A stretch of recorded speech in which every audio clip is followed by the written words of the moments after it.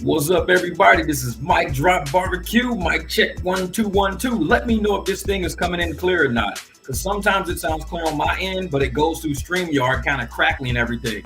And to make it different, I went and grabbed the new laptop. I left the old laptop to the side, got the new one. We're gonna do a little late live stream. I had a great day today. Enjoyed some swimming, some work around the property. Took me a nice long nap. I woke up about an hour ago.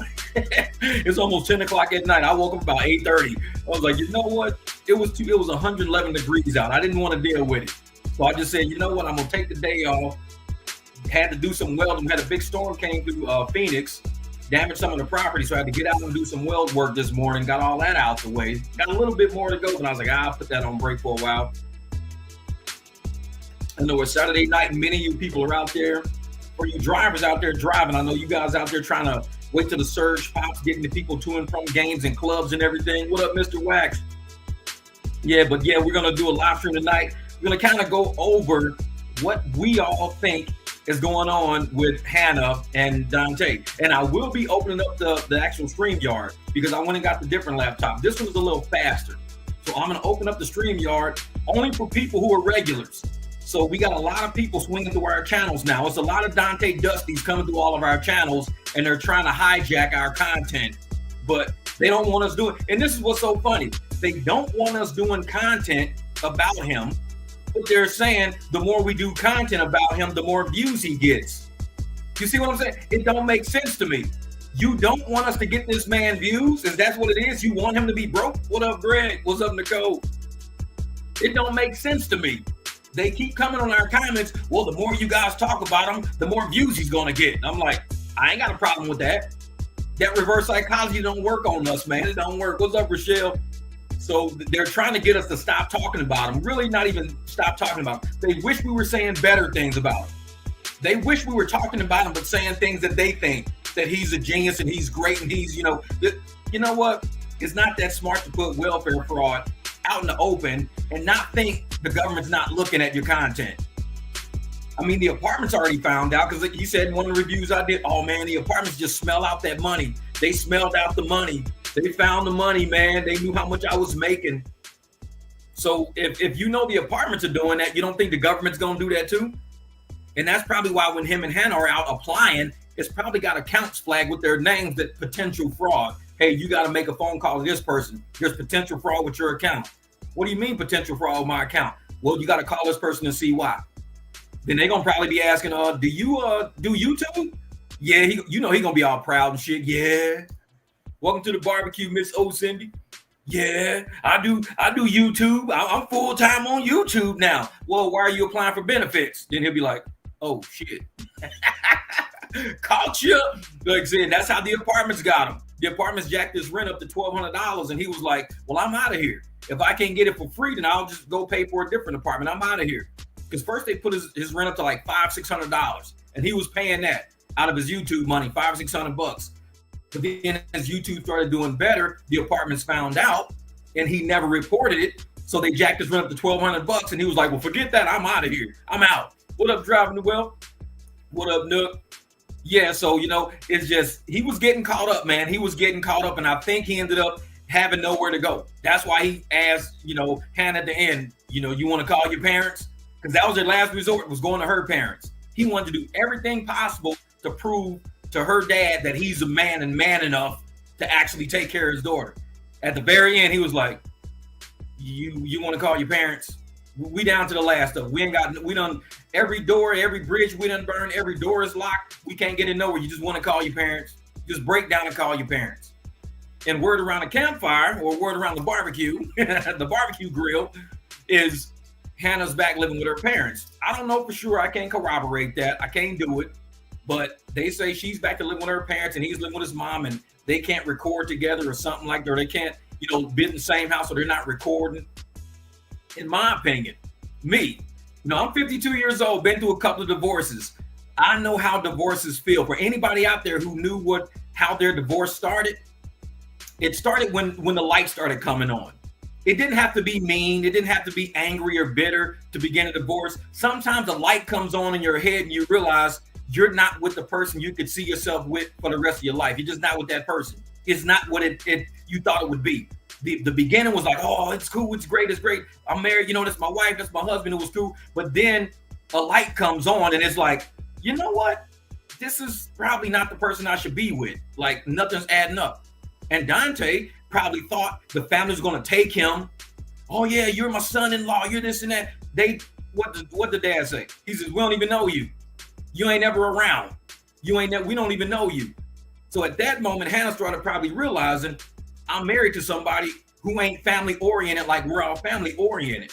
And even Dontay said in the beginning, you come from a sheltered, very family oriented setting. I'm a loner. My family ain't here for me. So he pulled her out of that setting into his world of low income, no family around, just him. She wasn't used to that. Two totally different worlds trying to merge for the sake of content in Dontay's eyes, because he wanted to create this family illusion, family channel. So now he's got this girl playing this game with him. And he's like, oh, we're going to create content. She supports my content. She supports me and what I want to do with YouTube. That's where he was happy with that. He didn't care about not linking with her family, not being with her family, because he didn't even want her linking with her family. He pulled her away from her family. So now you got two different worlds trying to create this illusion online when the illusion is being exposed left and right by all these content creators and everything else. Now that they're probably apart, like I said, probably because I don't know for sure, the light is probably coming on. And they're starting to realize, just like with Dontay, he said in several of his videos that I've seen, he's always trying to replace his baby's mom. He said it like 3 or 4 times. He's always trying to find a replacement. He's trying to find a diversion. And he said that in one of his videos, I'm trying to find a diversion from my son's mom. He actually said that in a video. So he probably thought this entire ordeal was going to be that light of showing Leo's mom how this could have been you. It could have been us. We could have been like this. And it didn't work out like that. They started going downhill. They're going through evictions. Hannah's parents are probably like, you know what? You shouldn't even be in that situation. She's in hospital, supposedly. So I think this entire chase for content, chase for fame started collapsing. And you've never seen him not post for 10 days straight. But not only that, she has a channel. She hasn't posted for over 10 days straight. Why would 2 channels, completely separate channels, ran by separate people, not post? I mean, she's not posting, hey, everybody, I'm fine. I'm just at my mom's. Please continue watching my content. Listen, I got something coming out for you again. He's not posting nothing either. So there's something even bigger going on between them two that they can't even post about it, because they know if they post about it, it's going to damage their complete integrity. Damage it. Yeah, we can't make divorce a thing, but if both sides aren't in the same boat, they should just quit it. Yeah. And that's how I am, man. I think everybody, love is crazy. Sometimes it stays, sometimes it fizzles out real fast. And a lot of times it's just lust. And so people tend to capitalize on that emotion and that feeling of love. Oh, we should get married. We should have kids. We should do this. We should do that. And they don't even know each other that well. Dontay and Hannah was talking about that within a couple of months of, we're trying to get pregnant. We're trying to get married. We're trying to have a family. But he just pulled her away from a family that he don't even want to go hang out with, because he wants to bring his camera everywhere. This is all for content for Dontay. You got to understand, this is all for content. None of this is real to him. It's all his dream. It's not reality. It's his dream. My dream is to be a YouTuber and have everybody watch my life. And he left his life online. And I think Hannah's family saw his life and was like, bro, you ain't real. You ain't real. You running around with every other girl left and right. This is what you do. Hannah's no different from what you've already done. You got videos of women standing at your stove, cooking you breakfast, you calling them wifey and baby and hunt. This is what you do, and it's all still online. Imagine if you were with somebody and you had to go to their Facebook page or their social media and see videos of them together all over their social media. How would that make you feel? And you started looking like you do the same shit with me. And the videos are on social media and they won't take the videos off of social media. How would you feel if somebody you talking about having kids with, getting married to, being with, living with, wouldn't remove all this content of them with their exes from their social media? You'd be like, why would you want that? It's like walking into somebody's house and they still got pictures of their exes hanging all through their house. Why would you want that? If this is supposed to be between us, we're supposed to start something new. We're supposed to be doing something different. Why wouldn't you just remove the pictures and put our pictures up there? Because to Dontay, it's content. It's not real. This is all, like I said, it's a dream. He's living his dream life of just having content and people watching his life and people commenting on his life. That's what he wants. He's getting what he wants because we're all doing it right. We're giving him his dream. He wants to be famous. We're making him famous. We're putting him out there. But his Dusties don't like that. But if you didn't like it, he would, if he didn't like it, he would remove all the content. He would take all of this stuff off his channels and start over fresh. But he's not. He's leaving it up there because he don't care about Hannah like that. He cares about the content that Hannah can provide. What up? Ain't no fucking way. And the fact that Hannah can't provide content right now because they're not together, supposedly. This is why I even bring up the word divorce in this, because in Dontay's mind, it's never about love. It's all about content. He loves YouTube. He said to somebody, he'd be like, oh, I love YouTube with all my heart. My dream is YouTube. He ain't never said that about Hannah. He ain't never said that about even about his son. But he says that when it comes to YouTube. So if he can't do YouTube with a woman, just like he said, there's no reason for him to be with him. When Leo's mom, when he was talking about, yeah, I call my baby's mom, you know, I'm feeling her, you know what I'm saying? We should get back together. I can get a stable job. I could do this. I could do that. When he was saying that on video, he said, but she don't want to do YouTube with me. So it's not good enough for you to get with somebody who you've got feelings for, you love and got a child with, unless they want to do YouTube with you. It makes no sense. It's a sickness, man. It's a sickness. And I think he went out there and married this girl. Hannah married her, was trying to get her pregnant, all of her content. Dude can't even take care of the child he got, can't even take care of himself, but he did it all for content. And now that Hannah and him aren't doing content now, he's thinking, what is the point of me being with her?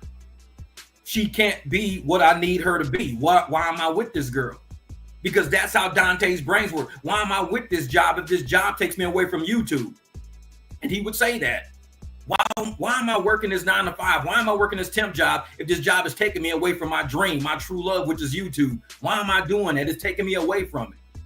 So he would just quit the job, quit the ability to pay his bills, quit it. The ability to probably move up in the company, he would just quit it, all for YouTube.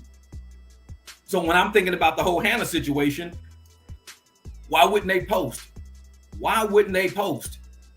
It has, like I said, I'll show you guys how YouTube stats work. Like a lot of people are sitting there thinking, oh, he makes $10,000. No, you don't understand how RPM, where RPM is the amount you get per 1,000 views.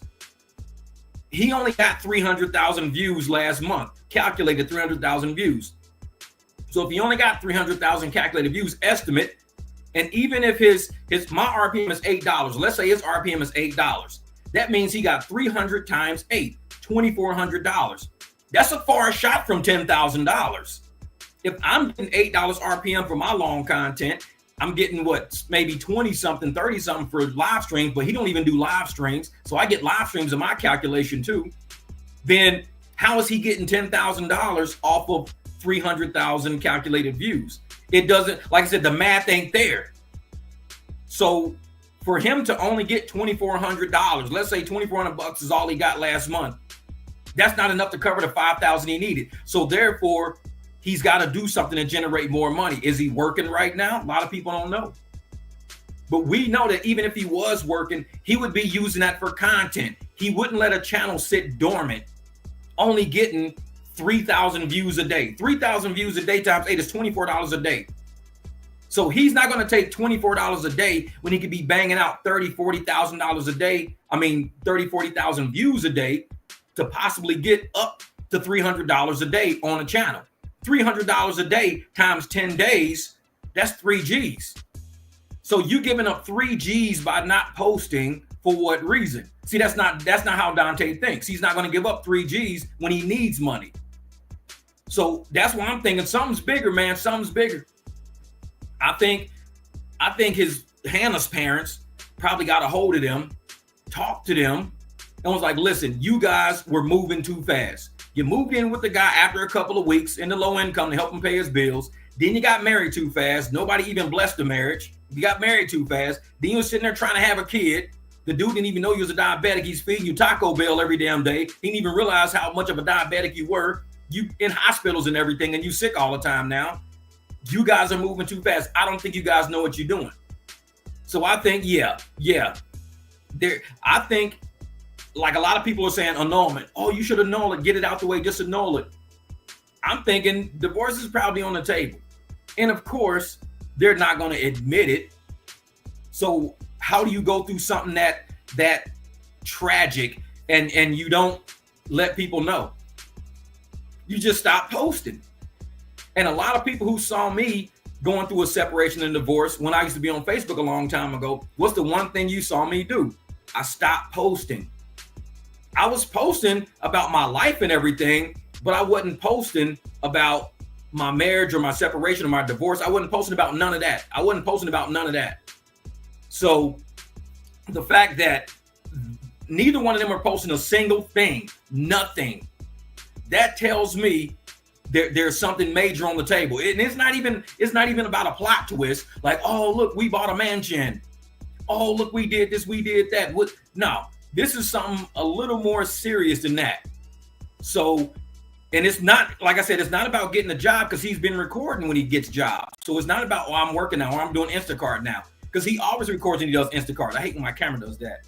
I don't know why it does that sometimes. It'll like flicker. I don't know why it'll flicker like that. I don't know what that does, what that means. Maybe it's just like, who knows? Yeah, so when I'm sitting there looking at how his content is laid out from past to present, even when he was going through breakups with Leo's mom and everything like that, he was posting about it because to him it was content. When he was fighting with Leo's mom, he would post it. When he was kicking girls out of apartments and all that, he was posting it. All of those situations, he was posting it. For some reason, he's not posting right now, because I believe something's not content. Now, we already know him and Hannah argue a lot. So many videos I reviewed, that's that undercurrent. And whenever they start getting into a little, oh, you don't know, he's mean. When he argues, he's mean. Oh, he could be a lot nicer. What's up, Kelly Sphere? And she says that. Oh, and even when they were at the grocery store and they're arguing, oh, you be arguing about this and this, and you be saying this and this. And he was like, oh, I'll tell you how you are when we be arguing. I'll tell you how we are. So that lets you know they don't know each other enough to the point where they're fighting all the time. And even their fights are not even constructive. They're very destructive fights. Hannah left him one time, supposedly wrote him a letter, leaving, whatever, this and that. So, like I said, I've been through a couple of divorces before. I know how things look. Social media can be a lie. You can see somebody getting birthday presents. You can see somebody taking their wife to dinner, this and that. But the whole time, you don't know if they're fighting about the girl that he's been cheating with for the past 3 months. They don't put that online. They don't put the true problems online. They always put what they want you to see online to give you this illusion that everything's going great. But then you find out the couple's not together no more. What happened? Oh, girl, he ended up having a kid with some other girl. Wait, what? Had a kid with another girl? Yeah. But y'all just went on a cruise. Y'all just had birthday presents. See, social media will bullshit you. So somebody who's been through it all, I've been through divorces before, you kind of start getting a vibe when they arguing, and that argument is turned into like an uncomfortable giggle or uncomfortable something. You know there's more undercurrent than what it is. It's more undercurrent.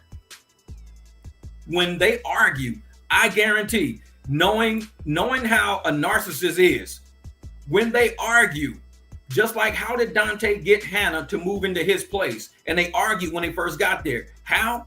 Because he said a stable life, being around family is bad. It's sheltered because you don't know real life. And what do they keep saying in all their videos? Oh, real life. Because he's brainwashing her. This is real life. What you living is not real life. You're living sheltered. This is real life. So in all their videos, they keep saying real life. Yeah, real life. Real life. Yeah, real life. He's brainwashing her. He's grooming her to think that he's in a good situation because he's teaching her real life. And where she was is not a real life. It was sheltered. It was too good to be true. Well, it's too good to be true for him because he says his family don't even support him. So, you know, in their arguments, because of how he's approached her, even to move her into his house, you know how he beats her down mentally. He says, oh, nobody would probably want to be with you because you got diabetes. Nobody wants to take care of you because you got diabetes. You don't got a job. And he probably tells her, oh, I got girls in my inbox all day. I'm attractive. Girls want me. Girls, I could have had my choice of girls other than you, but I chose you. It's like, and she makes him feel, oh, this is my husband. I never thought I'd get somebody to look like him. Then I'm sitting there like, but he's a bum, though. You can clean up any bum and they look decent, but he's a bum. So you sitting there and you telling him that he's all this and all of that when you come from a better situation that he's trying to give you, but he's mentally beating you down like a narcissist will do to make you feel little compared to him, because he's already down. He ain't got shit. Can't hold a job, don't want a job, probably would rather be with his baby's mom, but she don't want him, so he feels rejected. Nobody wants to be bothered with him. So what does he do? He starts putting all that information, transferring it to her, and he's mentally beating her down. So when she's doing posts, I heard she's doing posts on Facebook saying, you know, I'm at home right now, I'm happy, or something like that. But she don't post nothing about, I miss my husband, I wish my husband was here, if my husband sees this. See, that's the thing. They don't talk about each other when they're not together. Even when she did her little post sitting on the beach at her parents' house and everything, she didn't talk about her marriage at all in that whole video. She didn't say, I'm so glad I'm with a man that is helping me manage my diabetes. Being with him and having somebody in your corner. She ain't say none of that shit. She left him completely out of the conversation. Even things that he's talking about. When you're married, it's a different level of a relationship. That becomes your life partner. That's somebody you got to include on everything. You share debts, you share money, you share expenses. Marriage is different. It's not boyfriend, girlfriend level shit. But they were treating each other like boyfriend, girlfriend a lot of times. They only did shit in content. That's it. When it was not in content, what did she even say? Oh, well, when the camera's off, we argue a lot because they don't know each other. This was all for content. They don't know each other. And I'm sitting there, like I said, I review the videos and I go through everything. But not only, because you got to remember, I got to listen to the videos about 2 or 3 times because I listen to it to make sure it's not got anything that I can dox them in. And I do my cuts. Then I go through, do my commentary. Then I got to watch it all. Imagine watching a movie 3 times in a row. If you watched a movie 3 times in a row, you would pick up stuff you didn't see the first time, stuff you didn't see the second time, third time. Like, damn, I didn't even notice that. There's a lot of things that I'm noticing because when the average person watches Dontay's videos, they watch it once. They don't ever come back. I'm watching it, stopping it, seeing what the breaks are, going back, listening, watching it, stopping it, cutting the break. So I'm seeing things. I'm seeing body language. I'm hearing the omission of certain language. It puts me at a point to go, you know what? I wonder why they didn't say this. And a lot of times she, like the last video I did, she was like, oh, baby, it's your time. It's your time. That's what she said in the video, baby. It's your time. And he stopped her. No, baby. It's our time. It's our time. He stopped her. See, I caught that, but I didn't say shit in the video. She was like, baby, it's your time. Because she's been programmed to think he's walking around the house going, man, it's got to be my time to blow. It's got to be my time to blow. Not walking around the house going, it's got to be our time. We got to do this. It's got to be our time. Otherwise, she would have said, it's our time. She's a YouTuber too. Why didn't she say it's our time? She's a YouTuber, married to a YouTuber, but she didn't say it's our time. She said, it's your time, baby. This is your time. It's your time. She's trying to prop him up and pump him up because all of those narcissistic arguments they've had is beating into her. It's beating her down mentally. So she's sitting around going, I don't know if I want to piss him off because if I say it's our time and he go, well, it's not our time because you don't know yet and you don't understand yet and you don't get it yet. You ain't been a YouTuber as long as I have yet. She don't know what kind of shit he's going to go off of. So she just sits there and tries to feed his ego. She's always feeding his ego because she's thinking the more I feed this man's ego, the more he's going to love me, the more he's going to treat me a certain way. I just got to keep feeding his ego. I mean, even when he brought her clothes to the hospital, he brought that shit like he was dropping off some clothes at the gym. He had the shit all bundled up and just, no, you bring a suitcase. You put it in a nice bag. You put it in an overnight bag. You don't bundle that shit up like you dropping your kid shit off at soccer practice. That's your wife. You take care of a wife like a wife. You don't take care of a wife like somebody who playing in the damn grass field. Hey, here your clothes, and just throw the shit like that. Here your clothes. I'm, like I said, I've been married. I can read body language. I can read situations. I can read, and I'm sitting there like, man. Was a forensic science accountant, now a scam investigator. Hey, I audited for a whole lot of years.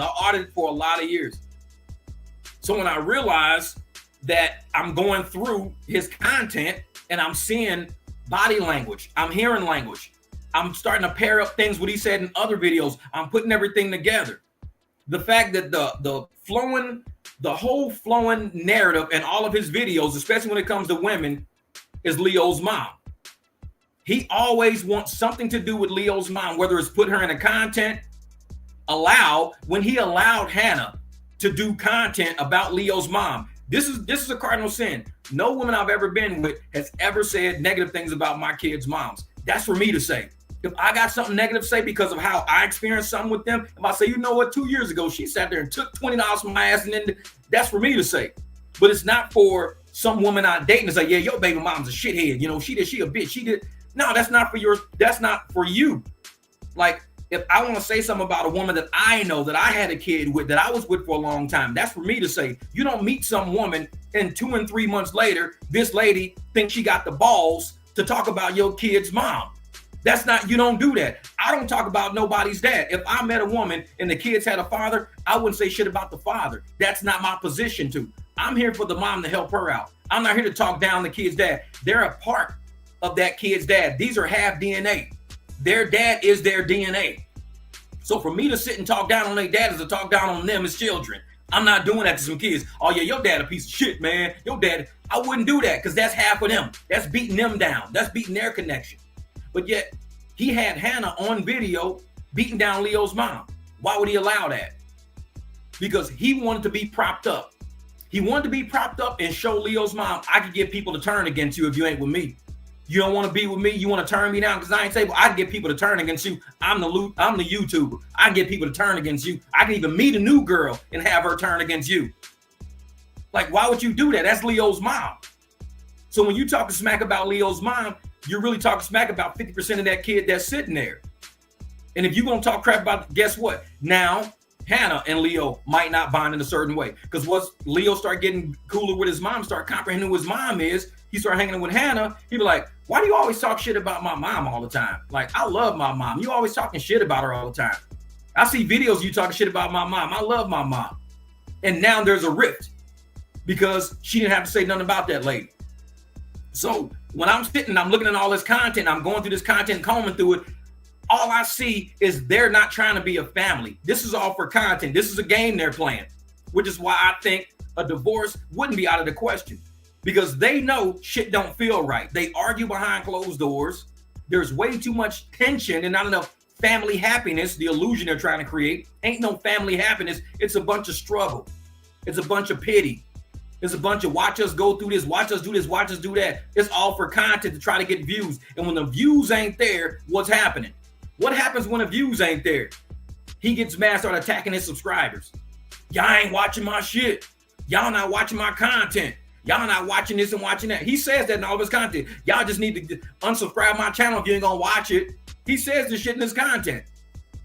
Not everybody has time to watch content every day, all day. Some people might not watch a video. They might watch a video once, and then the next time they come back to your channel might be 3-4 days later because now they got time now. People don't just sit around watching content all day. But if he sits there and says, well, not only are my subscribers not watching and I'm not getting views, but the woman who's supposed to be helping me with my channel and my channel ain't going nowhere, then my whole YouTube dream is a flop. This marriage is a sham. Me being with this girl that I'm arguing with all the time, I don't even need to be arguing with her. I have a hard enough time taking care of me and doing me. Her family don't even like me. Her family don't even want me to be with her. You know Dontay, he's a narcissist. He does not like criticism. He's not going to sit down, listen to criticism, and try to change into a better person. He's going to say, well, I'm just going to leave then. I'm out. I'm leaving. That's how he is. Oh yeah. If they're talking down about Leo's mom on camera, they're doing it off camera. Exactly. And that's what I think. That's just me. It's just, man. See, Dontay has 75,000 followers for the past 3 months. He's not getting there. And the thing is, too, you know, not only, this is what I tell people about subscribers. And because I don't think Dontay's Dusty's over on his channel really understands YouTube, because most of them, when people subscribe to your channel, there was time when I did Jeep content because I was building my Jeep. I did a whole lot of Jeep content. My channel has about 4 genres on it, not just one. Dontay's got one genre, pity poverty. That's all he's got. I've got 4 genres. I got motorcycles and cars. I've got ride share, contractor work, and I got reviews, law, legal, crime shit. So I've got a lot of different genres. So people join my channel for different reasons. Now, the people on my channel who join for Jeep stuff, they may not watch the Dontay stuff because they didn't come here for that. They're waiting till I do more Jeep mods. The Beamer people on my channel watch my Beamer content because they all got Beamers. They don't come here for the Dontay shit. So they always go, oh, well, you know, the only people watching her are the people watching Dontay stuff, because that's what I'm doing right now. If I did, you know, Beamer repairs, if I said, hey, I'm going to take out my Beamer exhaust and put a new Beamer exhaust on, I would have a bunch of people watching Beamer. Nobody who watches the Dontay content will watch the Beamer content because not everybody's doing a Beamer exhaust. So people got to understand, videos have views from different areas based on where YouTube sends them, based on what you like. If you don't repair BMWs, you don't repair Jeeps, you're not going to look at my BMW or my Jeep content. It's just natural. I don't get mad.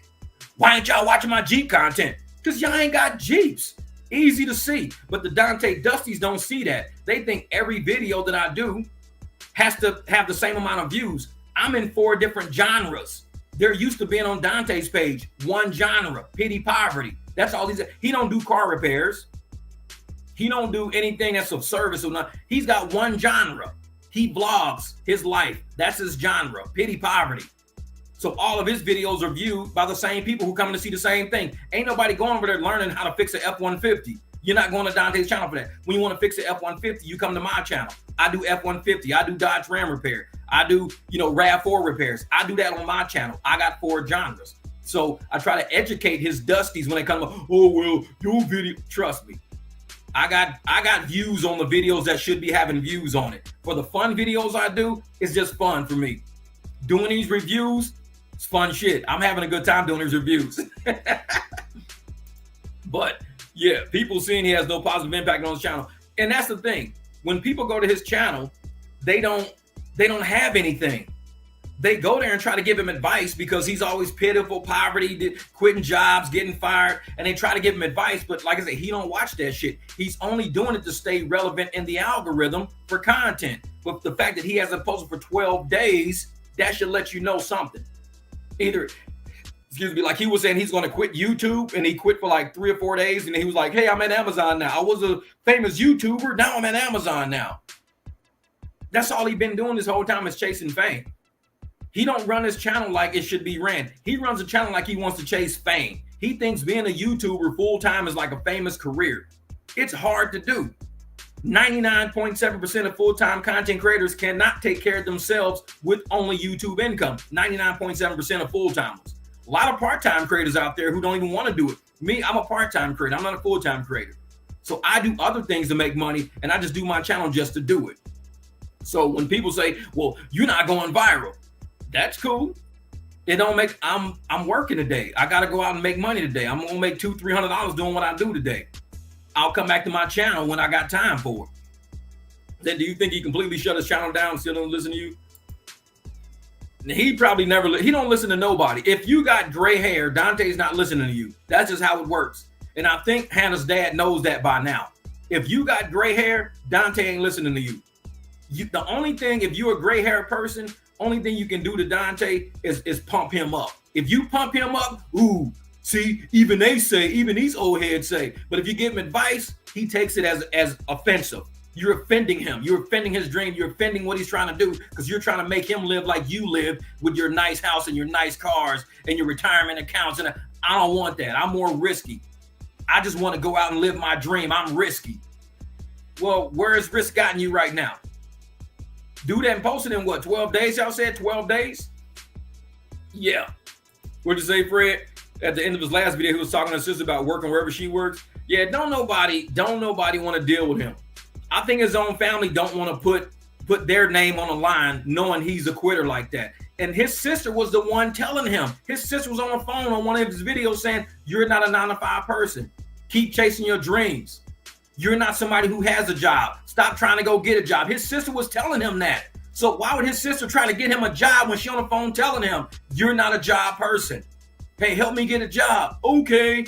But yet you on the phone telling him you're not a job person. That's why you be quitting jobs. It's not in your DNA. You ain't designed like that. But this is how stupid they are. She's telling you you're not a job person, but then you run to the person that said you're not a job person and said, get me a job. The shit don't matter. Like I said, his whole channel is so backwards, man. So backwards. This is, well, telling you I have great, but I use Renz. Does that count?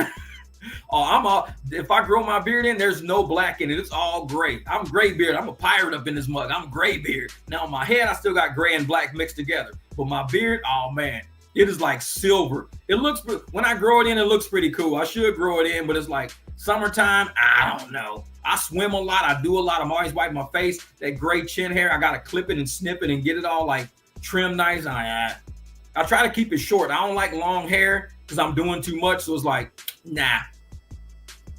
But yeah, I'm telling you, man, the way he is, he's not, Gray Hair Show Wisdom. He's not one of those people out there who's willing to actually take advice of people who have made it on this planet. And the youth right now have more technology at their fingertips than we had when we were young. We're practical. We know how to do things. Practical, practice, manual. We do things manually. We know how to think because we didn't have computers to think for us. We didn't have smartphones to think for us. I grew up knowing north, south, east, west. So I drove across America 3 times with no maps. We didn't have cell phones with maps and shit. When I drove from Iowa, even when I drove from St. Louis to Iowa, no map. You just have them north, south, east, west, and you pay attention to highway signs. When I drove from Iowa all the way to Las Vegas at 22 years old, this was in 1996. We didn't have cell phones in 1996. I had to drive across the country with no map, just knowing north, south, east, west. You know your highways. You know even number highways. If it's an even number, you're going to go east, west. If it's an odd number, you're going north, south. So stay on any highway that's an even number that says it's going west, because you're going to eventually end up west. If it's 44, if it's 40, if it's highway 2, if it's highway 10, whatever it is, stay on it if it's an even number, because you're going west. Stay on an even number highway. When you need to hit an odd number and goes north or south, you hit an odd number. And now you say, okay, I'm going to take the 15 down. I'm going to take the 1 down. I'm going to take the 17 down. That's what you do at that point. We grew up knowing that. We knew how to navigate highways because we knew what it meant. Interstates and highways, even numbers, east-west, odd numbers, or north-south. I can go anywhere without a map. I was 22 years old driving around the country in a big-ass Caprice Classic, gas guzzler, V8 with no map, because that's how we grew up. Now, we sit there and we tell people, if you listen to us, we've got the knowledge from the old school and you blend it with all the AI and the technology you got now, we still have that up here. Now it just processes faster because it's on a phone now, but we still have it. The youth don't have it. They never had it. They run straight to phones. Well, let me see, how do I get there? Even when I'm driving people around, I ask them, well, what's the main intersection? When they tell me the main intersection, that's all you got to tell me. Just tell me the main intersection. This, bet, I'll get there. Damn, you ain't even putting it in navigation? I don't need it in navigation. You told me the main intersection. When I get to the intersection, tell me where to go from there. I'll get to the intersection. But it's like, man, yes, I'm a Navy girl. I think they implanted the compass in my brain while I slept. Exactly. Man, I would use GPS to go up the road. I know that's funny shit. Hey, I got to go to the mailbox. Wait a minute. Where's my mailbox? It's right around the corner. No, fuck that. Let me GPS. Where's my mailbox? It's like, you went there yesterday. I forgot the way though. It's like, and that's us, but people like Dontay, he won't listen. See, I listened to Larry when I was young. I listened to Gene when I was young. I listened to Kathy when I was young, Melanie when I was young. Every time when I was young, I would listen to all the older people. And that's how I got into the systems and the ways that I got into. They saw me as being teachable, coachable, groomed. And they says, okay, you can come roll with us then. Since we already know how you think and you can follow instruction, cool. It's like coaching a football team. If you tell the running back, hey, when you get the ball, run right. Running back keeps running left. Bro, every time I give you the ball, I tell you to run right and you run left. Yeah, because I be wanting to go left, man. I just want to go left. But that's not the way to play, because everybody's blocking so you can make it to the right. Everybody's blocking so you can go right, and you get the ball and you run left every single time, and you always end up losing a yard. You always end up living back in the basement. You always end up back in low-income housing. Every time we say run right, we're going to block for you, and you run left. Oh, I just want to show you that I can do it. Well, you're not showing us that you can take instruction. You don't listen to authority. And he said that already. I don't like authority. I don't like listening to instructions. So therefore, nobody's going to deal with him because he already think he knows everything. Nobody's going to give him any instruction, any authority, because they, just like me, I tell people, I don't get people like that advice because they don't listen anyways. It's a waste of time, See, imagine all the recent stuff Leo's mom should petition for full custody. Probably. And I'm one of those people, man. I'm just like, if you don't listen to me, it's cool. Don't bother me. It don't bother me if you don't listen to me, because you're gonna be coming to me later for advice when you're in the hole I try to prevent you from going into. Now you're at that point, it's a whole nother level of rules now. Now you got to get out of the hole. First, I was telling you rules to keep you from going in the hole. Now you in the hole, it's another conversation now. So now it's up to me whether or not I want to help you get out of the hole. I might tell you, you know what, where you are is above my pay grade. I try to keep you from going in the hole. That was my pay grade. Prevention is my pay grade. Resolution, once you in the hole and you got to resolve that problem, that's somebody else's pay grade. Go to somebody who can help you resolve that problem. Because I'm prevention. I try to prevent that problem. Resolving it, go talk to that guy. Oh, you can't help me? Can't help you. What, how can you help me? If you get out the hole and you need help, I can prevent you from going back in it again. That's it. I'm prevention. I'm not resolution. And he don't listen to people like that. He wants people to fix his problem. Can you call your parents? Can you help us fix the problem? We got a problem. Can you help us fix the problem? That's him. We're not, a lot of us are not people who are going to help you fix your credit after you fucked it up. We told you how not to fuck it up. We're not going to tell you how not to get evicted or how to get to the next place. We told you what to do to not get evicted. We told you to work, to make money, to be a benefit. We told you that.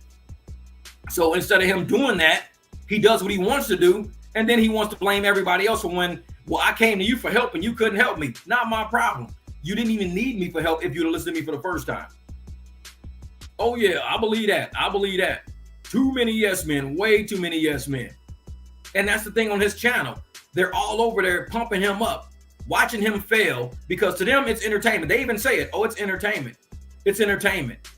When I watch Dontay fail, it's entertainment. When I watch him losing, it's entertainment. When I watch him being evicted and quitting jobs, to me, it's just entertainment. They telling him that you losing is entertainment. Even Dontay said, when I win and I'm posting videos of me winning, nobody watches because they don't want to see you win. They want to see you lose. When they come on channels like mine telling me, well, the more content you do about Dontay, all it's going to do is get him more views. And I go, your problem? Your problem with that? If you on my channel telling me stop doing content about Dontay because the more you do about him, he just going to keep getting more views. And your point, we're keeping him in the algorithm. If anything, he would have been smart and not went AWOL for 12 days. He would have probably did post for the past 12 days instead of going AWOL. But, oh, that's why he ain't posting nothing, because he ain't giving y'all nothing to talk about. I'm using old content anyway. He's got 490 videos I can go through. I've only went through like maybe 30, 40 of them. So he's got 490 videos. I got a lot of work to do. So he ain't got to post shit new. I can have content for the next 3 years off his damn channel. It's like, he ain't got to post shit if he don't want to. We can break this down because there's some little girl out there right now. And there's some dude just like Dontay. Oh, I don't work. I ain't got to work. You know, I hustle. I get my own money, just like he say. Oh, I get my own money. I do that. I do this. I don't got to worry about nothing. I'm always making my way. But you're in welfare systems. So apparently you're not doing something right. You don't live in welfare and say I'm doing things right because welfare is an assistance program. It's assistance for a reason. It is not a liberation program. It doesn't free you from debt. No, it's an assistance program to help you get from point A to point B. I grew up on assistance. Once you get through assistance for a few years, you say, you know what? Time to get a job, a career, this and that. Once I graduated high school, like I said, I think last time I was on assistance, I was probably 9, 10 years old, maybe. No, it had to be 9th or 10th grade. 9th or 10th grade. That's the last time I was on assistance, 9th or 10th grade. I'm 52 now. So I was like, what, 14, 15. So that's almost 35, 40 years of no assistance, of just being in the real world, providing benefit, doing what I can do to make money, to take care of everything, working 9 to 5 jobs. Not saying I'm going to quit 9 to 5 jobs just so I don't have to pay my rent. People like that, dime a dozen. And they're out here tricking these little girls like Hannah all the time. These girls are having 2, 3 kids by dudes like these. Ain't getting a dime in child support. The dads ain't around to help them out, nothing like that. And we wondering, why is our communities always struggling and suffering when we have so many more resources at our fingertips right now than when we were kids? We have a lot. We got cell phones. You can start a company from your garage with a cell phone and a picture, videos. You can start a company right from your garage. Never leave your house. Start a full-blown company providing products and services. You can teach piano lessons in your garage. Just kit your garage out, put a big-ass piano in it, teach piano lessons. Guess what? You ain't got to go rent no place at a business park. You're doing it right from home. You're making X amount of dollars a day doing piano lessons, trumpet lessons in your garage, whatever. But these kids are lazy as shit. Like Dontay, lazy as hell, super lazy. What does he want to do? I just want to record people, talk shit about my son, talk shit about everybody, and get y'all to like it and get y'all to watch it. And if y'all come to my channel and watch me talking shit about, because he never said nothing wrong with him. He'll say, oh yeah, man, I think I got a problem with these jobs, man. I just don't want a job. I got a problem with these jobs. I got a problem. But when it comes to him as a human, as a person, oh no, he ain't got no issues. Everybody around him got problems. All the people who work 9 to 5 jobs, they the ones with the problems because they don't have no dreams. See, they stupid. They sat at a 9 to 5 for years. They're the ones out here buying houses. They're stupid. They're buying cars. They're stupid. They're putting their kids through college with their 9 to 5s. They're stupid because they didn't live their dream. They lived the whole world taking care of the house and taking care of their cars and taking care of their credit, traveling, buying things, having pets, putting their kids through college. They're stupid because that 9 to 5 took care of all of that when they could have just been living their dream the whole time. Dontay's living his dream. Where is he at right now? Nobody knows. Where is he at? Somebody knows, but people ain't talking. Guaranteed he ran into somebody. Yeah, exactly. I saw that. Dontay needs a man because he has no idea how to be one. I'm telling you. And Heidi, there's a video of him going around talking about the reason why he don't hang with nobody. I should review that one. You know, yeah, I don't hang with nobody. It's just me. I'm by myself. This is what I do because I'm this. I'm like, man, I should review that one so people really see how narcissistic this dude is. And I think he don't hang with nobody because he either owes too many people money or too many people knows his personality traits and they don't want to fuck with him. He knows he don't work out with people. He finds people like Hannah. Like I said, the zebra with the broken leg at the watering hole is always the first one to get caught by the lion. The lion chases the weakest one of the pack. That's what they say, only the strong survive. Because the lion chases down the weak one. The lion sees the one with the broken leg. That's who I'm going for. That's Dontay. He goes for low-hanging fruit. I see the one with the broken leg. I'm going for Hannah. She the zebra with the broken leg. I'm going for her ass. Easy. Bam. Easy prey. To go with a woman to actually have something in her life. To go with a woman that's got her apartment, with a job, got her own car. Them type of women scare him. Because what is he going to say? He can't say shit to them. He can't put them down. They'll make him seem little. I mean, he's even sitting on video going, oh man, it's people younger than me. They making me feel like less than a man. Look at all this money they got. Look at whatever they got. They making me feel like I'm less than a man. This kid's younger than me with all this money, getting all these views. I'm less than a man. So what does he do? He makes sure he don't hang with people like that. He only hangs with people who are lower than him because anybody above him in his brand makes him feel less than. So he can't, it's all a competition to him. He wants to be more than. Oh, if you got all the money, you get all the girls. If you have all the stuff, you get all the girls. So I can go take somebody's girl because I got all the money now. Because if we don't have all the money, they're going to come take our girls. They're going to take our women. And I'm like, that's not reality, dude. That's your brain. I mean, there's a lot of women out here who are actually with men that they take care of because they went to war. They got hurt in war. They went to work. They got hurt at work. Now they're at home. They maybe had to get a leg amputated or something. But that man was taking care of that woman for 10, 15 years. He got his legs amputated. So what happened? Now she's taking care of him now. There are women that are like that. Those are real women. The women he thinking about, I don't know, man. So he got to move to a blue state to get that low income again. I think he is in a blue state. I think Detroit, Michigan. I think Michigan's a blue state. Michigan ain't red yet. Say Dontay left low income to pay market rent. 90s low income, and they told him it could take 10 years. Damn. Now the ones that scissors at Christmas makes you suspicious. With all them fucking S's, scissors at Christmas. Like, man, so he may have been in remedial class with those with dough trash. Exactly. Man, that's funny.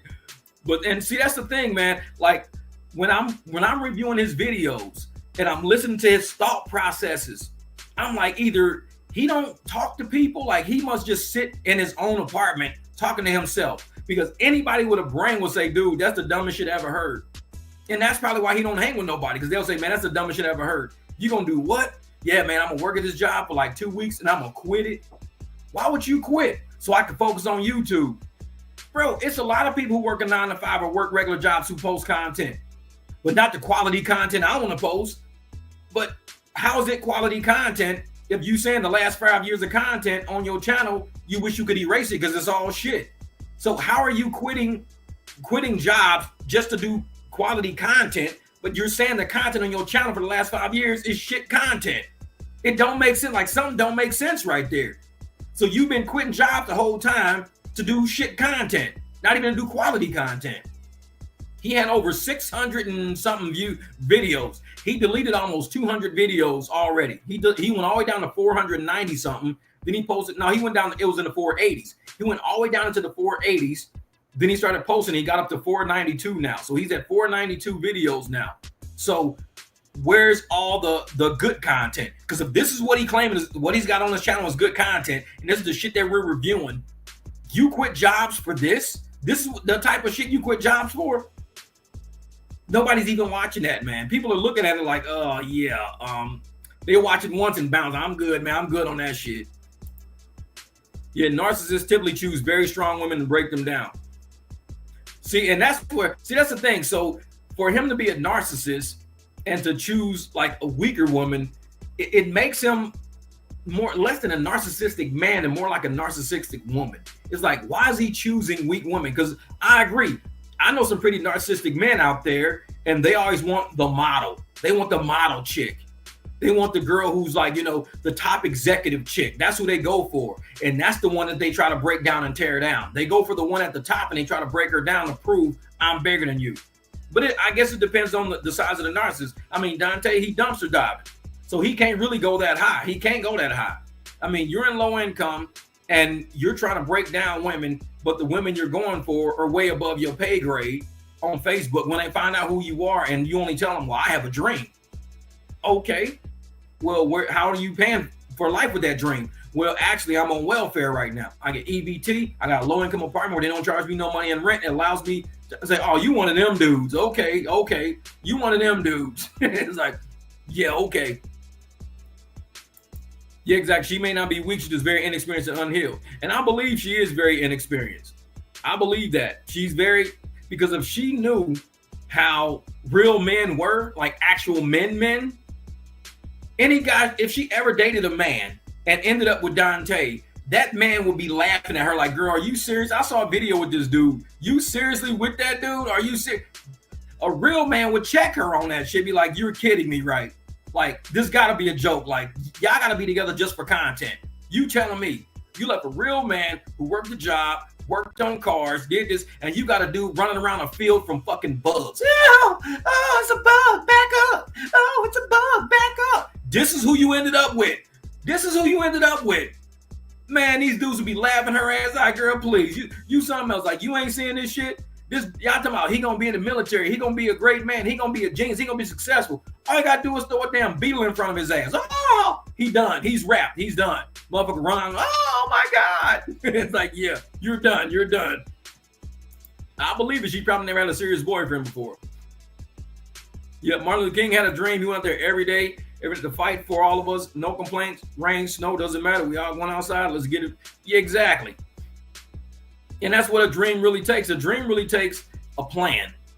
He don't have a plan. His plan is to try to ride welfare. Yet he's riding welfare and putting other people down with jobs. That's where the whole thing threw me. The fact that somebody on welfare is talking shit about people who are paying for the welfare. He's talking shit about, oh, y'all got 9 to 5s. Y'all ain't got no dreams. See, y'all life is already planned out. See, y'all wake up every day. Y'all do the same thing just to pay bills. Y'all life is already planned out. A 9 to 5 is a complete waste. Y'all just wasting a whole lifetime. There's so much more out there. And yet, y'all sitting there at a 9 to 5. Y'all wasting y'all life. Y'all ain't nothing but a waste. Y'all don't even listen to y'all because y'all don't got no dreams. I don't got to worry about listening to y'all. That's what his content is. And I'm sitting there like, your content is talking shit about people who work. That's the craziest thing I ever heard, man. This is the craziest thing I ever heard. Yeah. So he told his mom he needed till Christmas. Then he'll move out knowing that's not the situation. He's going to try to take advantage of mom. Oh, just 3 more months, please. I'm your son. Oh, I know. Because that's what he does. He straggles people along. That's why he's even saying in this video, he owes a lot of people a lot of money because he straggles people along. When he got paid that YouTube money, now he even had the truck at the time. When he got paid that YouTube money, did he call any of them people back to pay them back? He never says that. He never has content saying, you know what, I went and I paid all these people back that I owed. I got my YouTube money. I paid for this, I paid for that. He never has content saying that. His content is only bragging and boasting about what he's got and how everybody out there working. This is the most he ever been paid. This is why y'all this and that. And I'm sitting there like, just like Doe Trash, you never go back to cover all the debts that you created. So if you created all of these debts out there and you got a windfall, the first thing you do is make good on those debts. Get them people out of your pocket. Get that energy off your plate. Because that energy is still on your plate that you out here scamming people, that you're not a man of your word. When you're a man of your word, you don't go back on your word. You go back to make sure your word is good. You say, hey man, remember that time I borrowed that 100 from you? Here. Remember that time I borrowed that 1,000 from you? Here. Remember that time I bought that 300? Here. You go make good on your word. You don't be like, oh yeah, I'm just gonna move forward. Fuck that, the past is the past. Burning all them bridges and wondering why he don't hang with nobody. Yeah. Oh yeah, so who said our life is private? She did. He sat there full attention like a follower. I believe it. Yep, shaming his mom as well. Because her 9 to 5 covers all his fuck ups. So how you sitting there talking about people 9 to 5s don't got dreams? People with 9 to 5 got enough to make it. We got enough to make sure if we need to get a house, we can get one. If we need gas in the car, we got that. If we need to go buy a car, we can do that without lapsing up, 2-3 months on car note. He was driving around with Leo in his old car, no insurance and no registration. How can you not pay insurance and registration on a car you're using every day? I'm like, if you work, there's gig work out there. There's a lot of things you can do. If your registration, your car note coming up, it comes up every single year. Registration comes up every year. It's no different from year to year. It goes down. So if you got an envelope in your house, put registration on it. Put whatever amount is registration in that. So when registration is due, guess what's in that envelope? Your registration is in that envelope. You got 365 days from the moment you pay registration till you owe it again. And you telling me them 365 pass and your ass ain't got registration? That shit don't make no sense to me. Because I work corporate and we deal with everything cyclical. We deal with everything on an annual basis. We have reserves. When you have a reserve, that reserve is for everything that recycles every single year. You got money sitting there for everything that's going to happen again. Yet, you got people like Dontay. The year is up, the 365 days is up, and it's like, oh shit, my registration is due. Okay, you ain't got the money? No, I spent it. On what? It's like you've been driving around in this car for a whole year. You ain't got an envelope in your house somewhere that's got the word registration on it, car registration. And you ain't got a $200, $200-$300 in there. Just stick it in, lick it, put that shit in the safe, be done with it. That's registration. You ain't got to worry about oh shit, registration is due. I got that envelope. Oh yeah, I got it. You go pull it out the envelope. Here's my registration. Instead, his ass riding around with no registration, no insurance. Then he got a ticket for it, had to go pay the ticket for it. So now you in the hole for license, registration, insurance, and then you got to go pay the ticket at the court for it. Because lack of thinking, lack of planning, no financial plan whatsoever. His whole plan is to go viral. That's it. Go viral. And I'm like, I don't know what he's teaching people. Like I said, if he talking about he wants to teach people on his channel and he wants to inspire people on this channel, all I gotta do is look at him and say, I will never be like this dude ever in a million years. I am inspired not to be like this dude. And he runs around, oh yeah, I will never tell people to quit their jobs. That's not what I would ever do. I got like 800 videos of that shit. Yeah, y'all need to just get rid of these jobs because they dead end jobs. They ain't gonna be, go live your dream. You only got one life, wasting your time there every day. Your life, I'm just like, and then the next video, I would never tell people to quit their jobs. It's like, bro, I'm done with him. I'm done with him, man. Say Dontay, lame, dumb. Yeah. So just because we saw that in our parents don't mean we follow that. Yeah, there's a lot. Like if you, and Heidi on that though, if you see that one of your parents is a crackhead and you see where it leads to, then you don't become a crackhead because you see where it leads to. If you see one of your parents go to prison, then you say, I don't want to end up in prison, so I'm not going to follow his footsteps. If you see one of your parents always, a chronic gambler, a chronic drinker, you say, I'm not going to be like that. So a lot of what we see in our parents, we don't be like because we see what the effects of it are. We see the consequence of it.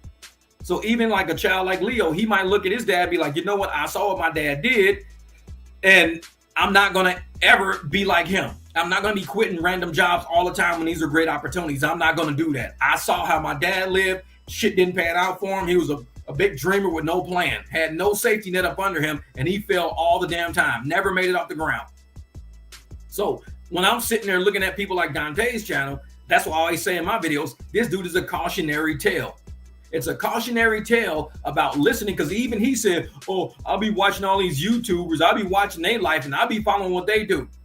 Then you're the idiot, because most of them probably have jobs. There's other things going on outside of the camera. They probably have capital coming in from other things. They probably had to work to get to that point before they went full-time.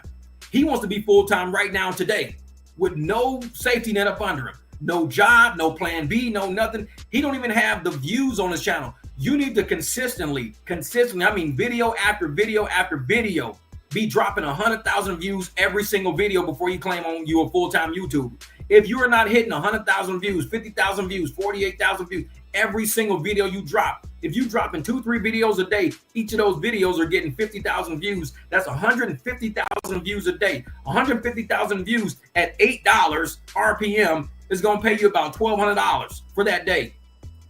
Because 108 is going to be your 800. Your 50 is your 400. So you're getting 150 times $8 is what you be getting every day. But you got to be cranking out those videos like that every single day. And if you're not doing it, you're not full-time. You can't survive off of 30,000 view videos and you dropping one every few days. 30,000 views is only $240.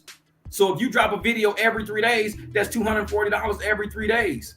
That means that's only what, 80 bucks a day or something like that? Not even 80. Yeah, around 80 bucks a day. So you got an $80, $80, $80. Then you drop another video. It gets $240 on it. So in a week, you're getting $480 a week off of YouTube. $480 a week is all you're getting off of YouTube. That's not enough to be full-time. $480 a week is not enough time. It's not. So it does, if Dontay YouTube money does welfare justice payments, they should. And that's what I'm thinking. He likes to conceal his YouTube money because he says, he tried to make a video. I did a review and he's saying, I tell my apartments everything I tell y'all. That's what he said on the video. I tell my apartments everything I tell y'all. When I made the 2,000, I told my apartments 2,000. When I made the 3,900, I told my apartments I made 3,900. He said that in his video. Then in the same exact video, he says, I don't know why they raised my rent. Wait a minute. So you just told them, you said you filed 2,000, then you filed 3,900. And now you're saying you don't know why they raised your rent. And then you say, oh, they raised my rent because they thought I was working at Verizon because I applied at Verizon. Wait a minute. The shit don't make no sense. If you told them you made 2,000 one month and 3,900 the other month, then that should tell you right there why they raised your rent. So for you to be like, I don't know why they raised my rent. I don't know why they did that. Oh, you know what? They think I was working. I went and talked to them. They think I took a full-time job. They thought I was working at Verizon because I applied. If you apply at Verizon, Verizon doesn't call your apartment complex saying, hey, I think Dontay, he applied to work here. You guys need to adjust his rent. Verizon is not going to say that. He applied to work here, so you need to change his rent. No, he got caught because he was on YouTube saying what he was making, and then he never told the apartments. The apartments found out. That's why he was on YouTube lying. Oh, I tell them exactly what I report, exactly what I'm making. He wasn't reporting what he was making. He was lying. Let me move this over some. Yeah, like that. I'll move that over some. Yeah, so he was lying. He wasn't reporting what he was making. He got caught because he was even thinking. He even said on video, man, they can sniff out money. My apartments can sniff out money. He said that. They can sniff out money. How they found out what I was making. They could sniff out money. Yeah. So he got caught lying on video in plain sight right there. That's why I was like, man, you can't. Nah.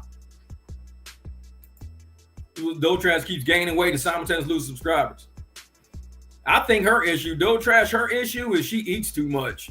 She eats a lot and she don't exercise. And anybody who knows calorie intake, if you taking in too many calories and your body can't metabolize it, you don't have a high metabolism system, it's gonna store it as fat cells. So you're eating too much, not burning it, and it's storing fat cells, and that's how you end up getting bigger over time. You got to burn as many calories as you take, or take in less calories and burn more calories. That's all you got to do. She is actually always recording herself, stuffing her face in her car, eating at restaurants or shit, eating fucking cupcakes, eating shrimp, eating whatever. She's always eating shit. And she's never walking, she's never exercising, she's never doing nothing. She's always eating shit. Your calorie intake is too much. So when your calorie intake is this high, but your calorie burn is this damn low, it's going to be stored as fat cells. That's what it's going to be like. Man. Oh, yeah. Oh, yeah. And that's the thing. She even says she watches. Oh, I'll watch your content. And he was like, oh, they be spying on me. They ain't spying on you. If you saying it on video and she watches the content, they're like, oh, yeah, we knew you'd be back. We knew your ass would be back. We knew it because we see how your content is going. You're not spending money right. You're blowing money. You're throwing money away. You're not making money. We knew you'd be back. You're quitting jobs all the time. We knew you'd be back. So I'm like, nope. We'll let them fat cells stay there forever. They just waiting to be refreshed. That's it. They waiting to be refreshed. Like, Dontay lies? No way. Ain't no fucking way. Dontay ain't never lied in his life. Dontay's a truth. He's a truth teller. He ain't never lied in his life. Ain't no fucking way. My name's Dontay. Ain't no fucking way, Dontay. Because ain't no fucking way I'm telling a lie. Man. And that's the thing, man. It's people like him and Doe Trash, they need to go get an intervention. That's what they need to do. Go get an intervention on why they can't, for one, be honest. Why do I have to keep lying? What is wrong with me? Why do I have to keep lying? Why can't I just tell the truth and deal with the consequences of truth? Why do I gotta keep lying all the time? Because she lies to the point where even Ringo found out. This girl was using clips from like 2017 or 18 saying she did this girl's hair. The photo was from a Facebook channel from like 2017 or 18 is when the Facebook channel posted it. She took the exact same picture off their shit, put it on her shit in like 2022, 24 or something like that, saying it was her client. That's a 7-year span. How do you take a picture that's 7 years old and say that's your client? That's a lie. It's a flat out lie. Why would you sit and do that on the internet knowing everybody who is in the hair field probably looks at all these same photos? People who are in the car field, we look at all the same car photos. People in the motorcycle field, we look at all the same motorcycles. So I could see a motorcycle and be like, dude, I saw a picture of that bike like 6 years ago. So if somebody right now is saying, yeah, man, I just finished building this bike last weekend, man, this is what the bike looked like. Bro, let me show you, if you're a bike builder saying you built this bike, let me go back 6 years and say, this is the same bike, right? Yeah, it's the same bike. So if you built that right now, how in the hell is this bike in a photo from 6 years ago on the internet, 6 years ago, sitting there on the screen? How is that possible if you built that bike just this past week? That's how you catch a liar. Ringo caught a liar. He caught her. I don't know what's wrong with my camera thing. I don't know. It keeps moving. Like my camera sensor is moving back and forth. Yeah. Oh yeah. Oh yeah. She scammed some veterans on her channel and they were fuming and it. Yeah. Because she don't care who's who. She don't care. She will scam anybody who's listening. And she does it because she knows she gets new viewers. She gets new viewers and she's looking to grab that new viewer before. She'll hear him delete that video once the comments get there. Man. So greetings, Jeff. I enjoyed your videos. Thanks for many laughs on two people. I've never learned to move too fast without thinking things before acting. Oh yeah. Oh yeah. Oh yeah. She should have been on intervention years ago. And see, the thing is, when she's out here lying to people, scamming and scheming people, and people are having receipts online, posting actual receipts online, she's lying. She's clearly lying, and she don't even want to admit that she got caught in a lie. She says, I'm going to sue you guys. Sue us for what? For catching me in a lie. Wait, you're going to sue us for catching you in a lie. Does that even make sense? It don't even make sense. You're going to sue us for catching you in a lie. Why don't you just be straight up with the people out there and let them know, listen, I did use a photo. I shouldn't have did it. It was stupid. I needed some marketing material. I didn't know how to do it. Just come clean with it. But when it's like you ever had a little kid that you caught them red-handed with fucking chocolate all over their face. Like, did you eat that donut? I ain't touched that donut. I don't know what you're talking about. You ain't eat that donut. I ain't touched that donut. It wasn't me. It was probably one of them that ate it. But you got chocolate all over your face. I was born with that chocolate on my face. I ain't eat that donut. When I was born, I had chocolate all on my face. You remember when I was born? Look at my baby pictures. It's the same chocolate, same shape and everything. It's like they gonna just keep lying. It's like, just come clean. Did you eat the damn donut? Yeah, I ate it. Of course you ate it, because I can see the chocolate all on your face, lying ass. But I was born with that chocolate all on my face. I'm gonna start saying that shit about DoorDash every time she posts a comment. I was born with that chocolate all over my face. Soon as she tell a lie, I was born with that chocolate all over my face. Hey, this is all YouTube paid me this month. I was born with that chocolate all over my face. That's a fucking lie. That's what it is. Yeah, exactly. She's not there all the time. She's crazy. She's certified, man. She need to go ahead and get her certification. She need to get her card, her crazy card. She just need to get that shit printed out, fucking hanging around her neck. I'm crazy. That's all it is. I'm crazy with her face on it. Because she be making some of the craziest. I mean, I'm a guy that knowing everything I post on the internet is going to be there for eternity. There is no turning back. I got to think about my future. I think about consequence. Shit that Dontay and them, they don't think about that. What is wrong with my camera? It keeps moving. Is that better? Oh, there it is. Now it's back. Because for some reason, my adjustment keeps moving off. So this girl will wake up out of a coma, don't brush her teeth, lips be crusty as a motherfucker, and be sitting there trying to make a video. I'm like, man, hey, Michelle, good night. I know it's kind of late. I got a live stream started late. I slept most of the day. But I'm sitting there thinking, who in their right mind would start their camera up the moment they wake up? Don't even, but see, that's the shit she like to do. Oh, you got to post yourself natural. No, that's posting yourself dusty. That's unkept. That's nasty. That's fucking, exactly, it's gross. That shit's nasty. She be having sleep all in her eyes, fucking eye boogers and shit. Because Derek be doing her videos. There be eye boogers in her eyes. She be having sleep all in the side of her mouth and shit. I'm like, who does that? I'm like, that is just trifling and nasty. And that's why I think she losing subs. Because people look at her like, girl, this girl, she crazy and she nasty at the same time. I don't need this shit on my phone. You make my phone stink. My phone stink watching your fucking videos. I'm done. Take that shit off my phone. I gotta take my shit to Verizon. Clean my phone up. Why? I watched a dough trash video earlier today. My phone stank. Clean it. They put that shit in a little microwave in the back. Clean all the dust. It's like, man, I watched a nasty ass video this morning. Yeah, I'm like, and that shit, that is that she's spontaneous. Yeah, I'm like, ain't no way in hell. Before I even right now, I shaved. I showered and shaved before I even got online. I shower and shave before I get on the internet. I put on clean clothes. Because I hang out with my dogs all day. There be dog hair all around me. I be playing with them, biting me and shit, scratches all down my arms. I got to go shower, put on lotion. Then I get on camera. Because y'all deserve better for y'all time and attention. Anybody who walks in lazy don't think you are worth the time to get clean, they don't respect you. I respect y'all too much. When I go to an interview, I put on a suit. I put on something nice because I respect this person's time and their attention and interviewing me. And I'm going to put on a suit and I'm going to look nice. If I'm going to get in front of a camera, I'm going to be presentable. I'm going to look nice. I ain't going to be some old dusty, nasty ass dude who ain't got, when I'm in the garage working and I'm doing mechanic work. If you look at my mechanic videos, I show the car way more than I show me. Because I don't like looking dusty and dirty and shit. So I show the car, I show what I'm working on, I show everything. You rarely see me in my mechanic videos because I'm covered in dirt, oil, and transmission fluid and shit. You don't need to see all that. You don't need to see all that. So, okay, 150 in live. Please remember to hit that like. Thank you. Yeah, you respect yourself and others. And that's what it is. It's about self-respect. It's just about self-respect. Ashy Larry. Because I'm thinking, even if you guys are not on camera, that's fine, because you're not on camera. But if I'm putting myself on camera, I need to make sure I don't offend your screen. I don't offend your time and your space. I don't sit here looking all nasty and shit, sleep all in my eye, boogers coming out my nose, snot and shit all around my mouth. No, that's just nasty to be having on somebody's phone screen. If you don't take the time to shower, like I said, I put on clean clothes. I'm fully dressed. I don't just sit here with a shirt. I get fully, sometimes I put a suit on and I'll do my legal stuff with a suit on. But I shower because I don't like my clothes smelling like old body odor. So I'll go in there, jump in the shower real quick, shower, clean up, shave my head. I'm like, this is a fresh shave. Like I'm talking about like 2 hours ago shave. Shave my head.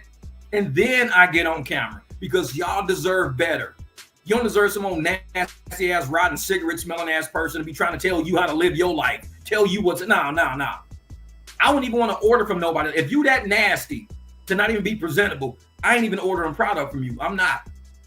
I got dogs in my house. People walk in and be like, dude, your house smells clean as hell. I'm like, because I got dogs. I mop my floors like 2 times a day. I got candles running, incense going sometimes. Because if you don't do that, then that's what your house gonna smell like. These dogs be outside chasing each other, playing and shit, falling in the grass. It's like, no, they're like little kids. I give him baths like once a week. Well, he gets a bath every day. He jumps in the pool every day. But you got to clean your dogs. But if you telling me as a human, you roll over in bed, grab your camera, You got spit crust all on the side of your mouth and shit. You're like, yeah, y'all, I'm gonna get up this morning. I think I'm gonna have to look and see how I'm gonna pay my light bill. How about you see how to go brush your fucking teeth first? How about you see that? Put the camera down, go brush your teeth. Take care of something real life first. Go brush your teeth. When you finish brushing your teeth, wash your face, get sleep out of your eyes, snot from around your nose and shit. Come back, let's do a video now. But when somebody does that, it's no self-respect. It's a disrespect to you as a viewer for them not to even take care of themselves, not to bring themselves as presentable. If you can't bring yourself to me as a presentable person, or I'm just showing you what's really real. Motherfucker, I know what's really real. I sleep. Everybody goes sleep. I know what's really real. I don't need to see sleep in the side of your eye and snot in your nose. I know what's really real. We all sleep. I don't need to see spit crust all over your mouth and crusty ass lips. I know what's really real. You ain't got to show me what's really real. Be presentable. At least wake up and say, I'm going to take care of myself before I approach you. Because when I sit there and I watch all these people doing this shit, man, ain't no way. There's no way in hell somebody like that years from now ends up in a relationship. Because somebody going to pull up them old nasty ass videos and be like, hey, this is the girl you with right now? We call her Booger Eye. You with Booger Eye? You with Booger Eye, no trash. That's who you with. She got boogers all over her. Look at her. We call her Booger Eye. You gonna bring Booger Eye to the barbecue? Hey man, he gonna bring Booger Eye to the barbecue. Look at that. She got eye boogers. They gonna have a big ass poster on the garage when you come pulling up. Big ass booger right on the fucking island. Look at that, man. Booger Eye showed up, everybody. Yeah. Booger Eye, yeah. Look at them crusty ass lips walking down the driveway. What up, crusty lips? It's like, don't present yourself like that. You just setting yourself up for ridicule. And then you get mad. Oh, well, y'all talking about me. Well, you set yourself up for that. You set yourself up for that. Don't do yourself like that. Then you won't get talked about like that. There's no way I'm going to set myself up like that. You're presenting yourself to the world. Thousands, millions of people watching these videos. And this is how you present yourself. And then you wonder, why people talking about me? I don't know why. Don't you have no common sense? You don't have common sense? People are talking about you because they've never seen a nasty ass content creator like that before. It's like, you nasty as hell, talking about you got all these thousands of dollars, but you nasty. That shit. Money don't buy class. You can have all the money in the world. You can have no class, no taste, just nasty, disgusting ass person. So don't think because somebody got money, they got class. Nah, you can't do that. That's like taking somebody from the trash and saying, okay, now you ashy to classy now. Like Biggie Small said, I went from ashy to classy. Sometimes you might get a little money, but that don't make you classy. And then she tries to go to nice places and sell hair products. I'm like, come on, man. Take care of yourself better. And then she like to use the black woman card. Oh, I'm black woman. Well, stop being a nasty black woman. Be a classy black woman. Why you gonna be a nasty black woman on the internet? Be a classy black woman on the internet. People might not present you. Stop lying on the internet. Have a sense of class. Present black women as who we are. Don't present black women as crusty lip, booger eye, snot nose ass people who just wake up and start recording with butter ass black teeth. That's how you presenting yourself right now. Nasty ass hair. You got this little bum bun sitting on the back of your fucking head. How the hell you create hair product and your hair more fucked up than anybody else's in the market? Like, you got naps in the front of your fucking head. I know people got naps on the back or anything. You got naps in the front. That shit is impossible. I ain't never seen a girl with nappy hair in the front. Using the shits around the back of your neck. You sell hair product. Handle that shit. Be your best customer. That's like when you used to see them hair products for men. Not only am I the owner, but I'm also a customer. They would say that on the commercial. Not only I'm the owner, but I'm a customer. Be your own customer. Show people, hey y'all, this is what I'm doing right now. This is what it looks like now. I've been using my hair product for X amount of days. Be your own person. But if you don't sit up there and be your own person, how can somebody even trust your product when they look at your head and they go, wait a minute, you're making hair growth and stabilizer and moisturizer and creamizer and demonizer and all this shit and you don't even use it yourself? Well, fuck no. Or maybe you did use it and it fucked your hair up and you're just not telling nobody. That's why you're using fake photos that Ringo's finding all over the fucking place. So it's like, no, man. Look, if Dontay wasn't bald, how many grades you think he have? I know it for real. Man, selling eyelashes and shit. Yeah, and that's why I say, hey, I'm not buying anything from a nasty. You can't. Like, if somebody is that nasty and that trifling, that's self-care. That's lack of self-care. You can never care about something more than you care about yourself. If you do, your priorities are fucked up. Self-care is number one, especially somebody who's in the beauty industry, in the care industry. If you're in the beauty industry and the care industry and you're an ugly person, You're in the wrong fucking. That's like somebody trying to sell you food, but they living in a dumpster. I'm gonna sell you guys snack cakes today, but you living in a dumpster in a tent. It's like, I'm not buying no snack cakes off of you. You live in a fucking dumpster. It's like, I can't do that. So it's like, how are you gonna sell beauty and self-care products, but you the worst looking person on camera right now? You have no sense of self-care, but you selling self-care. It's bullshit. I'm telling you, man, you got these scammers and these grifters out there, man. And this is what they do. It's like me as a mechanic. If I'm selling you the fact that I can fix cars, but none of my cars run. Jeff, how come none of your cars work? I don't know, man. But you're a mechanic. Yeah, bring me your car. No, because I don't want my shit to end up like yours. If you're a mechanic and your car don't drive, you can't take people, and it keeps breaking down all the time. Why am I bringing you my car? How come you can't fix your own cars? I don't know. I take my car to a mechanic. Okay, so you take your car to a mechanic, but you want me to bring you my car. Yeah, because I need the money. Why don't I just take my car to a mechanic you taking your car to then? No, because then they're going to get the money. Then why don't you just fix your own car? I don't know how to fix cars. Bam, caught you, bitch. I knew talking you long enough, I'll catch you, motherfucking ass. You don't know how to fix cars. Yeah, exactly. Greg, man, I keep it real, man. I keep it real. Like I said, and we got enough content creators that are on each of these grifters. We got enough people talking about Dontay. We got enough people talking about Doe Trash. We got other content creators that are talking about other people, Peaches or whoever this lady is. So there's a lot of content creators that are really breaking down who, like, we're taking out the trash, basically. We're basically on the internet, in these YouTube streets every day, just taking out the trash. And when I got called into the mix, I was not even dealing with this type of content. I was doing something totally different, but they're like, Jeff, man, do some audits on this shit, man. Because this dude he's repeating bullshit content, trying to trick people. I'm like, all right, let me see what he's doing. So I looked, and I remember he went viral, and I just went back to some content like, this dude right here that always quits a job. Yeah, all right, this is easy. This is easy. It's like he's basically just selling people bullshit and acting like he's not. Dodash, her shit easy. Ringo and Derek are killing her content. The Kelly is killing her content. And all you got to do is just look at the contradictions in what they're doing. When you look at the contradictions, it makes you realize these people are recording stuff purely for content. It's not for integrity. There is no integrity in nothing they're doing. The integrity is completely gone. Well, Greg, I'm going to tell you exactly how they blew up. That is a great question. This is how those channels blew up. But there are more channels than just theirs that blew up. Those are the only two that were in our algorithm that we see. More channels blew up during the election. The Democratic Party was funneling money to try to get the black vote. This is what they were trying to do. They funneled a lot of money into, like, when you look at my stats, it tells you who's identifies as white on my channel, who identifies as black, who identifies as Asian, it tells you all of that. And it talks about the age groups, who's, 18 to 25, 26 to 40. It tells you all this. So what YouTube did, what the Democratic Party is we need people who identify as black, and we need people who identify in this age group, and we want them we want to advertise on those channels to go vote, and we want to put campaign ads out, and we want to do all this. So YouTube just ran an algorithm.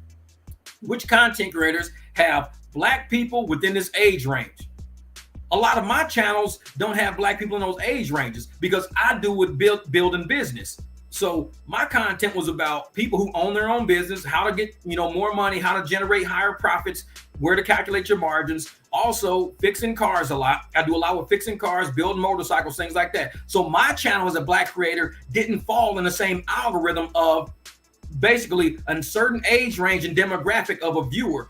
These channels that were in that age range, they shot them money and they started promoting the hell out of their content, pushing their content out to everybody. People who didn't even know these people existed was like, damn, you showed up in my algorithm today. Damn. And they were just shooting out tons of money to all of these creators to get them to keep creating content because ads were running. The Democratic Party needed people to advertise on. Anybody who knows my channel knows, I don't care if you're Democratic or Republican. I was married to a Democrat a long time ago. I'm since 08. I was married to a Democrat in 2016, but since 08. I've been a Republican since 08, but the way I run my content, I run it for everybody. When I say I want somebody to make money, it don't matter if you're a Democrat or Republican. You're going to make money if you do what I say. I don't say I only want Republicans to make money. I want everybody to make money. If I'm anti-poverty, then my policy is everybody eats. That's my policy. Whether you're a D or an R doesn't make a difference. My content is open to you. Look at it. Get to find out how to make money, how to do business cards. That's all you got to do with my content. It's that easy. You don't got to say, oh shit, this content is Republican. No, my content is community. If you live somewhere and you want to make money, my content is probably good for you. Now, all of these channels out there who were, I didn't put nobody on timeout. I didn't put you on timeout. Somebody put you on timeout. I ain't even touched the computer. I've been over here, man. What you talking about? What you talking about? Yeah. Says with all this marketing, you think he was able to find a job where you meet people and sell products. They say love what you do, love what you doesn't feel like work. He loves YouTube, but it's a lot. Oh yeah, YouTube's a lot. And that's why I enjoy working on cars, and I use my car content as the content on my channel. So whenever a client brings me their car to work on their car, that's content. It also helps people with that type of car, or who even want to work on that type of a part. If somebody says, I want to fix my brakes, but I can't find my specific car, but I know Jeff works on brakes. What are the parts to it? Oh, you got rotor, caliper, your pads, you got brake sensors. Okay, cool. Let me just see how he does it. And I'm gonna see if I can do it with this car. Because you can transfer from one car to a next. You can transfer the process. You can look at me do cars on a BMW, transfer that process to an Expedition. It's the exact same process, even though it's a different car. I just show the process. No party but a barbecue. I know it. And that's the thing. So when I'm out here helping people with my content, I don't say, oh, this is for Democrats only. This is Republican. No, this is for anybody who want to make money or save money. I don't care what party you in. But when all these channels were going viral, it was a certain demographic they were looking for. Why don't you think that all of the idea didn't meant to delete a comment? Oh. So that's what Rochelle did. She said, sorry. I don't know even how to undelete people or how to unblock people. I don't even know. But that's why you see a lot of the content creators who went viral during the election campaign were black people, with a lot of black people in their demographic. That's who went viral. It wasn't, you didn't, and it was an anomaly. Like people were like, why are these people who ain't even doing real good content going viral all of a sudden? Like, what are they going viral for? Every single one of them went viral for telling black people to quit their jobs. Because if black people quit their jobs, it opened up jobs for all the illegals that were coming over. See, it was a trick. It was a trick. So Democrats is like, we need to funnel money to all the black content creators that are telling people to quit their jobs.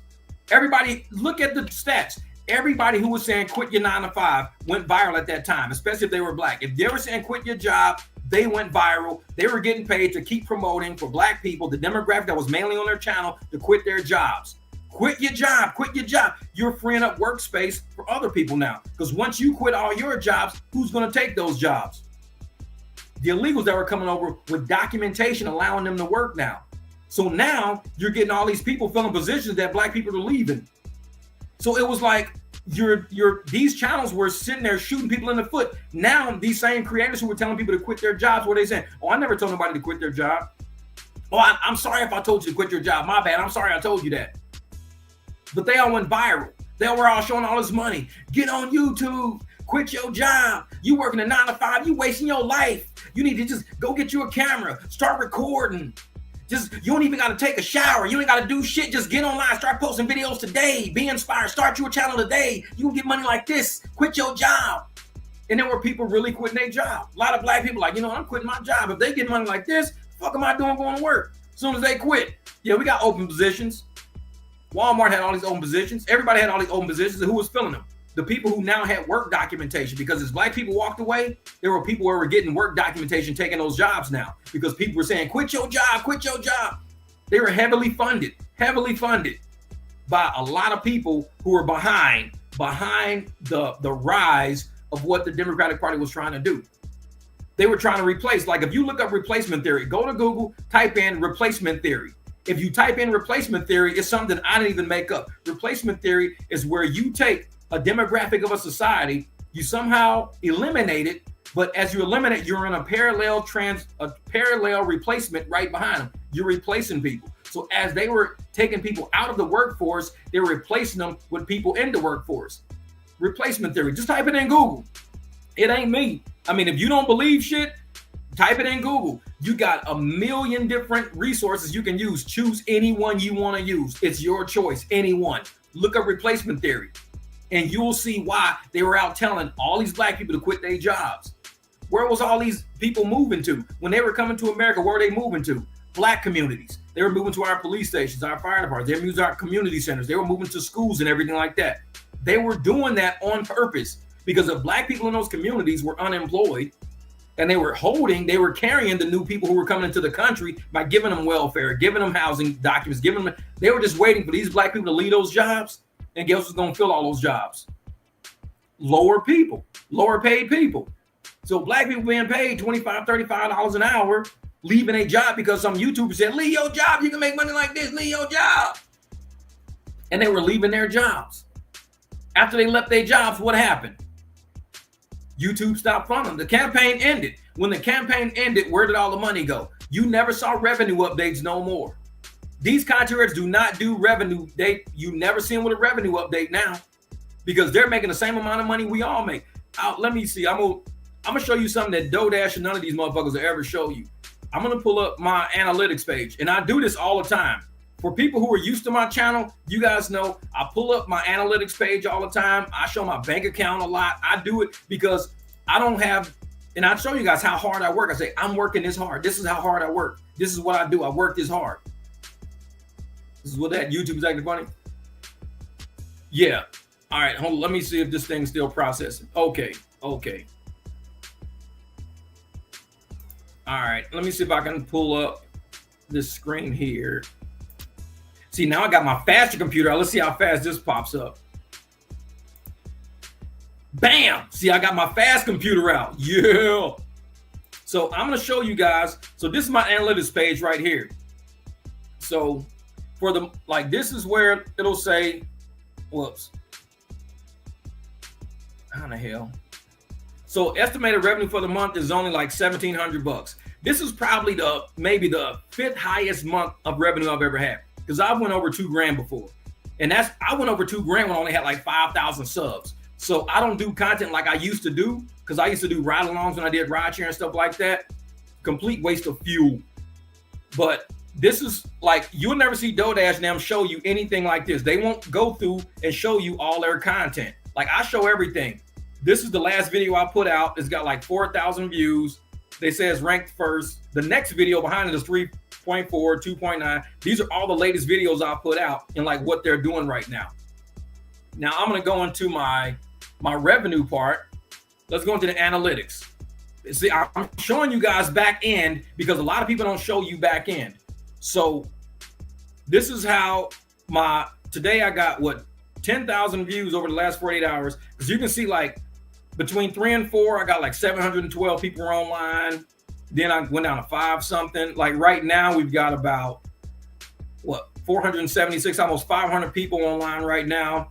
And this is what it shows you every hour for the last 40 hours. When I'm sleeping, because I slept like 1 o'clock in the morning, nobody's on, like 84 people online, 1 o'clock in the morning. I've gained about 1,700 subs over the past 20. This is all from 28 days. So everything is 28 days. And I got almost 200,000 views, which is only 77,000 more than normal. Because usually I run about 120,000. So I'm at about 100, almost 200,000 views in a month. Let me show you guys where. Wait, let's do audience first. I'm showing you guys something. I'm not really looking at what this. So let me go inside of here real quick so I can show you audience. So here's my new viewers. 76% of my viewers are new. 18% are casual.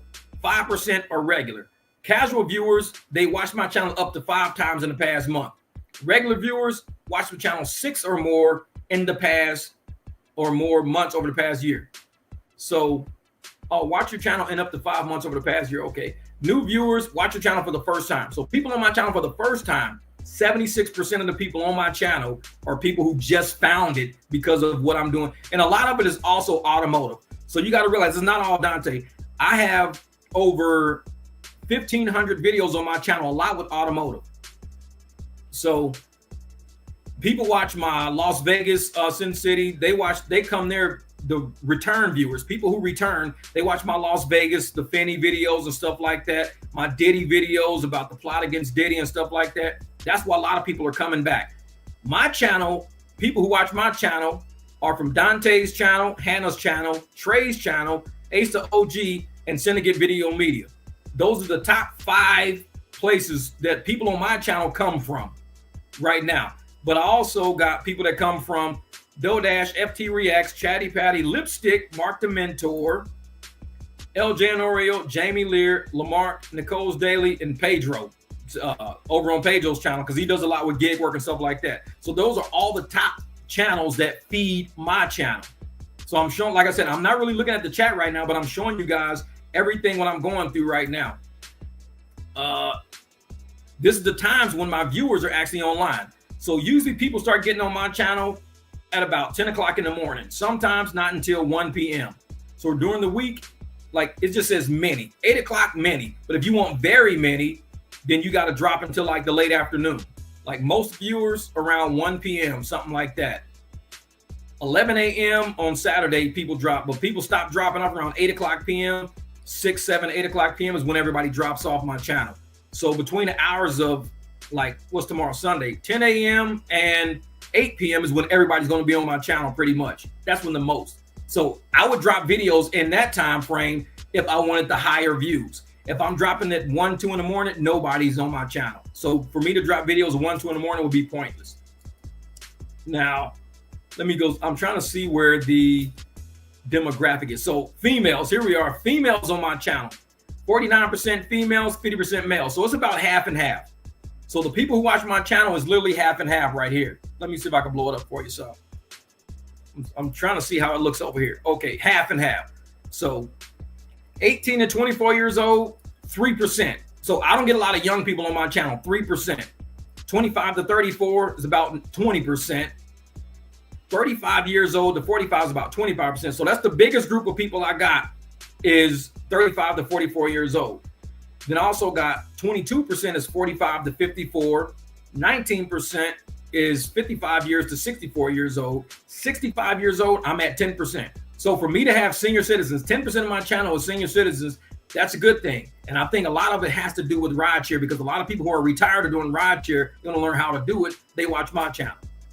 And then I get a lot of views from United States, United Kingdom, Canada, India, Mexico. And these are all the places where I get views from. Here, Canada, India, Mexico, Australia, Turkey, Germany, South Africa, Brazil, France, the Netherlands, Poland, Romania, all of these places. Puerto Rico, Senegal, New Zealand.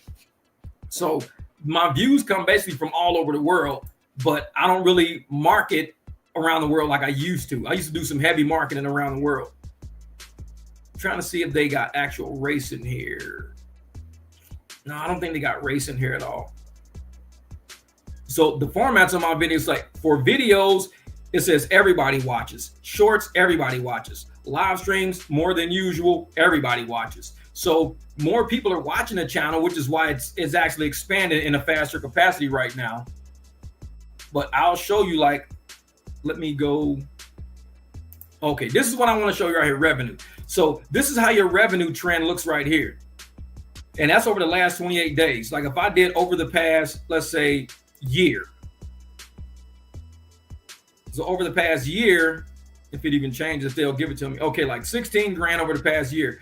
But like there were months where there were days where I made like $230. Like April, I made $230 on probably running live streams and stuff like that. $231. Days like back here, $189 back in October. And so when you run live streams, you really generate a lot of money running live streams. Dontay don't do live streams, so he doesn't generate a lot of money because he won't do live streams. I do live streams quite a bit, so most of my money comes off of live streams, not off of videos. Like in the past, what, 28 days? Come on, thing. It's generating. Okay, so now this is the part I want to show you here. So let's go like this.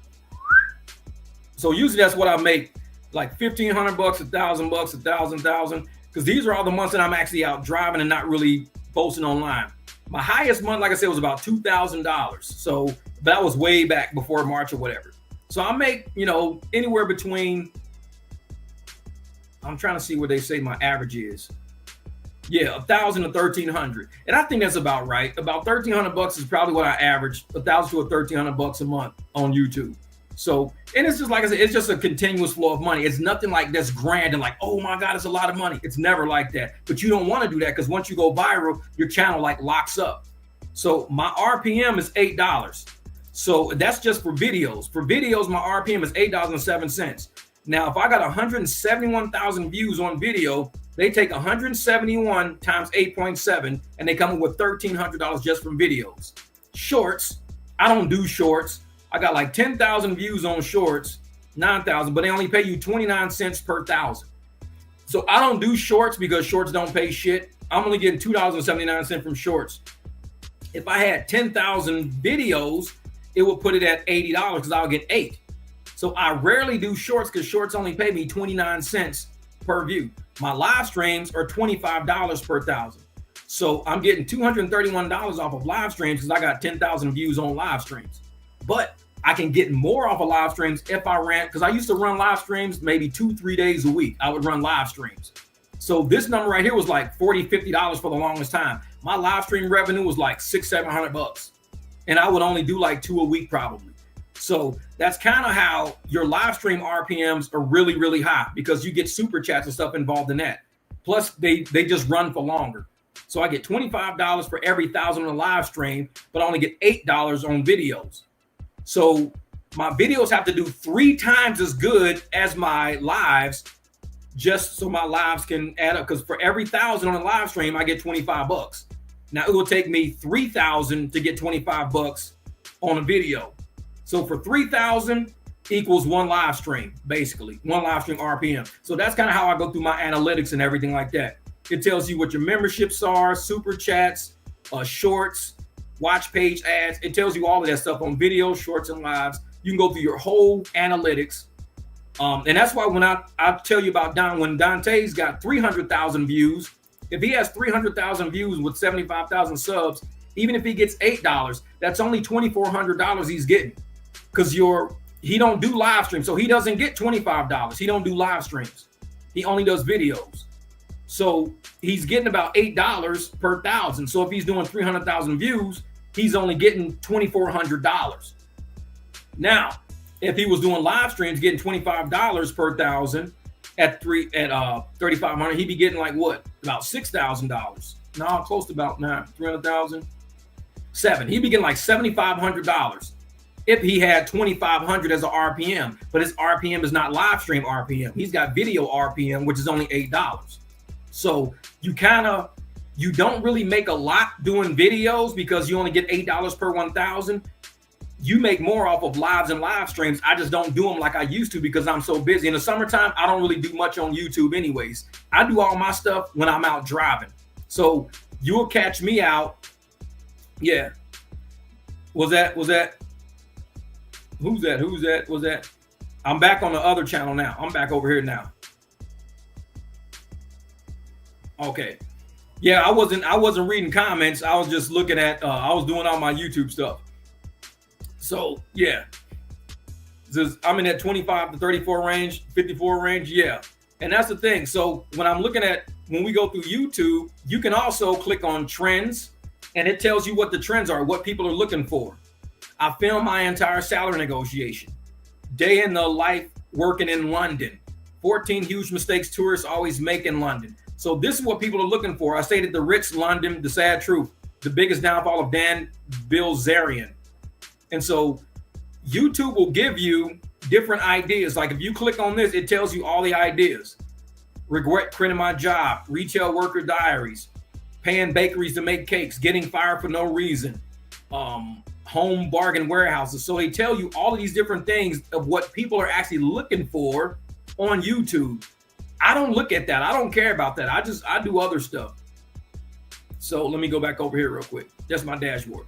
So what I can do, like let's say I want to know how many people looked at my spark plug videos yesterday. So I'll click this, and this is my spark plug video, right? This is my thing here. So if I click on, let me see, analytics, where are my analytics at? Here. So over the past couple of days, so 33 people have been researching my video for spark plugs. Now, over the life of my video, I made $262 of it. And I got 290 subscribers off of a spark plug video. People have looked at it 43,000 times. So I did this video. I don't know when it was published. Oh, date published. I don't know when it was published. But people are still looking at it through YouTube search. So 57% of the people find us on YouTube search. External is when people go through Google. So when they go through Google, 15% find people going through Google when they say, I need to change my sparklers of my Jeep. They look at it, and this is, you know, and it's updating live. So the last person look at this video was at 7 to 8 p.m. tonight. And then before that, 2 people looked at it between 11 and noon this morning. But people are always looking at my old content because my old content is what really like gets people going. If I go, let's say reset oil. So this here, so if I say reset oil, this video here for the analytics, this is how I teach people how to reset BMW oil. So this video may be $448 so far. But over the past 40 hours, 349 people looked at my video to learn how to reset their oil. Every day, this video generates money for me, even though I made it a long time ago. And I got 96 subscribers off of it. Like when I first made the video, it wasn't doing well. It wasn't doing well. It was barely moving. Once it hit the algorithm, it just shot up. You have to give your videos time to hit the algorithm. If you don't give it time and you think it has to go viral, it doesn't have to go viral. Give it time, because like I said, I put it out, like the first 9 days had 68 people. The first 100 days, it was like 1,700 people. In the first 100 days online, it was only 1,700 people. But you let it sit in the algorithm. You don't touch it because it's an evergreen video. You don't touch it. And all of a sudden, it just starts skyrocketing at some point. And you get up to 116,000. There's 3 other videos I got right now that I'm letting this process take. They're only been online for maybe 20, 30 days. So after it hits maybe right about here, about 200 days, 190 to 200 days, it's going to shoot. And that's when it shoots up and there's no turning back. Once it gets in the algorithm, it takes off. You can start getting subscribers from it. You get more money from it. The views go crazy on it. And so I'm going to say reset breaks. So let's look at the next one, reset breaks. I think reset breaks went about the same way. It was one of the same type of videos. So I made $340 from that. And there's what, 230 people watched that one over the past couple of days. But it's more views, 117 views. But when it first started out, like I said, in only 13 days, it only had like 50 people watching the first 2 weeks. 50 people watched that video. In the first 3 weeks, only like maybe, let me hit 21. About 90 people watched it. 3 weeks of this video sitting online, only 90 people watched this video. That was it. That's why I tell people, when you look at a video, don't worry about the views. Make sure it's a quality video. Make sure you got your sound right. Make sure you got the audio right, the visuals right. Make sure you got everything right. Because once Google and the algorithm picks it up, it's going to start skyrocketing. And when it starts taking off, there's no turning back. I mean, this is like, it just goes up and it keeps going up and it keeps going up and it keeps going up to 117,000 and it grows every day. It grows by about 100 to 200 every single day. So this video's every 10 days, it pays whatever the RPM is on this video. I don't know. I don't know what the RPM is. But if it gets 100 a day, every 10 days, it pays me whatever the RPM is for this video.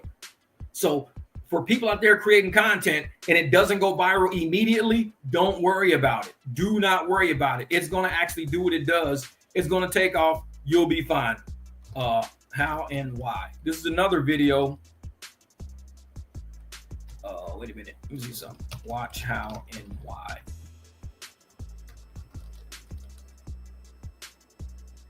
This one here. Okay, so this was a crazy one here. This one I think took off too early.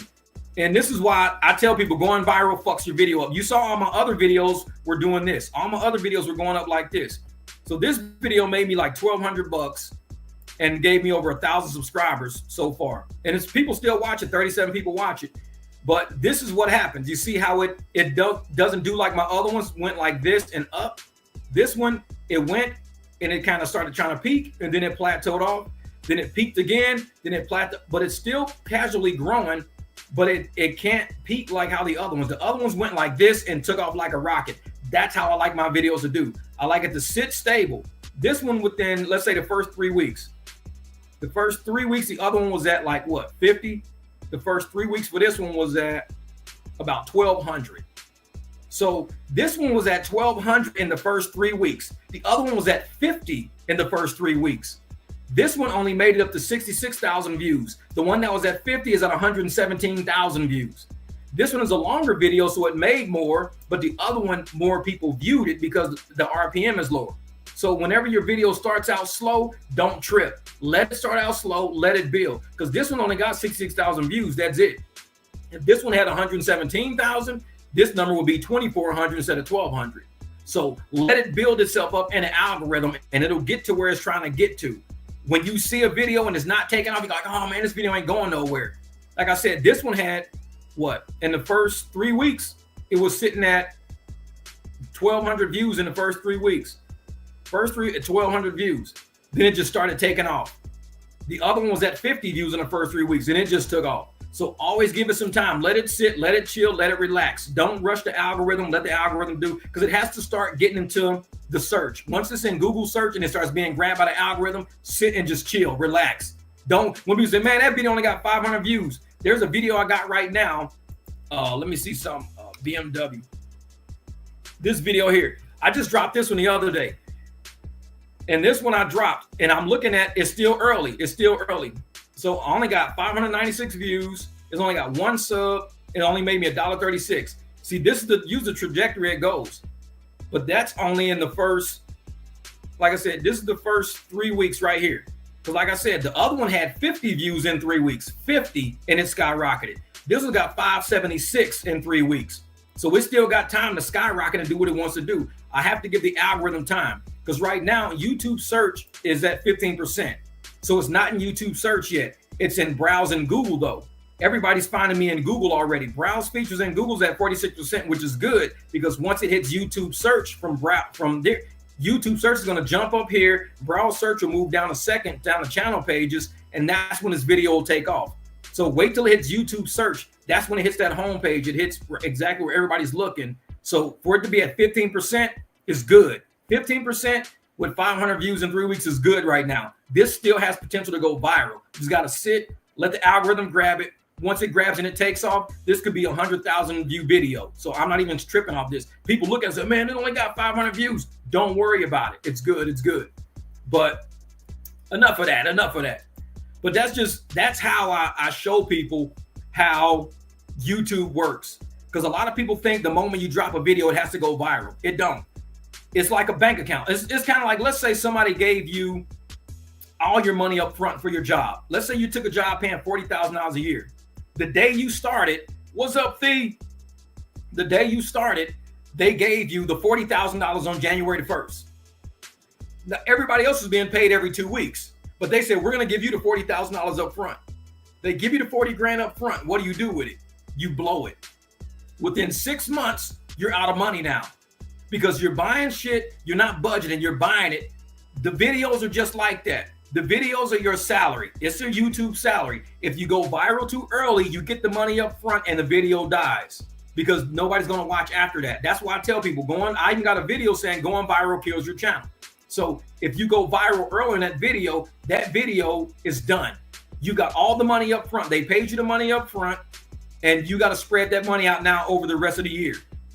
Now, when you got a video that can gradually go all year, that's you getting paid every 2 weeks. That's very stable. It's very consistent. You know what to expect. You're like, I know what to get. You're not looking at viral. Viral is a bonus, but you got to make sure the video that goes viral is one that you don't care about that much. Because all my mechanic videos, I care about them. I love them. So I'm sitting there letting my mechanic videos slowly build up, slowly grab up. All my car videos slowly building up, slowly grabbing up. So once that video pops, it's going to peak, and it'll never hit YouTube again. It's not going to hit Google again, because it peaks out. Let it gradually grow. That's money that you're getting every 2 weeks. That's your every 2 week salary you're being paid by YouTube. If you get all the money paid in January, they give you all your money. That means February through December, you got to spread out your January money. You got to say, shit, I peaked too early. That video popped too early. Well, you better save that money, because you ain't getting it back. You're not getting it again. Your channel may not even get hit in the algorithm again for the rest of the year. You don't know that. So what you want is a video within the first 2-3 weeks. Let it sit at a couple of hundred views. As soon as the YouTube, because YouTube and Google are not the same company. There are 4 different algorithms out there. You got the shorts algorithm, you got the subscriber algorithm where they send you things that I do. They got the homepage algorithm, and they've got the long content algorithm. So you got 4 different algorithms you're messing with on a daily basis. I don't mess with the shorts algorithm. I do more long content algorithm. But because I'm in the long content algorithm, you've got to give it time to grow. Shorts have to pop quick. So if a short pops quick, you see it with 7 million views on it, within a couple of months. You see it with 2 million views on it within a couple of months. A short with 15,000 views, it's probably just done. It's not going to really increase that much more. You want to give shorts a quick pop, but you want to give long content a longer duration because you want more eyes to see it. You want more people to come to YouTube and see it. So if everybody sees my video today, right now, it pops, then I'm done. That video's done. Everybody's seen it already. It's done.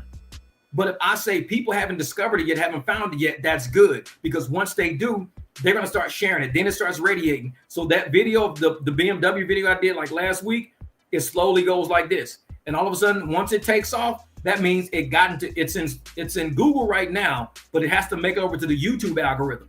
Once it makes it there, it's a good video. It's good. Yeah. Since no one wants to watch my long cat videos, it depends on how many tricks those cats are doing. Yeah. And I just think that's why dog and cat videos, they're more like, you got to do it in spurts. Like you got to show your cat doing something funny, like falling off something, then you clip it. Then you show your cat doing something else, then you clip it. It's like a bunch of clips versus just showing one long video of it. Because cat people and people who watch pet videos, they got a short attention span. They want to see something funny real quick. They want to see the dog fall off the couch real quick. Then they want to see the next video of the dog falling off the steps. They want to see a dog falling out of a pool. That's how those videos work like that. So you'll see a video with a bunch of clips like that sitting at 2 million views. But if you do a long content video, it's got like 75 views maybe. And it's like, wait, how come only 75 people watch it? But if I'm doing it in snips like this, it goes nuts. That's just how pet videos work. Pet videos are way different. Yeah, exactly. Exactly. They got the attention span of a gnat. And like if you watch a dog show, they put the dog show in spurts. They usually don't watch the whole dog show. They'll do it in clips and spurts and different parts. And that makes people watch it. You watch this dog do an event, and then it'll clip to something else. You'll see another dog doing something. Then you would clip, and if you just sit and watch it, people, it's the attention span of a gnat. They'll go do something else and say, nope. And that's how YouTube works. YouTube is not about going viral. If you go viral, it's a bonus, but you gotta, like I said, make sure the video that goes viral, you don't care too much about it. Because if it goes viral, that's the video that's gonna mark your channel. That video states what your channel is. See, a lot of these quit your job content creators, they went viral with those quit your job things. That wasn't good, because what are they saying now? Shit opposite of what they said on that viral video. So that viral video was dead. It paid them and it's dead now. It's a dead video. So it's got all those views on it and nobody's trying to watch it no more because it's a bunch of shit. So make sure your video that goes viral is something that you're worth seeing again and again and again, because more people are going to watch it. And if people watch it, go, man, look at this motherfucker must quit your job. Man, he's stupid. You lost a sub. You're not going to have a retained person. Somebody's not coming back. Man, what's this 700,000 view video about? Let me go. Oh, man, this dude talking about quit your job. Man, fuck this dude. They're going to go to the next. And they're not going to worry about Dontay ever again. That's why you see creators like Dontay's channel and Dodash's channel not growing that fast. Because the videos that have a lot of views on it are bad videos. They're not good videos made for right now. They're not evergreen videos. They were fad videos. So when you see subscribers either tapering off or not joining your channel, that means nobody wants to see that shit. The reason why channels like mine grow so fast is that people look at not only the content I'm doing right now about Dontay, but they see, damn, this dude got 1,600 fucking videos. What the hell is he talking about? And they start saying, oh shit, he's teaching people how to make money. Oh hell, he's working on cars and shit. Oh damn, he's doing, and I got a few other videos thrown in there. A lot of people look at my motorcycle content, things like that. But if you sit there and only got 1 or 2 videos on your channel that indicate what type of channel you are, which is those quit your job, get on YouTube, this and that, nobody's going to stay on your channel. That's why I think Dontay's channel and Dontay's channel, they need to revamp. They've got to erase a lot of content. Those viral videos, they ain't getting no views anyways. Nobody's watching them no more. Remove all that shit. They've got to go back through their content and get rid of it all. They like to keep content like that because it's bragging rights. Look at my video. Look at that, man. I got 700,000 views on that. But it's a trash video, though. It's a stupid ass video. You didn't even do a video to back up that video. All the videos I'm doing reviewing his content right now actually is helping people more than watching his content, because now they see the bullshit in his content. His content is valuable as a cautionary tale, not really as something to inspire or educate yourself from. It's about how not to fucking do YouTube. You do YouTube like this, you're stuck with a bunch of welfare fraud ass content and you don't know what to do with it. He has to leave it on there because it's the only content he's got. He has nothing better than that. It's like, oh, what do you think Clowntae's next move is? I think his next move, I don't know. I think him and Hannah are going to have a heart-to-heart. They're going to have to realize that maybe the marriage is not what they should have been involved in, because they both don't have their lives together. When you're married, you're joining your life with somebody. Everybody knows that. It's no secret. When you marry somebody, you are joining your assets, you're joining your liabilities, you're joining your credit. Everything joins at that point. Both of them have fucked up credit. They have no assets. They got all liabilities. You just hooked a sinking ship to a sinking ship. Neither one of them can float with each other attached. They're going to sink. If they stay together, they will both sink. I guarantee it. Because neither one of them has a foot to stand on. She's standing on him and he's standing on nothing. She's following his every word and he's not following shit at all. So you got two sinking ships connected. Now what do you think is going to happen? They got to split. They've got to build themselves up and they've got to get with people who are more like them. Dontay is a different character. Like, I think Ace OG was saying he's something special. I don't think he's special. He probably is special as far as short bus go, but as far as him being an anomaly of a person, highly different. Like I said, Steph Curry is an anomaly. Michael Jordan is an anomaly. LeBron James is an anomaly. Dontay is lazy as a motherfucker. And somehow, like I said, he got put on when the Democrats were trying to advertise they were trying to advertise to get black people to go out and vote. So they found poor black subscribers that had a huge base of group within a certain age range that happened to be black and said, we need to advertise on those channels to get black people to come vote for us. So it wasn't nothing special about him. He just fit the bill. He checked the box. DEI hire, basically. He was a DEI hire. He fit the box. He's hanging out with a bunch of black broke people. Let's get him to come vote for Democrats. And now that his content's not useful for advertising no more, he can't get nobody to watch it. He can't get no advertising dollars out of it. It's a dead channel. Why do you think he's not advertising? He's not posting for the past 12 days? Because he has nothing worth going viral. There's nothing he can do that's going to go viral. Nothing. And all he dreams about is going viral. Because once he got a taste of it, he'll know how to do it. He'll know how to do regular content. Me, I went viral. I can't tell you how many times. And not once did I ever stop making my regular content. I ain't say, ooh, I'm gonna start making this. Oh, no. I still kept making my car content because I know those are my stable every 2-week paychecks. Those car contents will always have people watching, always have people coming to it. My welding content, always gonna have people watching, always have people coming. You don't want constant viral content because once it goes up, it just drops off. It's not, everybody wants to see everybody lick ice cream. When was the last time you watched a video of people in the store licking ice cream? But yet, when it was a fad, when people was out licking ice cream, everybody's watching the videos. Hey, man, come look at this dude licking ice cream and putting it back on the shelf. Hey, man, look at this dude licking ice cream, man. Look, he licking ice cream.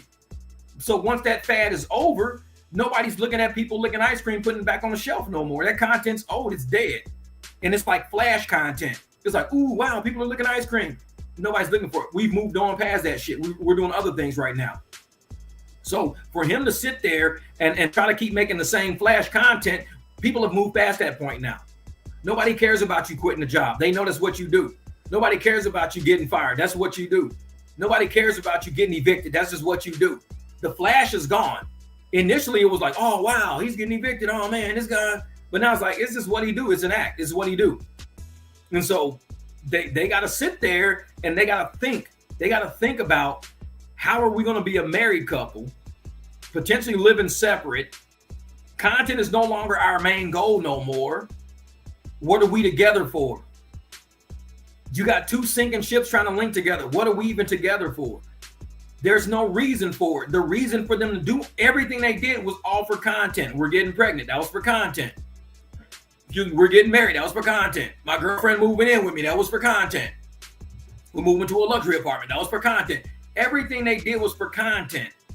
So the whole marriage was content based. It was YouTube based. So now they got this real life situation sitting in front of them and they don't know what to do with it.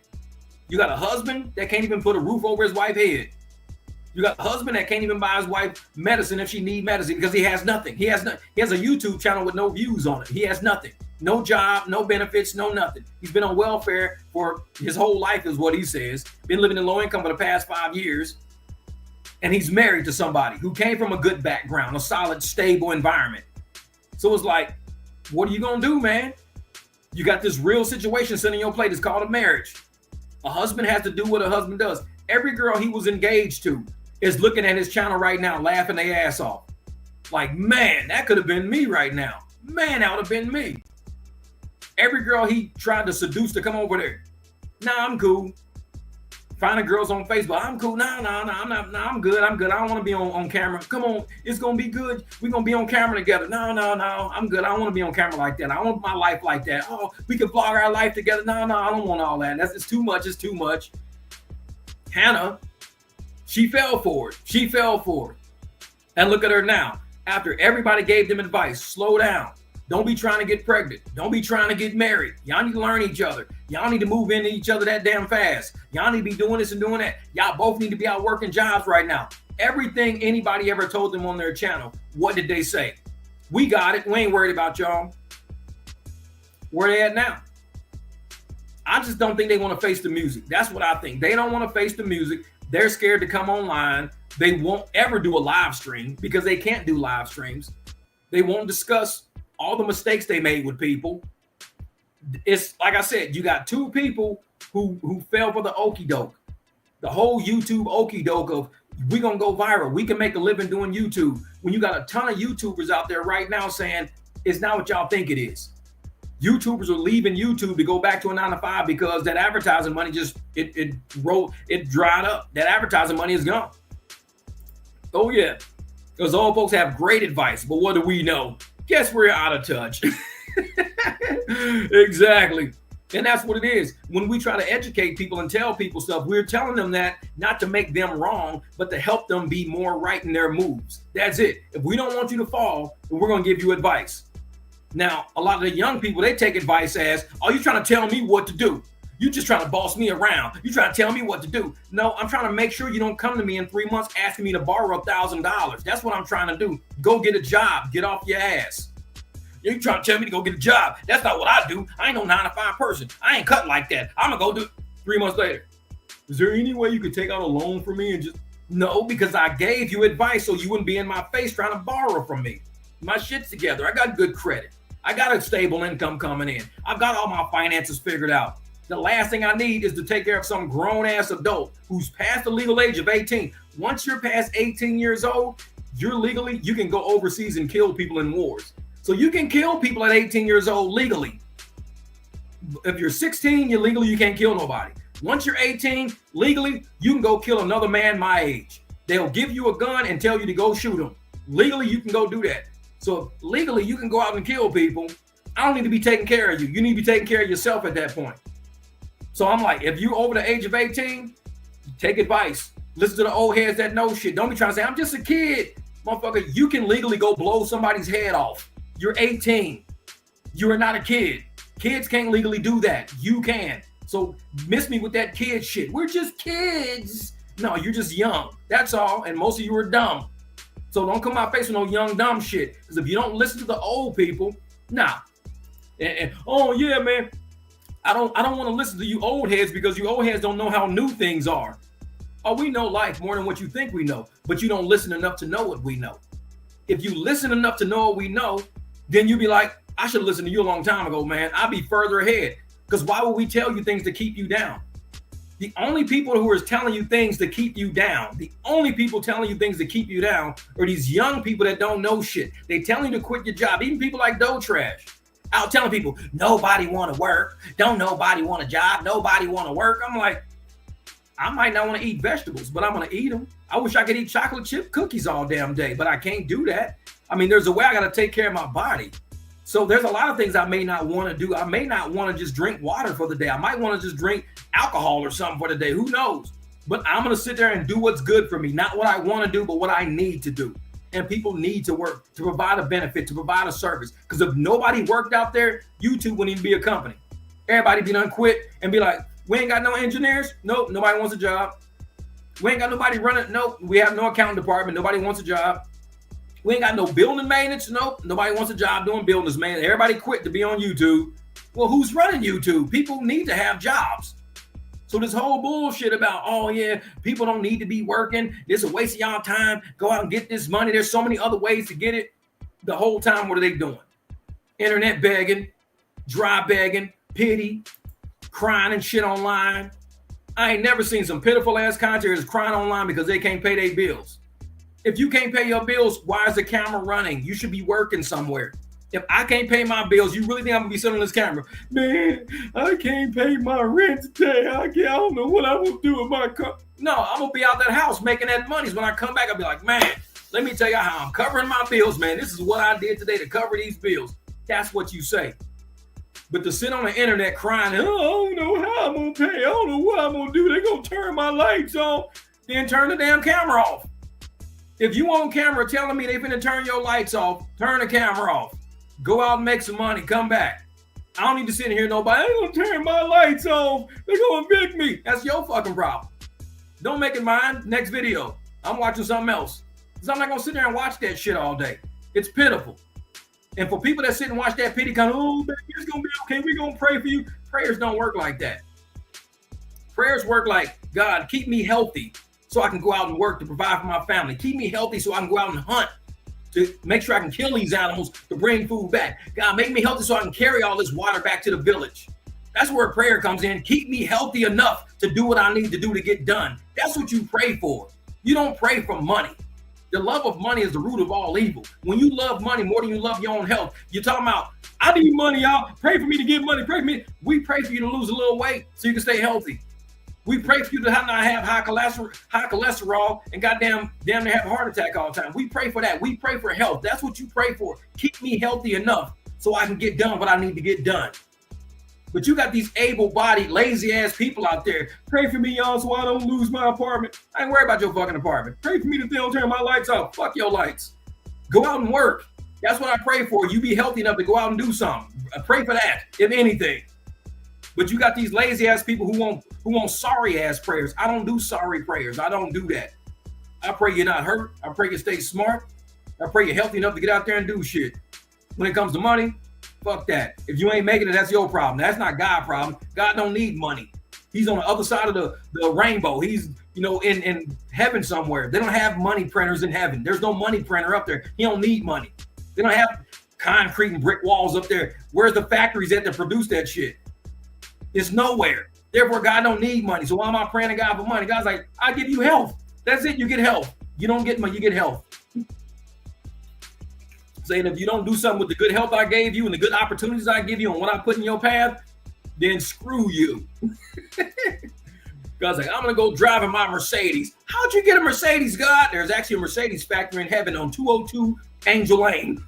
Go down there and get your Mercedes today. Low interest rates. Dang, they got Mercedes up in heaven. This is crack. I can't wait to get there. Getting the interest rates. Everybody's got good credit in heaven. Everybody gets approved. It's like, jeez, I'm gonna get me a Mercedes, bro. It's like, man. Yes, that's me too. I liked her in the beginning, but that was my only issue. Yup. Say, man. Look at that. Dontay think he gonna skip levels. Save the princess. Ain't no fucking way. And that's what it is, Adi. These young people out there want to skip levels, and it cracks me up. They want to go straight. The day they hire, they want to be a manager. How are you hired to be a manager? We don't even know how to do the work. How are you going to manage people to do something that you don't even know how to do?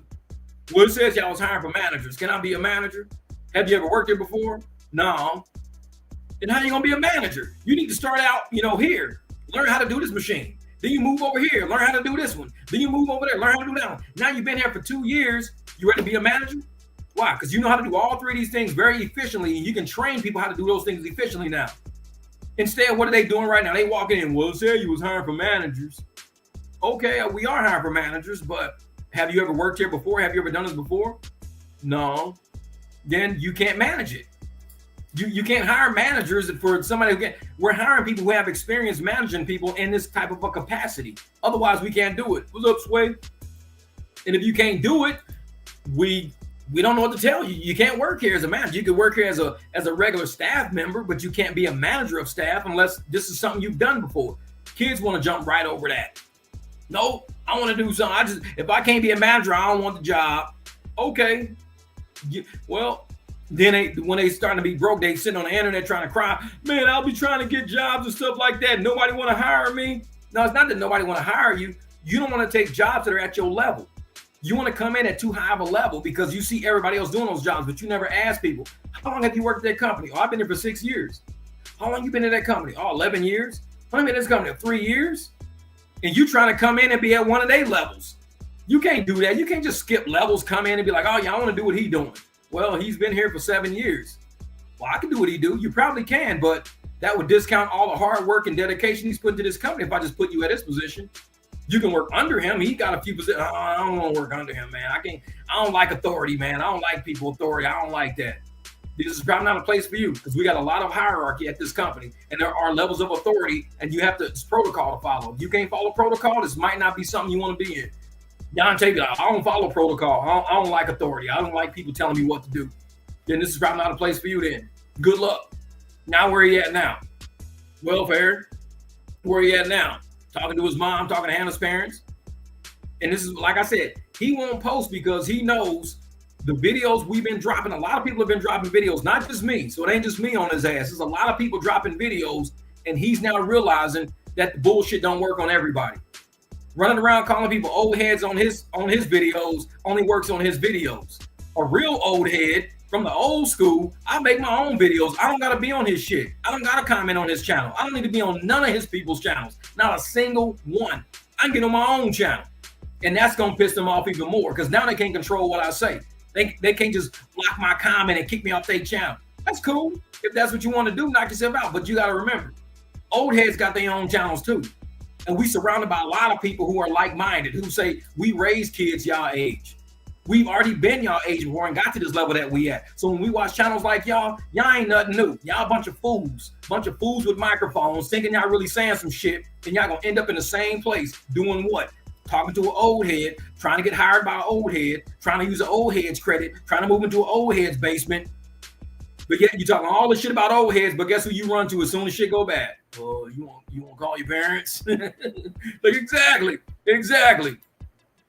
So I know he's in the basement all those, but nah, he ain't. His ass will sleep with one eye. He'll sleep with both eyes open. That motherfucker be like, Dontay. Motherfucker sleep with his eyes open like a motherfucker. It's like, dude, he's sleeping with it. It's bugs in here, man. Motherfucker sleeping with both eyes open. Snoring like a motherfucker, eyes wide open. Oh, scary ass. Get back. Oh, get back. Yeah, you smart, man. Hold on, wait a minute. I knew I was going to do something earlier. What? Hey, this is what I'm going to do real quick.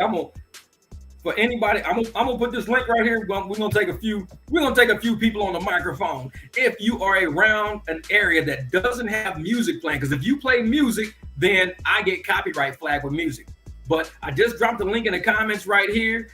Now you gotta be a regular. You can't just be some new random ass people. I've never seen your username before, because we got a lot of dusties out there who will try to jump on people's live streams just to fuck it up. If I've never seen your name on any of my comments, never seen your name on my live streams, the link is not for you. I don't take randoms. I don't do that. But anybody who says, hey, you know what, Jeff? I'm actually clean. I got enough light. Let me get on camera with you real quick.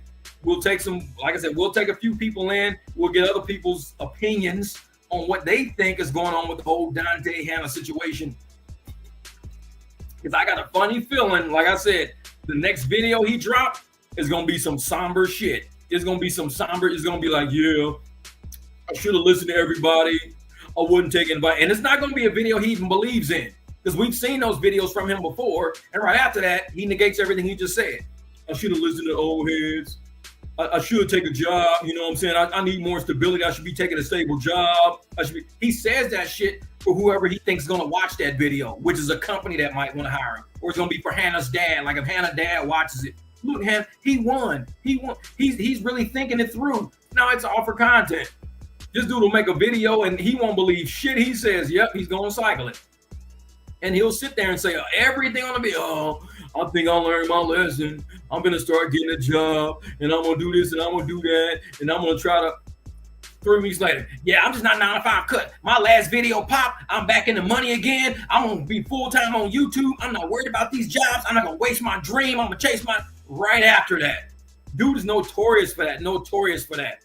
That's why I tell folks, it's like, man, if he's going to be one of those type of people, just be that. Just don't drag other people into it. Don't be going out getting single moms, dragging them into your shit. Don't be going to getting girls like Hannah, trying to marry people and shit like that. Don't do that.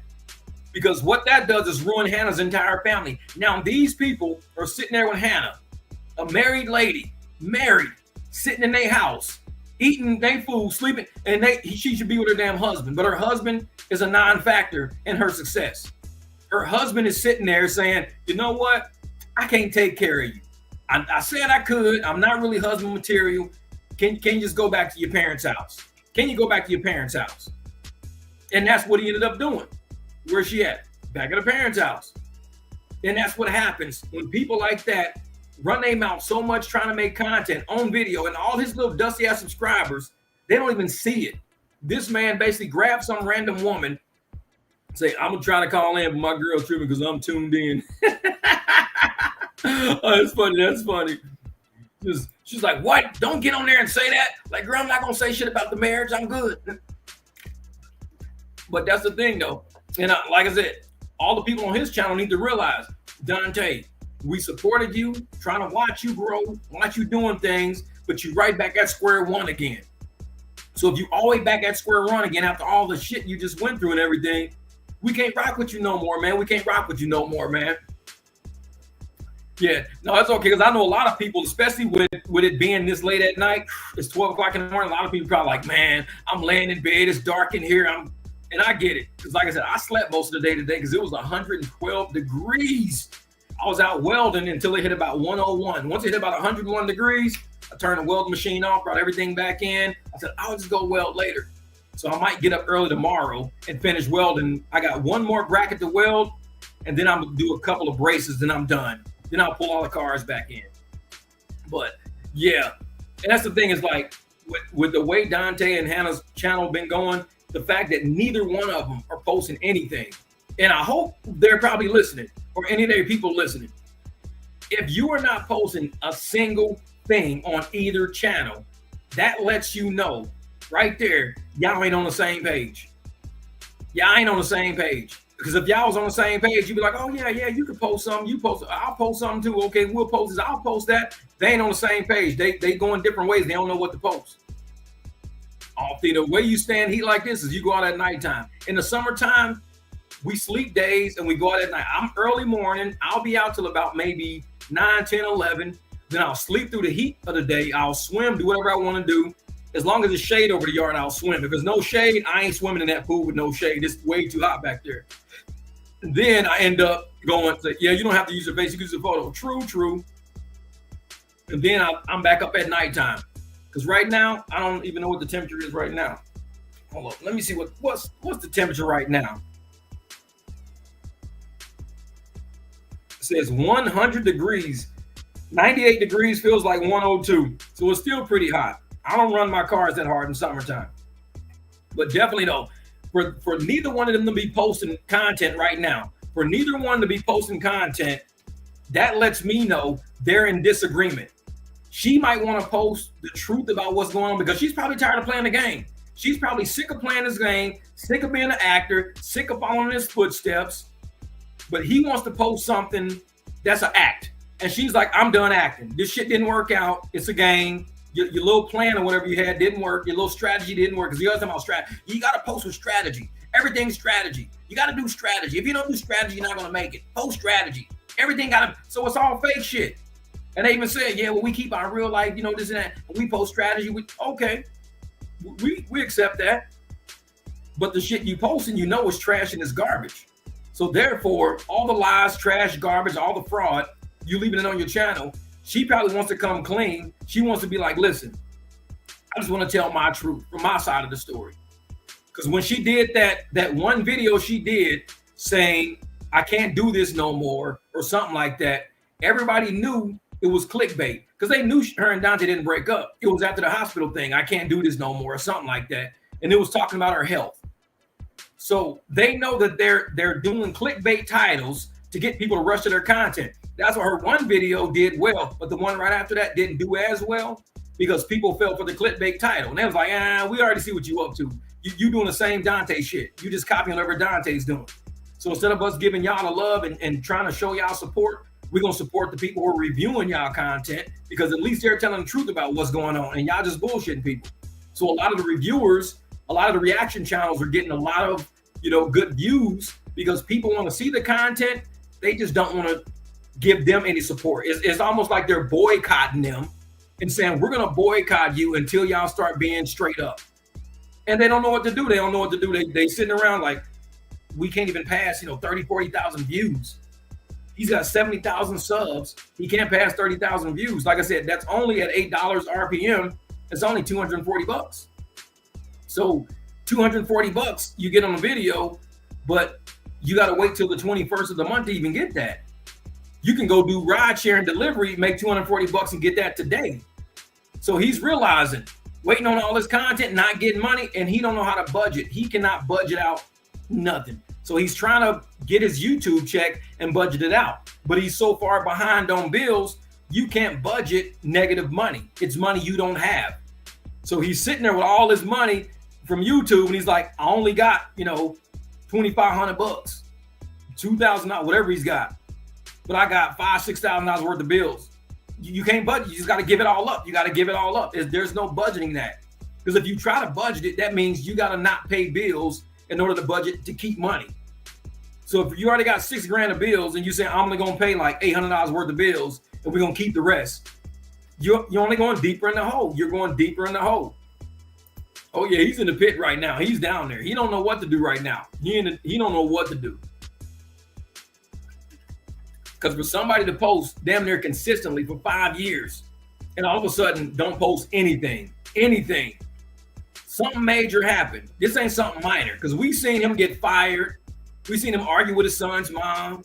We seen him going through breakups with these girls and stuff like that. But he's not posting now. 12 days, almost 2 weeks of YouTube revenue. Because if you can make $150, $200 a day on YouTube, that's almost 2 G's you just giving up. You're giving up 2 G's right there. Yeah. I respect Dontay more if he would have worked. Was that? If he would have worked at a Dollar General than doing all that YouTube shit. Exactly. So what happened is you hard. No, I don't know. It's a lot of people are realizing, and this is what Dontay was banking on, because people in the past have reviewed his content, but they only reviewed the videos he's making. So he's learned how to alter his videos, his current videos. He's learned how to alter them and do them in the way that when people review him and do his content, there's nothing they can really say. An auditor, we go back. We go to the root. Let's go all the way to the source and let's start from the beginning. He can't change all that content. There's nothing he can do. It's sitting there. It's solid.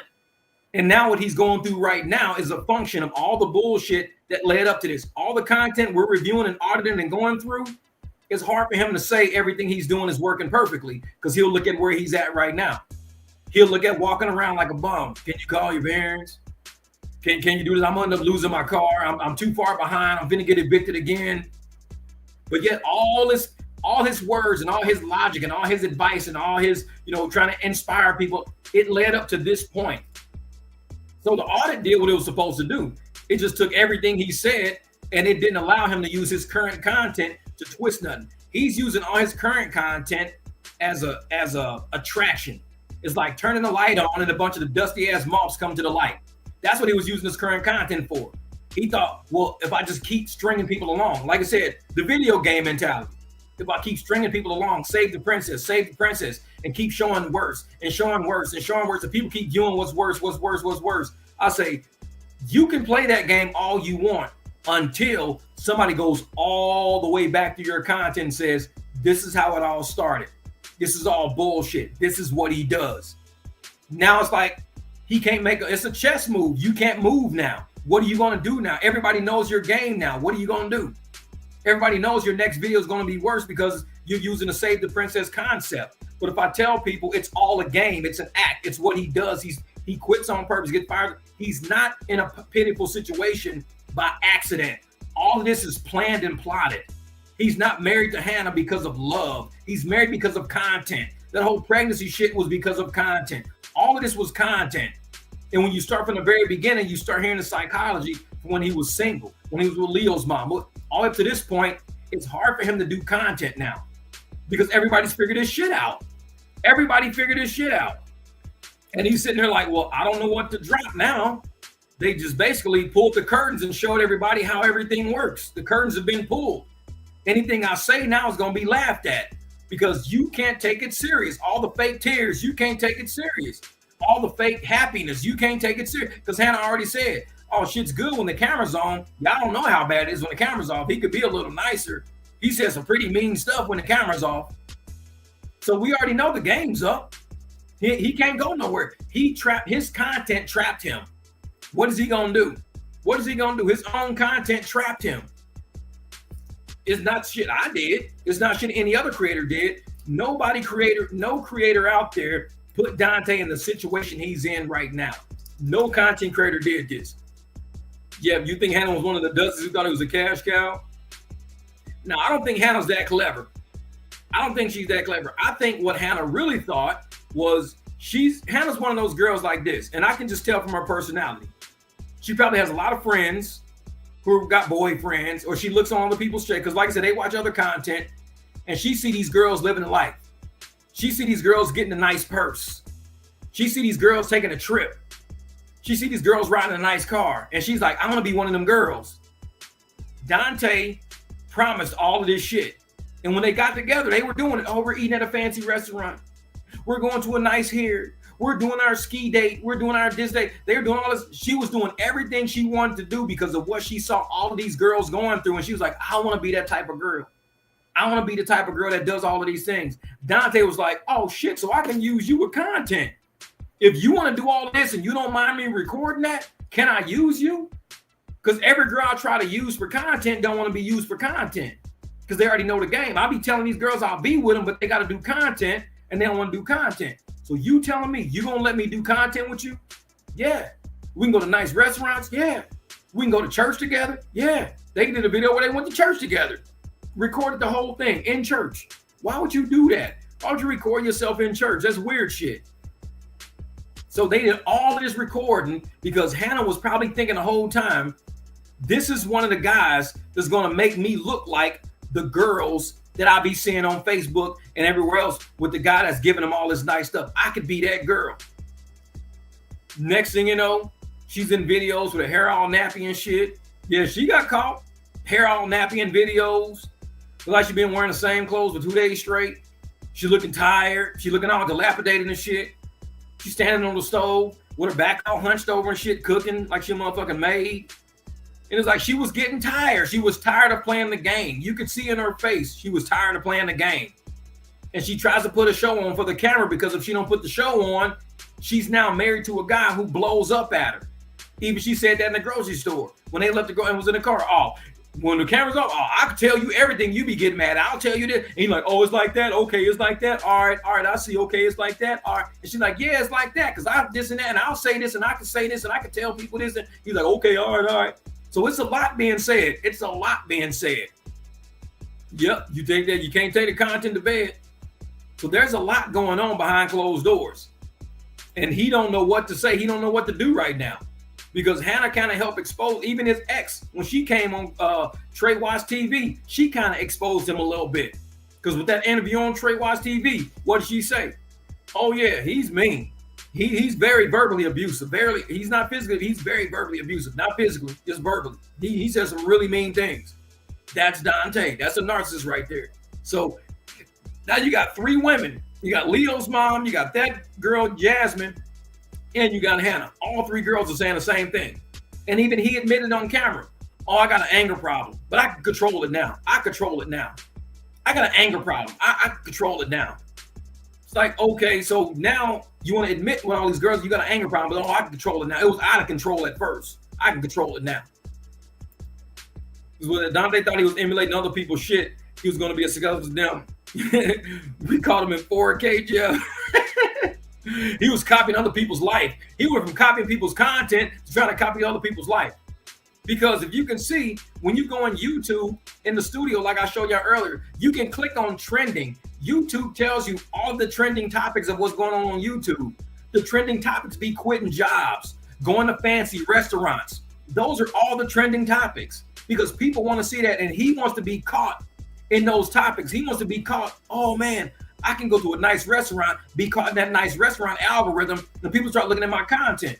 But what they're gonna realize is a dude walking around going, I'm dumpster diving, and you living in Section 8 housing, low-income housing, quitting jobs. So you're gonna have content that's gonna lead people to a channel with shit content. And I'm like, bro, you don't even got good content on your channel. How do you not have good content when you want to bring new people to your channel? You don't have good content on your channel. It's like bringing people to the dumpster. It's like, hey, y'all want to see what I got in the dumpster? Come on over here. Bunch of trash. Come on over here. No, if you bring people to your channel, at least have existing content that people might say, oh, shit, I could use that. Oh, man, this dude telling you how to fix your credit, man. He can tell you how to fix your credit. This is good content. Oh, man, this lady right here is telling you how to properly fill out a resume in a job application. I like this content. I can use this content. But no, all of his content is, I'm being evicted. I'm going to quit this job. There's too many chips to put on the shelf. I'm going to walk out of this job. So it was like, yeah. Them luxury tours were hysterical. Now they would just plop his dirty feet up on them beds. And see, this is the thing. With them luxury tours, it's like somebody, when they go to a dealership, like my mom used to always tell all the time, act like you've been somewhere. Boy, act like you've been somewhere. Whenever Dontay would do those luxury tours, he would act like he ain't never been nowhere. He'd be like, oh my God, look at this window. It even opens. Look, this window opens. Oh, wow. This window matches that window. Oh, shit, 2 matching windows. Oh, man. Like, where the fuck you been living? Windows don't match. I live in zero income. Like, wait a minute. So this doorknob and that doorknob are the exact same doorknobs. Man, these are nice doorknobs. Look at this shit. This is crazy. This is luxury. I'm like, bro, what the fuck are you talking about? It's like just the way he was acting. And I know the people who were showing in them places was like, yeah, we're going to fucking have to decline this application. This motherfucker act like he ain't never been nowhere. Look, when you walk in here, there's a treadmill in the fitness center. Oh my God, it's here. The fitness center is here. I can work out. I don't have to join a gym. It's right here. Look, see that treadmill? It belongs to these apartments. This is luxury. It's like all apartments have a little mini gym up by the mailboxes. This is what they do now. They give people something, and they usually by the swimming pool. You get the swimming pool, you get the little miniature workout area. It's not even a luxury apartment. It's just an apartment. This is luxury. Like, man, I'm going to start saying that shit every time. Like, this is luxury. I need to find that clip. This is luxury. Look, so people at my job even ask questions. Who's that guy you've been talking about and worried about? You should tell them, Ronnie, hey, let me go get my application. They'd be like, fuck no, ain't no fucking white. This motherfucker not working here. Yeah, with his little girl screech. And it's just the shit he be, man, just some of the shit he be saying. And I know the people who are showing him the apartment, it's probably like, bro, you probably don't want to live here. You ain't been nowhere before. It's like going to a dealership, sitting in a car. Man, this car is fucking amazing. This is like luxury. Bro, it's a Toyota Celica, 1995. My cousin just traded it in. This is luxury. This seat matches that seat. This is fucking crazy. It's like they're the same material. It's like, bro, I'm like, bro, it's a 1995 Celica, just got traded in. But still, it's luxury. The handles work. Look, I can even get out the car from the inside. This is luxury. It's like, dude, what the fuck's wrong with you, man? Man. No, you just remember, should I buy a condo or a luxury apartment? This dude, y'all remember that line? I didn't even, man, that's funny shit. I don't remember that. I didn't hear that. The other day I was dumpster diving in this one. He was looking for that damn wallet. He was dumpster diving. I'm gonna make a t-shirt that says, "This is luxury." This dude was like, I'm gonna take a first step into my new luxury apartment. He opened the door, that motherfucker was walking into his mom's basement. Like, wait a minute, that door led to here? Yeah, because that's where your ass is gonna end up. The door tricked me. It was a glass door. I thought I was walking into some luxury. You wanted some luxury Christmas ornaments or a finger hut. See, Mom, yeah, you can sleep right next to them luxury ass things. YouTube unsub me from your channel, barbecue. What? Nuh-uh. See, I'm just, it does that. Because every day YouTube does that. YouTube been doing that for a long time. I think they go around and unsub people from channels just to see if they really sub to it. They unsub me from some people's channels. I'm like, dude, I never get notifications from you. I go to the page and it says subscribe. I'm like, ain't that some shit? Yeah, that's crazy. See, Dontay is literally a whole test. If I could drive a couple of blocks, we can go get some groceries real quick. I know it. He said, we're going to go get us some groceries real quick. Say, can we take this car on a test drive? Where are you going? Grocery shopping. Because this is luxury. Nuh-uh. So I made a mistake. What they're doing, acting like they did, and then wanting me to pay. Yeah, exactly. See, I'm telling folks, man, his content, I don't know why he's even reaching out to get more subscribers.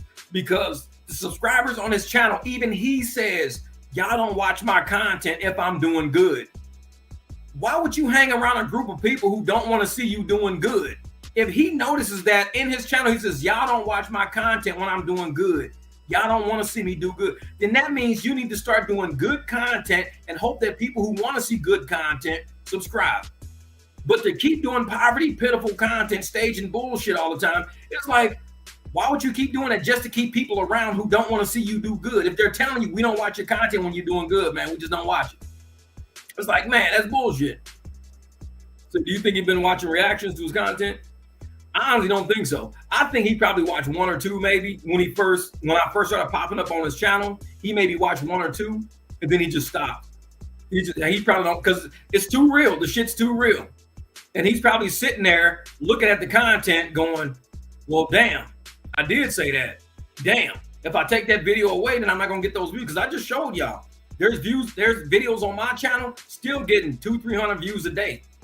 There's still videos on my channel getting that. So why would I take those videos down? He's probably got videos on his channel getting 50-60 views a day. He was the old videos, and he's thinking, if I take those videos down, I'm losing money. I gotta leave the trash in there. So yeah. Hannah needs to run with the minds she has left. Yeah, exactly. She needs to go. Hannah needs to be like, listen, I'm gonna stay at home. I'm not leaving my parents' house this time until you get stable, get a job, have income. And that's sad that you can't even have your wife come hang out with you unless you show your wife actual pay stubs. Because she's gonna be like, I need to see some pay stubs from a real job. I don't want to see no YouTube shit. Show me some pay stubs. You my wife. You telling me you ain't gonna come see me? Show me some pay stubs and I'll come see you. I need to see some FICA taxes coming out, Social Security coming out. Show me some pay stubs. Oh man, my wife won't hang out with me till I show her some pay stubs. You know you broke. When your motherfucking wife won't even hang out with you till you show her pay stubs. You broke. Man. Say, we not worthy of his time, Jeff. Could imagine uploading a video and deleting the studio, how you would view a person who does that. Yeah. Exactly. And I'm sitting there like, this dude, she ain't gonna be around for much longer. I just think and this is what kills me. His church videos and all his videos, if you watch a lot of his videos, he sits there and they always talk about staying together. They always talk about staying together. Who talks about staying together all the time unless you've been having arguments about not staying together? Like, who are you trying to trick? That's like every day. If I wake up every day and I see my dogs and I go, you know what, man? I'm keeping you, bro. I'm not taking you to the pound. I'm not doing that. I'm going to keep you. I'm not taking you to the dog pound, bro. Y'all all stand with me. We stand together, y'all. Y'all my dogs. We stand together. I'm not taking y'all to the dog pound.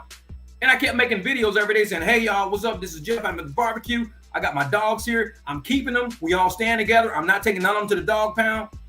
You be like, why would you keep saying you ain't taking none of your dogs? Why you keep saying y'all stand together? What the fuck is going on? But Hannah and him say that all the time in videos. Yeah, we're working through, we're standing together, we're strong, married couple that stays together, stays together, go to church together, we stay together. They always talk about standing together. We work on this together because we support each other, because we gonna stay together, because we support each other, because we're together. I'm like, who the fuck are y'all talking to? It's like, because if y'all a married couple, we assume that y'all gonna be together. Y'all got married. Y'all don't need to keep rehearsing that shit all over and over. Yeah, we gonna stay together because a man and his woman stays together. Yep, we fight together. Yep, we doing this together. We in this together. Yep, we in this together. And it's like you keep making her say that shit. It's like you're brainwashing her to keep saying real life, type tight. We gonna stay together. We gonna be together. We gonna stay together. She says everything he says. So it's like they're reaffirming each other. All the fighting and all the shit they do when the camera is off, and when the camera's on, let's make people know that we're gonna stay together. Well, we don't really care. I mean, it's not like we wake up in the morning going, oh man, it's Dontay, they're gonna stay together, they're gonna be together, they're gonna stay together. I mean, if it's to that degree, y'all probably shouldn't be together. If y'all that weak of a situation, and you probably shouldn't be together. Every day you got to keep reaffirming each other by saying in videos, y'all gonna stay together. Then there's something going on off camera. And it's like now, supposedly they're not together. They're together but not together, which is why people told him don't get married like the bargain, the bargain basement. Tyler Perry, I know it for real. So when people are saying don't get married, first get stable as an individual. You get stable as an individual. She gets stable as an individual. You both have solid foundations. You get a job. She get a job. You get some security in life. She gets some security in life. With that, then you match. But you don't take two people, one person living on welfare, the other person living with her parents. We're going to get married and start a family. Wait a minute. Hold the fuck up. You living on welfare. She's living with her parents. Y'all going to get married and start a family. Get pregnant, start a family. I'm like, nobody's singing this shit through. Nobody's singing it through. And that's what her dad was probably like, listen, we can't co-sign on this. We not going to co-sign on this. Y'all don't have it together. You got to have the ability to take care of each other as a husband and wife. This is not a video game. This is not YouTube. This is real life. When bills happen, things happen. This is real life. Your credit becomes her credit once you get married. So if his credit is shot and they're getting divorced, the judge might be able to say, hey, listen, you got to take part of his credit that he built up while he was with you. So she probably came to the situation with no liabilities. She might leave with $2,000, $3,000 in debt that she got to take from him because of court. You just don't know. You don't know. The unopinion God is all being God. Seeing Dontay's soul wasn't pure. Was that using his name in vain? Use the Lord for views. Now it's time for the get back. Don't mess with the man upstairs. He knows all. That's why he was praying on the back of that car. You know my true intentions. Help me. I need guidance. You know my true intentions. It's like, yeah, you got played. You are playing games with people. And when you're at the point where you got to make content, crying on the back of your truck, praying to God to myself, help me. I need true intentions. But yet you had everybody in your comments for 4 years giving you guidance. Maybe, just maybe, those are the people God sent to you. Just maybe. Maybe not. Maybe not. Maybe there's just random ass people giving you advice. But maybe everybody you told get lost and you laughed at it. Maybe those were people strategically placed in your life that God said, I've been sending angels to you the whole time. You've been laughing at my advice. You've been laughing at my guidance. You've been laughing at my leadership. I've been sending you people who do pray, people who do worship, people who do go to church. I've been sending all of these people to you in your comments all the time. And all you did was laugh it off. So if you want to think or you want to believe that God speaks through people, he was speaking through every person that came on your channel and tried to give you advice. God can say, hey, listen, I might not talk to you out loud like thunder or nothing like that, but I can at least work through people. So I'm going to send all the people I'm working through to your channel to help you out. I'm going to keep sending people to your channel. And what does Dontay do? Laugh at them, call them old heads. God was like, wait a minute. You called you an old head? Bro, I told you what to tell him. Did you? God, I told him that. And what did he tell you? He just called me an old head. Man, let me send somebody else. Okay, I'm going to send somebody else. Hey, next person. All right. Get there. He called me an old head too. Wait a minute. God, like, I don't send two of y'all. And y'all telling me he just keep calling out, oh yeah, he keep calling us old heads and he gonna quit his job tomorrow. Like, I'm trying to help you, Dontay. I'm sending people your way. And now he on the back of his truck. I need your guidance. Lead me in the right direction. Deliver us from evil, for thine is the holy power and the glory. You know my true intentions. And his ass on the back of the truck crying. I'm like, this dude is forcing tears out of his face, trying to get content. And that's why I think, y'all know, I'm a good person. I got a good heart. I got a good heart. But he kicking people out because they won't do content. You kick that girl out and her kids was sleeping. You couldn't even wait till morning to come to your senses to say, you know what? She didn't want to do content. That's cool. That's cool. No, you kicked her out on the spot, woke her kids up, kicked her out. Well, I got a good heart. I got a good heart. Who with a good heart would wake some kids up who ain't got nothing to do with this whole situation? Get up and get out of my house. Who would do that? That's some crazy shit. You'd at least be like, listen, I'm kind of mad right now. Let me just take a walk. I'm mad because you want to do content. Let me take a walk. I'm just kind of, I really want to do content. I'm mad. Let them kids sleep. Leave that lady alone. No, y'all got to get up out of my house. We doing content or y'all got to go get up out of my house. Waking them kids up. I got a good heart. You know my true intentions. Yeah, he knows your true intentions. He knows what's up, which is probably why you're going through so much shit all the time. And now Hannah, she's from a church family. She's from a whole church family. I know his family, her family is looking at these videos like, what the hell have you downloaded? What kind of fucking virus have you downloaded? The Dontay London virus? What the hell did you download off of Facebook, girl? You got the Dontay virus. This is the DV. The Dontay virus, goddamn it. You got the DV? Everybody got these. I got gonorrhea, I got syphilis, and I got DV. What the fuck is DV? That's the Dontay virus. Hey, I ain't never heard of the DV. Yeah, it's just like gonorrhea. You got gonorrhea, syphilis, and DV. Motherfucker, what's DV? I gotta go to the doctor tomorrow. Give me a shot. Fuck that shit. What the hell's the DV? I got the Dontay virus. I downloaded that shit. Yeah, he's trying to say close to Hannah for sex and to keep other people out of her ear. That was her lead. I believe that. I believe that. And it's the thing. The fact that this is the thing about me. If you broke and you ain't got no money and you can't afford your life as it is right now, why are you not wearing protection? Even with your wife, she got to be on birth control or you got to be on condoms or some shit.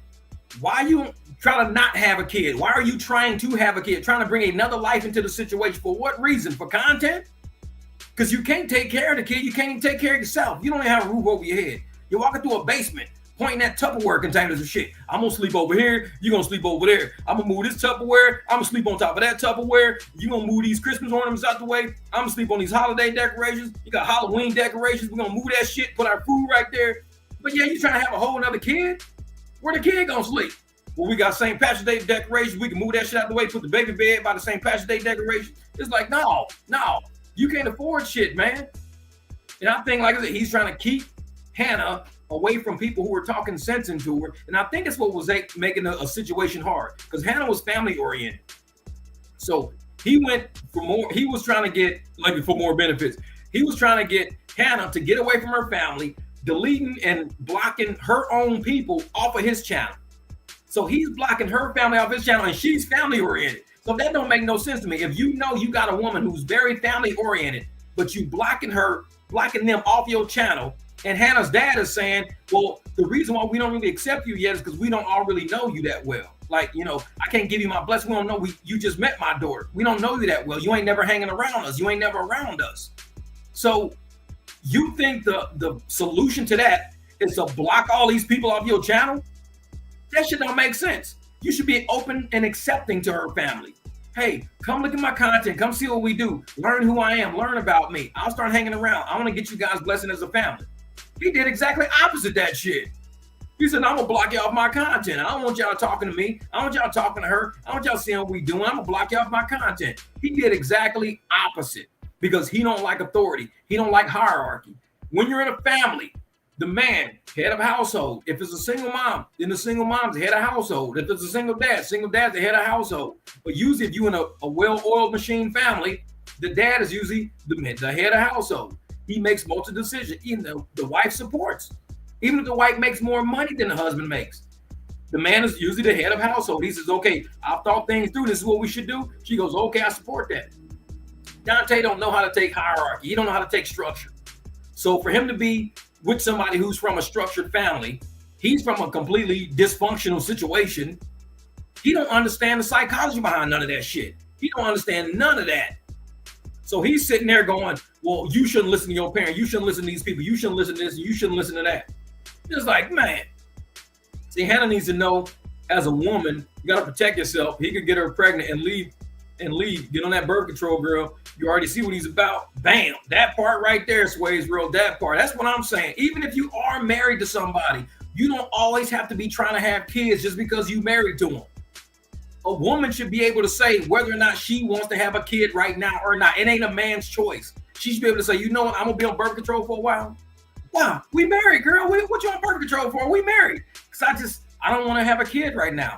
I think I want to focus on getting shit together. I want to, get a career, get my school out the way, get all this out the way, but I'm going to be on birth control for a while. Dontay's the person like, no, well, you can't get on birth control if we're going to have a kid. If we're going to have a kid, you can't be on birth control.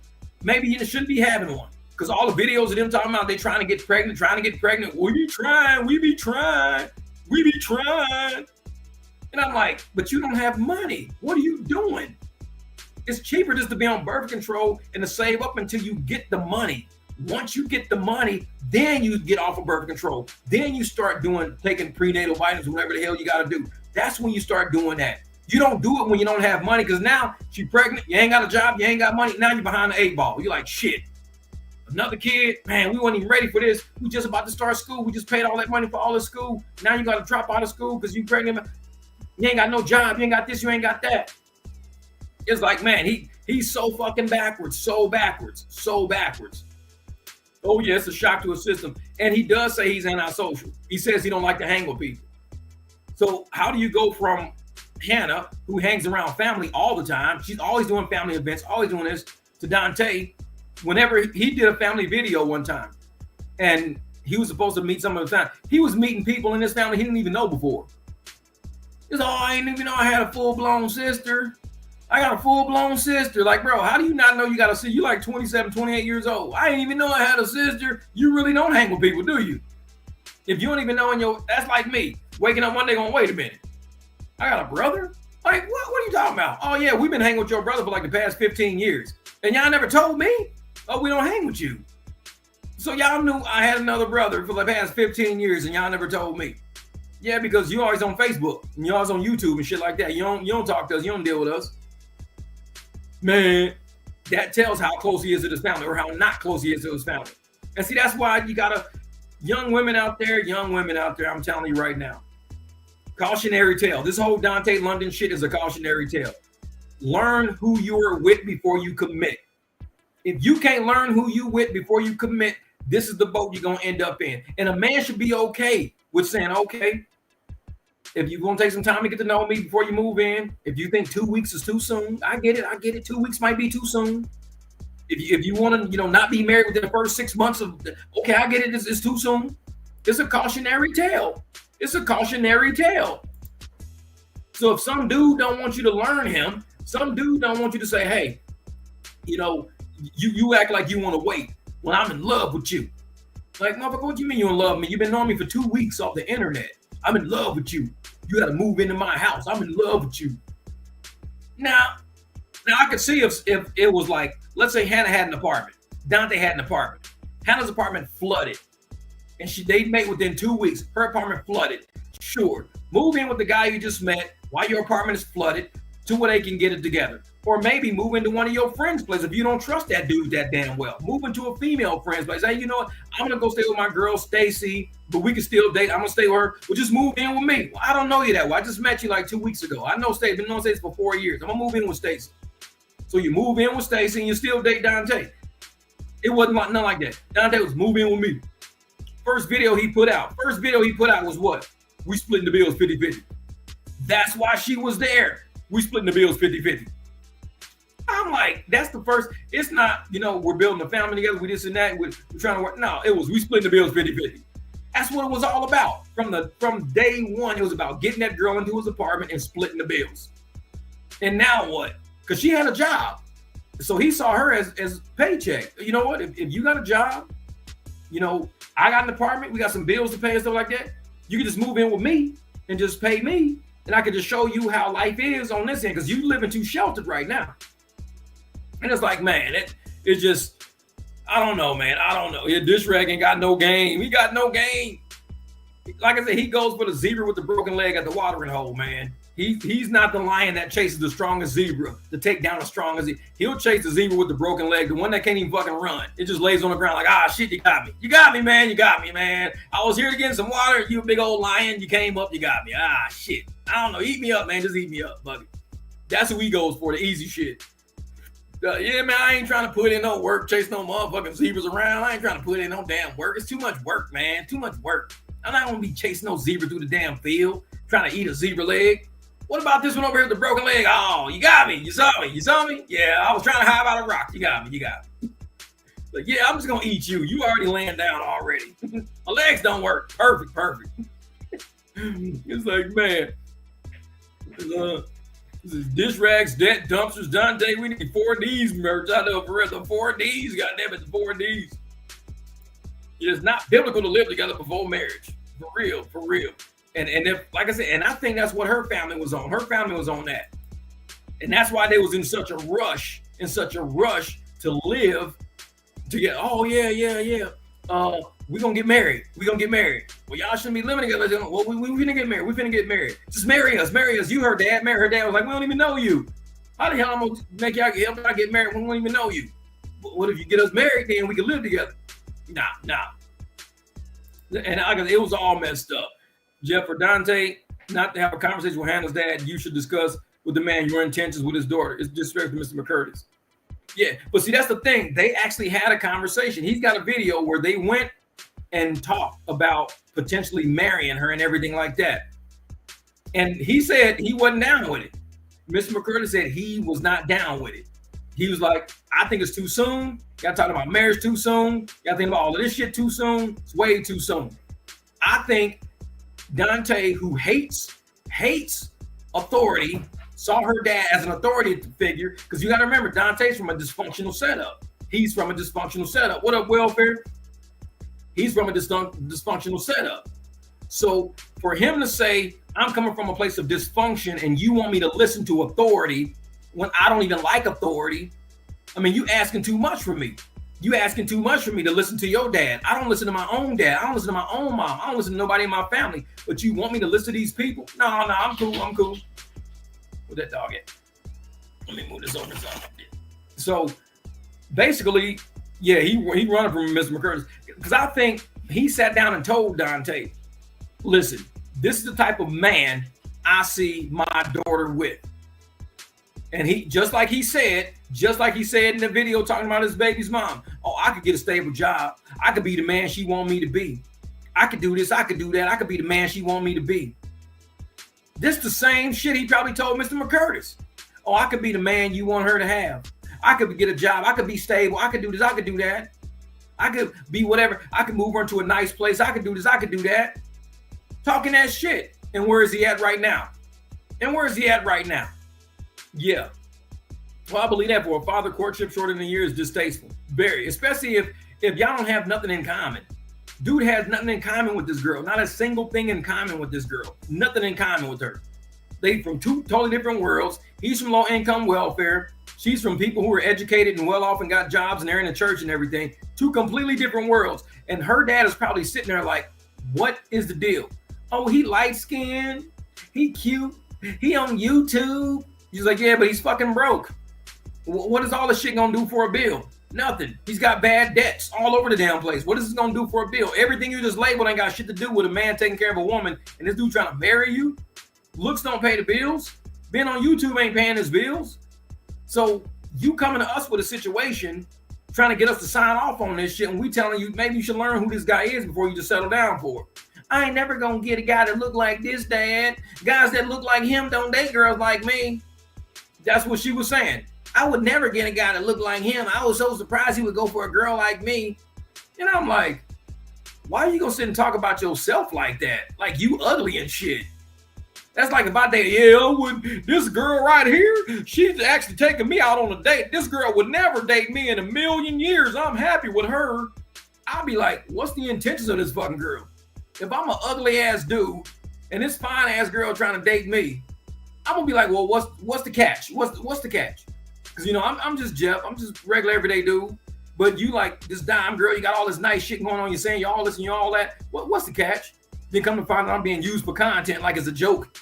Oh yeah, I meet guys, I marry guys, I put their life on the internet and I make people laugh at them. I make them look like idiots and shit. You want to be with me? Sure, fuck it, I'll be with you. You fine, I'll be with you. You can make me look like an idiot online. I'm cool with that. It's like, no. I'll be like, nah, I'm cool with that shit. Just like other girls, man. Other girls. What did those other girls say? Nope. Every girl that he tried to get with was like, nope, not involved. I'm not getting in that shit. Nope. Don't want no parts of it. You ain't got no job. Your ass ain't stable. You ain't trying to work in. I'm not moving in. Like, when did women with jobs move in to help bums? Where did that happen? If you were a woman with a job, with a stable place where you live in, even if it's with a relative, why would you give all that up to live with a bum? You shouldn't. Jose, what's good, brother? Thank you for the super chat, my man. Salute, my brother. Crazy work, man. We putting it in, and I know all the Dusties out there, man. All the Dusties out there hate the fact that I'm dropping content. Even one today try to get on the channel talking shit about me dropping content. Oh man, the more y'all drop content about him, the more views he gonna get. Y'all stupid, and I'm like, are you listening to yourself? If you supporting Dontay, wouldn't you want more views? It's like, if you want Dontay to get more views, then you should be appreciative of what we're doing right now, because he ain't dropping no content. We're keeping him in there. Yeah, that's my man right there. That's my man Jose. He's always in the mix, man. He's always helped take care of the channel. He keeps us up and running, man. I love it, man. Jose's my guy, man. He's cool as shit. And you know, he ever come through Phoenix, man, first thing you do is hit me up. Bam. Well, hit the Jeep up, take the tops off. I'll take you cruising up through Scottsdale. I'll say, dude, I got you. Come on through, man. Come on through. Be like, hey, Jeff, I just touched down in Phoenix. I'm like, I'll be at the airport in the Jeep. Let's roll. Let's go. You ain't got to worry about no ride share when you come to Phoenix. I got you, Jose. Don't even worry about that shit. I got you, brother. What up, Serious Black Thought? What's good? Yeah, although she is getting debt, depression, dysfunction drama. Oh, yeah. Debt, depression, drama. Man. Oh, you know, man. Hey, people that support the channel know how it is. Because my man Dave from Ohio, he was the same way. David, you know, when we used to do all the ride share content, he's got a whole fleet of Teslas right now. But David was always supporting the content. When he landed in Phoenix, what I do? I showed up to the airport, grabbed him, got him down to got him to his Airbnb, took him downtown. We was all hanging out downtown with drivers. Hey, I take care of people, man. If you take care of the channel, trust me, you touch down in Phoenix, I got you. I got cars. Don't worry about it. He'd be like, hey, man, I just touched down in Phoenix, so I'm landing tomorrow. I got you. Jose's one of them, man. He comes to Phoenix, he already knows. He's been on the channel for a long time. You touch down in Phoenix, I got you. Exactly.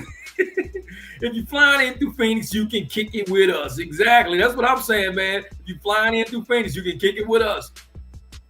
Because I keep it real like that, man. A lot of creators wouldn't do that. But I'm like, hey, man, people that support me in the channel, shit, you touch down at the airport, you let me know. I'll come get you. Don't even worry about it. I'll come get you. They're like, oh, shit. This is what we rolling in. Land the big Jeep. Well, I had to clean the big Jeep up, baby. We have to roll like we going Bigfoot style. Fuck that. So she's smart. She does her talking off camera. She got his ass on a leash. Mind you, she has control. She can't change him. And see, that's the thing. I don't think Hannah really controls him, because this is what I'm thinking. Is that about Hannah? Because I think Hannah, what Hannah's problem is that she sees everything because she knows how the content is created. She's not stupid. She sees how the content is created, and she's allowing the stupidity to keep rolling. She should have put a stop to it a long time ago and said, listen, I'm not going to turn my channel into what your channel is. I'm not doing that. So your channel is whatever you've been doing, because I've seen what you did. I see all the shit. I've seen what you've been doing. Let me do on my channel what I want to do as an independent content creator. Her channel became an annex of his channel. It was like Dumpster Part 2. So they started doing the same shady ass acting, the same plot twist, the same bullshit, stringing people along. She should have did something completely different with her channel. And like I said, like I showed y'all earlier with the meters, allow your videos to have 50 views after 3 weeks, 70 views after 3 weeks. Because what's going to happen, that is going to just turn up. It'll turn up at some point. And when it turns up, that's when you know YouTube has found that video. Google has found that video. It's in both algorithms. Like I said, you got 4 algorithms. It's going to be on YouTube and Google. That video will do better. Dontay got her mind tricked that if your video ain't taking off the moment you drop it, then something's wrong with that video. It's only like that for like maybe news. But if you're just doing a video for a video, give it some time to get into the algorithm. But if it's news, like breaking news or something like that, you might want people to look at it real quick. If it's a trend or a fad, something that happened right now, you might want people to look at it real quick. But if it's something that you just drop it and you just wanted to sit there and grow over time, it's a seed. That's all it is a seed. Let that seed sit there. I do a lot of seed content on my channel. I'll drop something about a car, drop something about, a dog or life or something like this. And it's always something that I'm working on or I'm building. Once you plant that seed, you allow YouTube and Google to nourish that seed. You did all your work. You made the video crisp and clean. You made the audio perfect. You did everything you can do. You got the title right, the description is right, all your hashtags are, everything's good. Let Google and YouTube do their job now. You're done. You made the video. But when Hannah and him, it's always, when you drop a video, it's got to have this many views on it within the first day, within the first few hours. Nope. I told you, I showed y'all there was a video with 50 views on it. It's sitting with what, 100,000 views on it now. And it started with 50. Within 3 weeks, it had 50 views on it. It went from 50 to like 100. Let it go. Just let it do its thing. Let it run its course in the algorithm. But that's the problem. He took over her channel and said, this is what I'm going to do. I'm going to educate and show you how to do content. So it's like mine. Bad deal. Because you don't want content like his. You don't want that shit on your channel because it does nothing for nobody. People view it once and they don't come back. Like I said, he's got over 70-something thousand subscribers, 75,000 subscribers, and nobody's coming back to his channel. All the content that's good content that's still sitting on his channel. It's still sitting on his channel. Nobody's looking at it. 3,000 views, 4,000 views, still sitting. Nobody looks at it because it's old content. He's trying to do vlog style, but he's doing bullshit style. It doesn't work like this. Doesn't work like that. Say, Wilbur, I appreciate you, MicDrop. You really give me free game. I knew the content creation has been going live. Numbers slowly getting better each week. And that's what it is, Wilbur. You gotta allow YouTube and Google to work together. They're 2 separate algorithms. Google is on everybody's computer, Google and either Microsoft Edge. They have their own algorithms they run on their shit based on what's on their home pages. If you can look on the Google homepage and the Microsoft Edge homepage, and you make a video that has that type of information on it today, like let's say a fire truck exploded, and it's on the homepage of Google. And so I said, I'm gonna do fire truck explodes videos from a fire truck here in Phoenix. So I go do fire truck, and I put it on my page because that's what's trending on the home pages. You're given a totally different algorithm time to look at your video, grab your video, include it with all the keywords and everything. So I don't even look at how many views I got. I don't look at the views. I make sure the video I drop is something that's real. It has to be real life. People are always looking for cars. This is free content for everybody. I'm gonna give y'all some free game right now.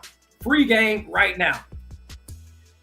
Whatever car you got, no matter what it is, the newer car, the better. Whatever car you got, clean it up, inside, outside, wipe it down, wash it, clean the engine, even clean the trunk.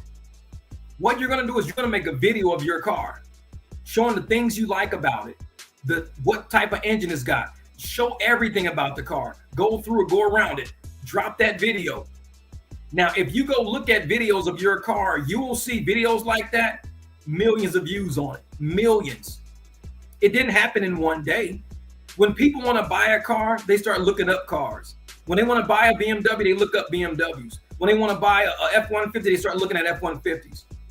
Might as well put yours in it because they want to look at it from somebody who owns it, not always a dealership ad. They want to look at somebody who owns one. Tell me about your car. What are the quirks with it you don't like? Oh, I don't like the ball joints. They squeak a little bit, but you can swap them out with move. You can do this and do that. You can just talk about your car.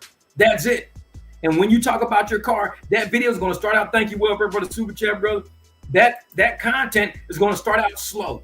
It's going to start out slow. And all of a sudden, it's going to start spiking. The algorithm is going to realize what type of channel what type of content that is.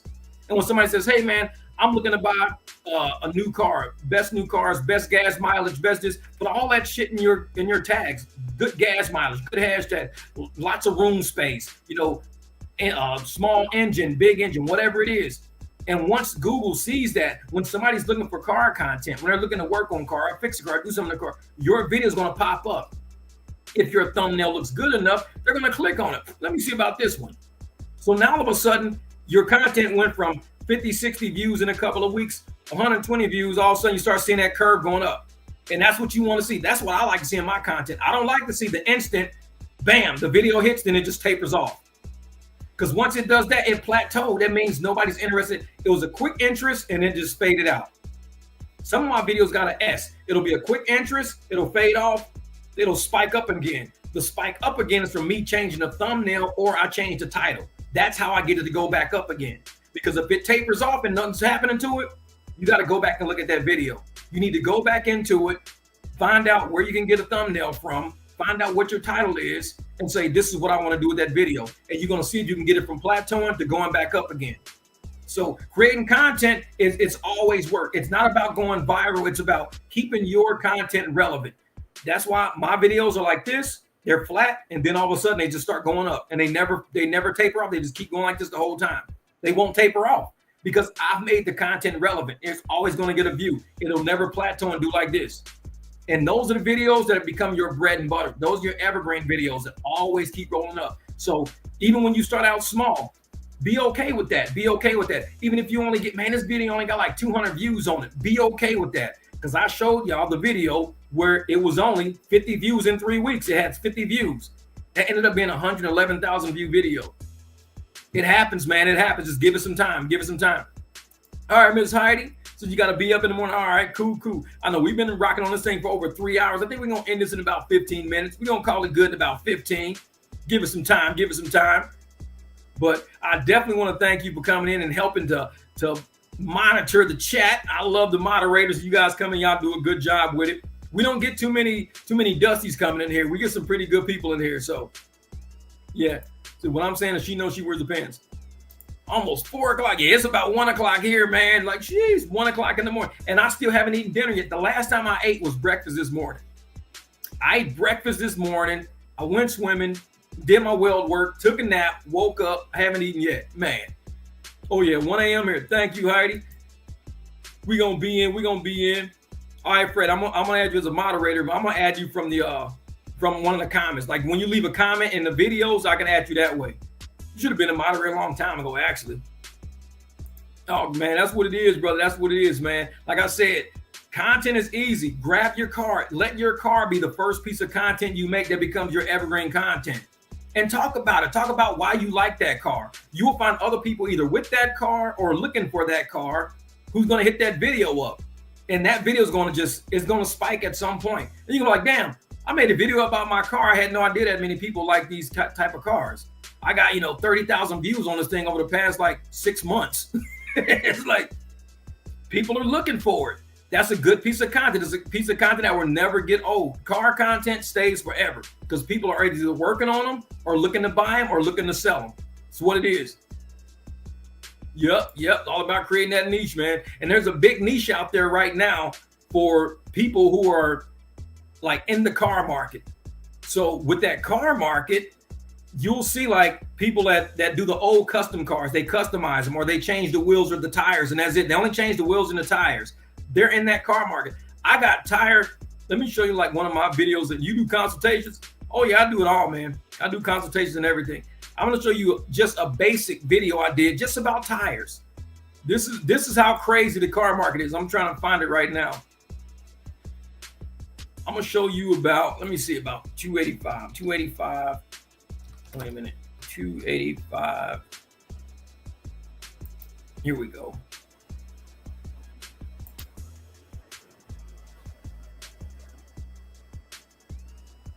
All right, hold on for a second. I'm gonna add this in here real quick. All right, Lau, appreciate you, brother. You can come on in, man. Like I said, we'll have to take a ride one of these days. I'm gonna try to share the screen. I'm gonna tell you about this is a video about my tires. Okay, so I don't know how well you can see this screen, but this is a video right here that's about my tires. That's it. It's just my tires. I mean, I'm gonna go like this. So that's my video. Can 285 tires fit an 8.5-inch BMW car? That's all I did the video on. It's gotten 10,000 views, 19 subscribers, made me $50 just for the video. So if I got 10,000 views and it made me $50, I'm at about $5 RPM, and it's a 13-minute video. But when I first made it, look at how it was. The day I made it, well, the first 4 days was like 200 views in 4 days because it's about tires. Everybody want to see about tires. Now, typically in that period, it's 550 views to 830 views. I only had 200 views. That's it. So I had 200 views in that period when it's supposed to be 500 to 830. Here, I got 350 views, only 350 views when I should have 710 to 1100 views. That's in 27 days. I let the video stay running. I didn't change anything.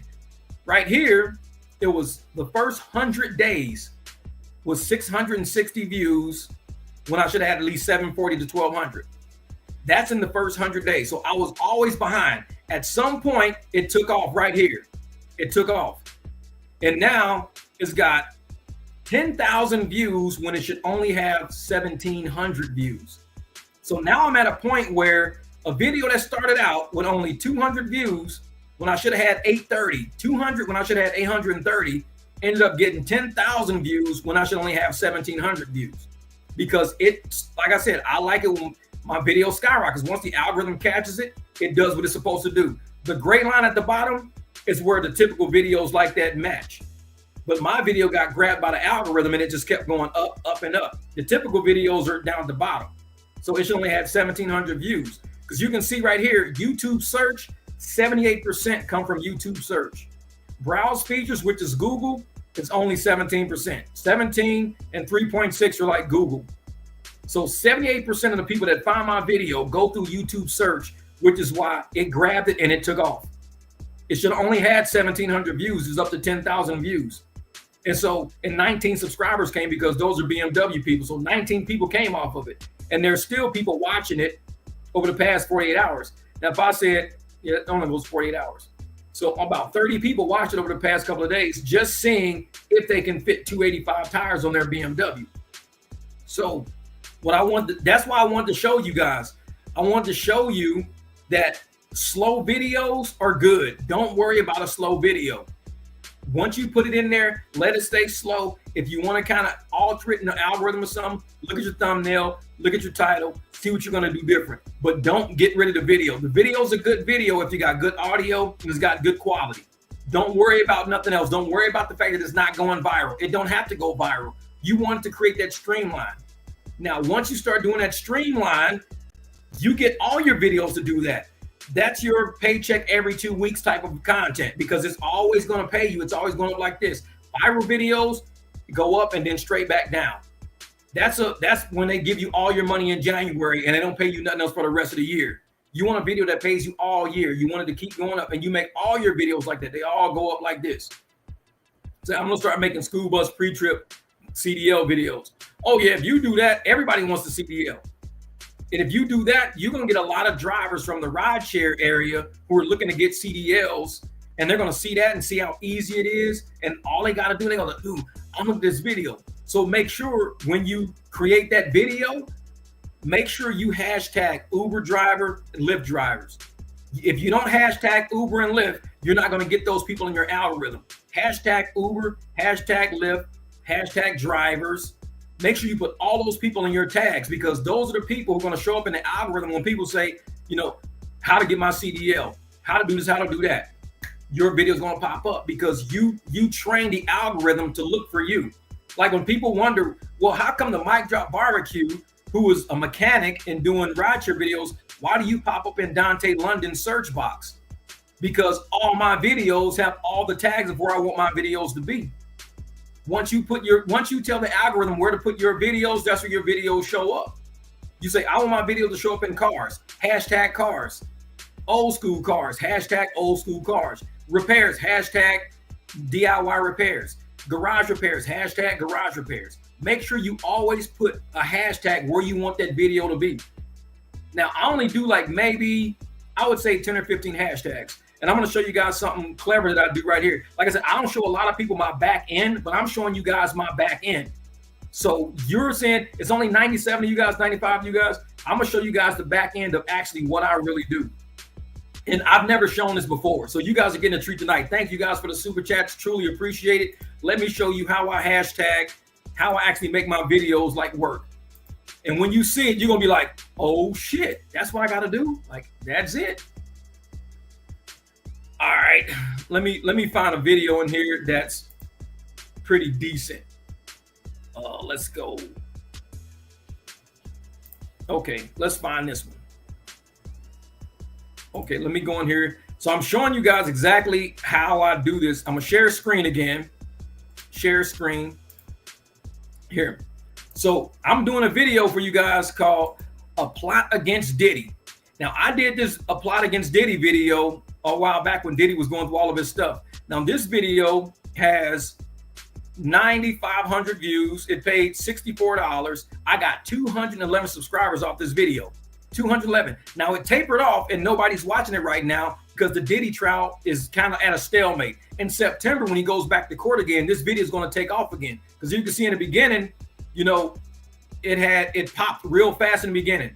I had what, 9,000 views when I should only had 2,000. So it took off too fast, but that's when Diddy was going to court. When Diddy was going to court, this video took off. It had 7,000 more views than what it should have had. That was in 4 days. It already was at 9,000. Well, now it's sitting at 9,400 and it should be at 3,000 right now. So when the case pops off again in September, this video is gonna go like this and then shoot back up again. But right now it did it because it's a fad video. Everything was going against Diddy back then. But I'm going to show you exactly how. So I'm going to copy the link to my own video. So I just make sure you guys see it. So here's the link. So I'm going to put my own video in here. And I'm going to show you what I do. This is a pretty serious video. Okay, so that's my video right there. Now, in a second, you can see this panel just popped up on the side over here. So this whole panel popped up over here. This, I don't know if you guys can see that or not, but this panel over here is every hashtag I got on the video. Diddy is my hashtag. 2.74 million people search for Diddy. George Clooney, 673,000. Diddy trial, 450,000. Hunter Biden, 56,000. Tisa Tales, 14,000. Fox News, 1,300. Diddy Rico case, 30. So all of these right here are all my hashtags. Some of these hashtags have zero search, but it's okay because right now they have zero search because nobody's looking for those. I put them in there anyways. So these are all my hashtags that show me how many people were looking for Diddy. 2.74 million people were looking for Diddy. So I had to put a hashtag for Diddy in there. George Clooney saying. So when I go up and I look at my optimization score, this is my optimization score. I got 96 out of 100. Now, the reason why is because my video quality is 10 out of 10. My video length, 20 out of 20. Broad matching title, 20 out of 20. Broad matching description, 10 out of 10. Exact match, 10 out of 10. Exact matching description, 10 out of 10. Total tag characters, 6 out of 10 because I got 351 characters. Now, total tags are 20. I can make that total tag characters go to 10 out of 10, and I can change this from 96 to 100. So this is what I do. I go back to my thing here. I'm gonna go back to the video I was at. So I'm going, you guys don't see where I'm at right now, but I'm back on another video real quick. I'm gonna show you how I can make that a 100 out of 100 for the optimization. Optimization is actually how I see Diddy. Where's this Diddy case at? Wait, plot. Let's do plot.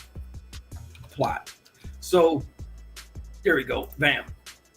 So right now you can see I got 96 out of 100 score. Let me open this up something like this. So you can see over here. Wait a minute. I don't know where that's going. So you can see right there, it says 96 out of 100 on this side over here. So 96 out of 100. Now I want to make that go to 100 out of 100. So what I do is I go to my other, I'm going to show this screen, share this tab here. So now I'm back inside of my actual studio. I'm in YouTube Studio. I go all the way to the bottom. I hit show more and I go in here. So all of these things in here, this is where everything is, like Diddy Trial, all of this stuff like this. I could take out MicDrop Barbecue, Register TV. Let me see who else I want to take out. I want to take out The Verdict, the Sean Rico case, and Hood Journalist. Let's do like that. Diddy Trial Verdict. So what I'm doing is I'm taking out hashtags because right now I'm at 96 over 100 because I got too many hashtags in there. So I took out all my hashtags and it should go, I'm gonna hit save. I just took out a few hashtags. Now I'm gonna go back over to this, share this tab right here, and we're back, okay. So I'm at 96 out of 100. I'm gonna hit F5 to refresh it. And that number should jump to 100 out of 100. Let's see. Let's see. Come on, thing, open up, open up. See, there we go right there. So now you can see it says 100 out of 100 because my optimization score changed. So I got 100 out of 100 because where it says total tag characters 278, it was 351, which let me know you had too many tag characters in there. You got way too many letters. My total tags are only 16. I only do 15 or 16. I did extra just for the fuck of it. But so I got 278 tag characters, which gives me 10 out of 10. My optimization is 100 out of 100 now. So this video is potentially easy to be searched. You can find it in Google and you can find it inside of YouTube now. So I'm at 100 out of 100. This should show up everywhere I go. The only thing I don't care about is video length. Video length will be 0 out of 20 sometimes. So you'll get an 80 out of 100 score. Every other score has to be 10 out of 10. Video quality, broad matching title, broad matching description, exact matching title, characters. All of that shit has to be 10 out of 10 or 20 out of 20, except video length. Never worry about video length. That's something that's going to change. You have no control over that, however they score that. But everything else, you want it to max out. You have to max everything else out. So once it's all maxed out, that video now can go viral. Share this instead. So I'm going back over to here. The video has lost connection, screen audio. Can you guys hear me? Can you guys hear me still? I don't know what it said. Okay, let's see. I think you can still hear me. I think you can still hear me.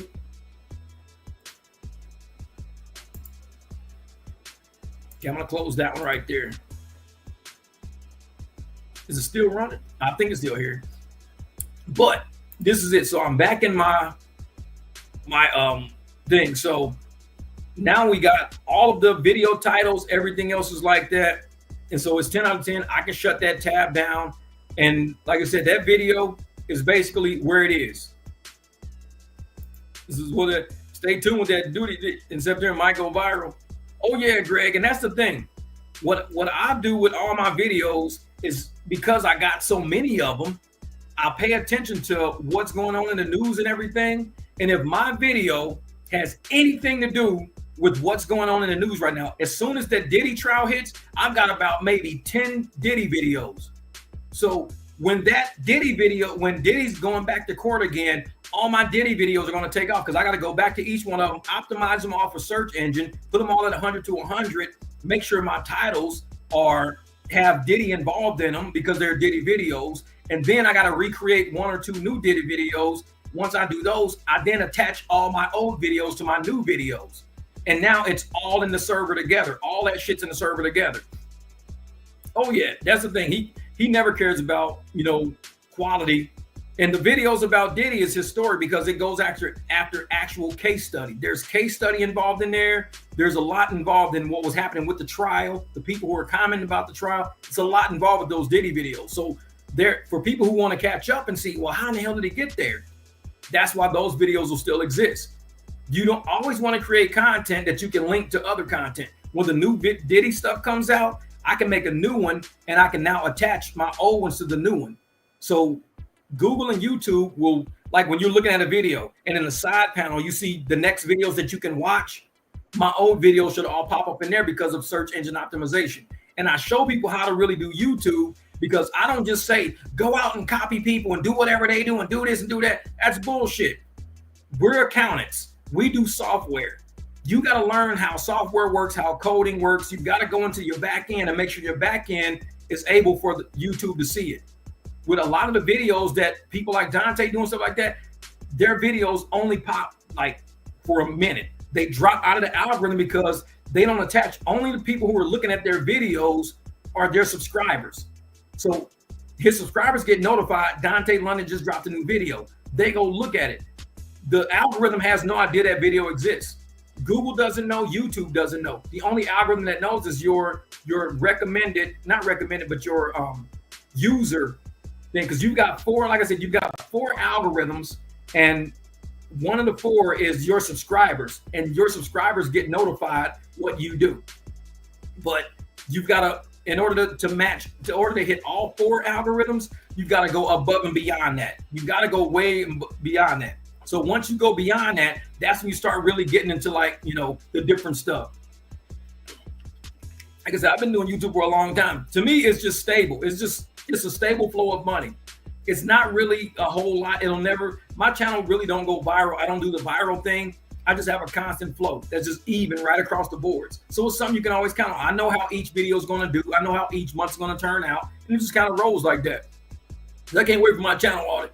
I know I'm getting around to them, man. Like I said, I'm still working on the current project. I don't really project hop. I try to, you know, make sure I'm not giving up too much time and spreading myself too thin, because I do run 4 companies. I do make t-shirts in this room here. I make, not only do I got all my shirt orders out, but I still drive my private clients. They hit me up all the time. So I make sure I don't spread myself too thin. If I was only a YouTuber, that would be one thing. But I drive people around. I still do my, mechanic work. So I got a lot of mechanic clients that call me. I got my drive around clients, my mechanic clients. Then I got my t-shirt clients. Then I got YouTube. So if you don't know anything about time management, the one thing you have to know about time management is you have to learn how to say no. You have to learn how to say no to new projects, because if you keep saying yes to new projects, you won't have any projects done because you keep taking on new projects. So when I tell people no, it's not no forever, it's no for right now, because I already got my plate full. So when my plate opens up for a new project, then I get involved, because even though I got all those projects going, I still have to take care of my cars. I got to take care of my, like, we had a storm come through. I was up welding this morning, putting things back in order and everything. So I got a pool in the back that I'm always taking care of. I got 4 dogs I got to take care of. So I make sure you don't start new projects because they just sound good. And I think that's what Dontay's problem is. He don't have staying power. He doesn't have stability. He sees something new and shiny and runs for it, and he forgets about what he's currently working on. He always wants to go get a new apartment or a new car or do a new video or a new job, new money, but he's not staying where he is to complete that project. And when you have a bunch of incomplete projects across the table, he's got a lot of debt hanging, people he ain't paid back, talking about claiming bankruptcy at age 28. You got to learn, man. You've got to learn at this point. When you have a lot of stuff on your plate, don't add nothing else.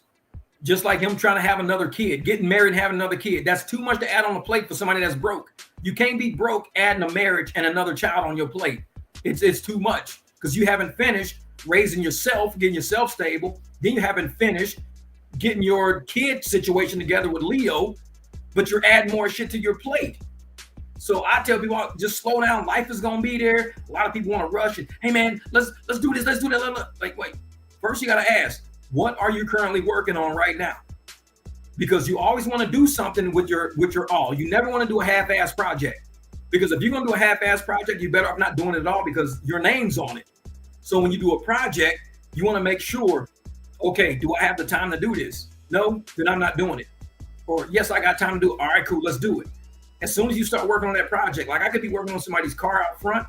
If somebody else texts me right now and says, hey man, I'm gonna bring my car by, can you take a look at it real quick? Well, I'm currently working on a car right now.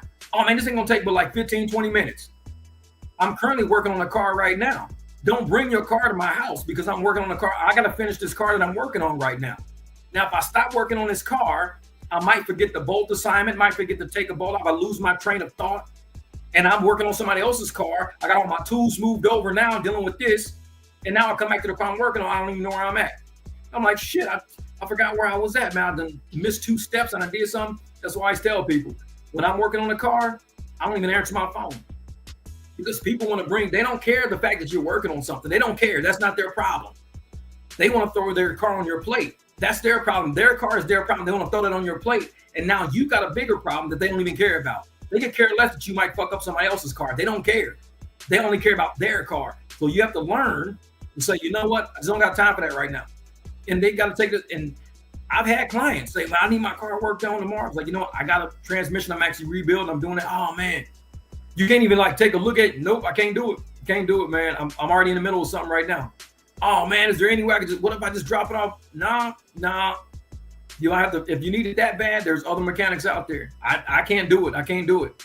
Because I won't put a project on a back burner just to make sure somebody else's problem gets fixed, and it makes a bigger problem for me now. And I'm gonna sit there kicking myself and ask, like, why did I do that?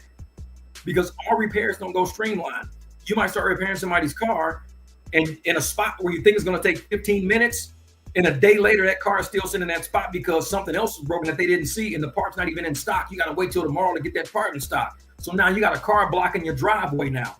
So how you gonna get your car to the driveway? Because you start taking car apart. That dude said, man, it's gonna take like 15 minutes. No, it's not. Nothing ever takes 15 minutes. It's gonna be like, it's gonna break. Go to AutoZone, get the other part. Oh, well, we don't have the part in stock. We can order it tomorrow. Well, shit, I'm not gonna put this whole car back together just to take this whole car back apart again. But now it's sitting in front of my driveway now. Alleviate that by just saying, nope, I'm already working on the project right now. I can't do it. Man, I need this car. Nope, not doing it. Nope.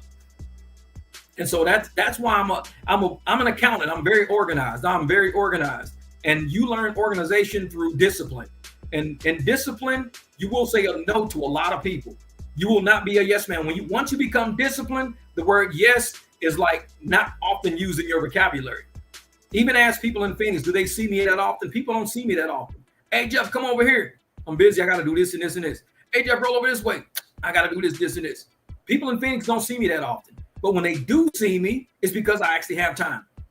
And hey, man, come over. All right, dude, I'm actually in that area. I'll swing by. I'm so busy with 50 other things. And I meet people all the time who overfill their plates, and they're always running somewhere by the seat of they running late all the time, running by the seat of their pants. They can't get here on time. They come half prepared because they didn't imagine, they didn't think about this, and this. Never do that. As an accountant, always make sure you cover exactly what you're working on. And when you're done, you close that screen and you move on. But if you leave 10 screens open, I guarantee you keep jumping to a new screen before you finish on that screen, something's going to get forgotten. And you'll be like, damn it, I forgot to do that. Why? Because such and such walked into my office and was talking to me about this, and this. So we started looking at that. And then once we finished that, this other person came, was talking to me about this. And then I took a phone call. You all over the place. The word no becomes very handy. Like, I just don't have time right now. So, okay, cool. When I got time, I will. I don't have time right now. And people who know how busy you are, they learn, okay, he's a really busy person. He's really doing this shit. He's busy. It's like, man, exactly. You're more value when you're not as available. Oh, yeah, I believe that. Because I got a video out, and it's called Selling Yourself for Cheap. It's a video I did a long time ago, and it's called Selling Yourself for Cheap. And if you sell yourself for cheap, everybody's buying. Now, everybody's buying you, you have no time because you sold yourself for cheap. Now, when you sell yourself as a premium product, when you really say, you know what, I can only do this for this, this, and this. A lot of people don't buy, which is good because you only have time for a few anyways. And when I mean selling yourself for cheap, I don't always mean for money. When you don't expect something in return for whatever you do, you're selling yourself for cheap. If every time somebody called you, it was like, hey man, can you do this? And you said, yeah. But when you called them, they were never available. You're selling yourself for cheap. Hey Jeff, can you help me move a couch? Sure, I come over to help you move. Now, if I call this person back, hey man, can you come help me move this couch? Oh man, I ain't got time for that shit, man. Bro, I just helped you move a couch like 2 months ago. Yeah, man. You sold yourself for cheap. You got to start putting a value on you and your time. Knowing what you're willing to do and what you're willing to give up, because everybody's not going to sell themselves for cheap, even though they're buying you for cheap. Don't ever sell yourself for cheap because people are going to start coming around like crazy. And I used to be, when I was younger, I used to try to, please people. I was a people pleaser. I was like, okay, that's cool. All right, okay. But I learned through life. People pleasers are the ones who get walked on like a doormat. Once you stop being a people pleaser, you start hanging around a more valuable crowd of people because people start understanding to value you because they even value themselves. When you're a people pleaser, you attract a lot of people who don't give a shit about you. They want you because they know you'll do it. Hey, do this for me. Okay. And they just call Jeff. He'll do it. Hey, do this for me. Okay. Well, I used to work on cars a long time ago. When I first started, when I didn't know what I was quite, because I used to work on cars, you know, when I was, you know, in my 20s and stuff like that. Hey, Jeff, can you do me a favor? Can you look at my car and see what's wrong with it? I'm like, okay, cool. Hour and a half later, you know, all the parts are off the car. Hour and a half later, I'm into the car. Hour and a half later, working and everything else. Hour and a half later, okay, this is the part that's broken. We found the part that's broken. Cool. I guess I can get it fixed, you know, probably next week or something like that. Well, I thought you were going to get it fixed today. I thought we were fixing it. No, I just want you to tell me what was wrong with it. Can you just put it back together now?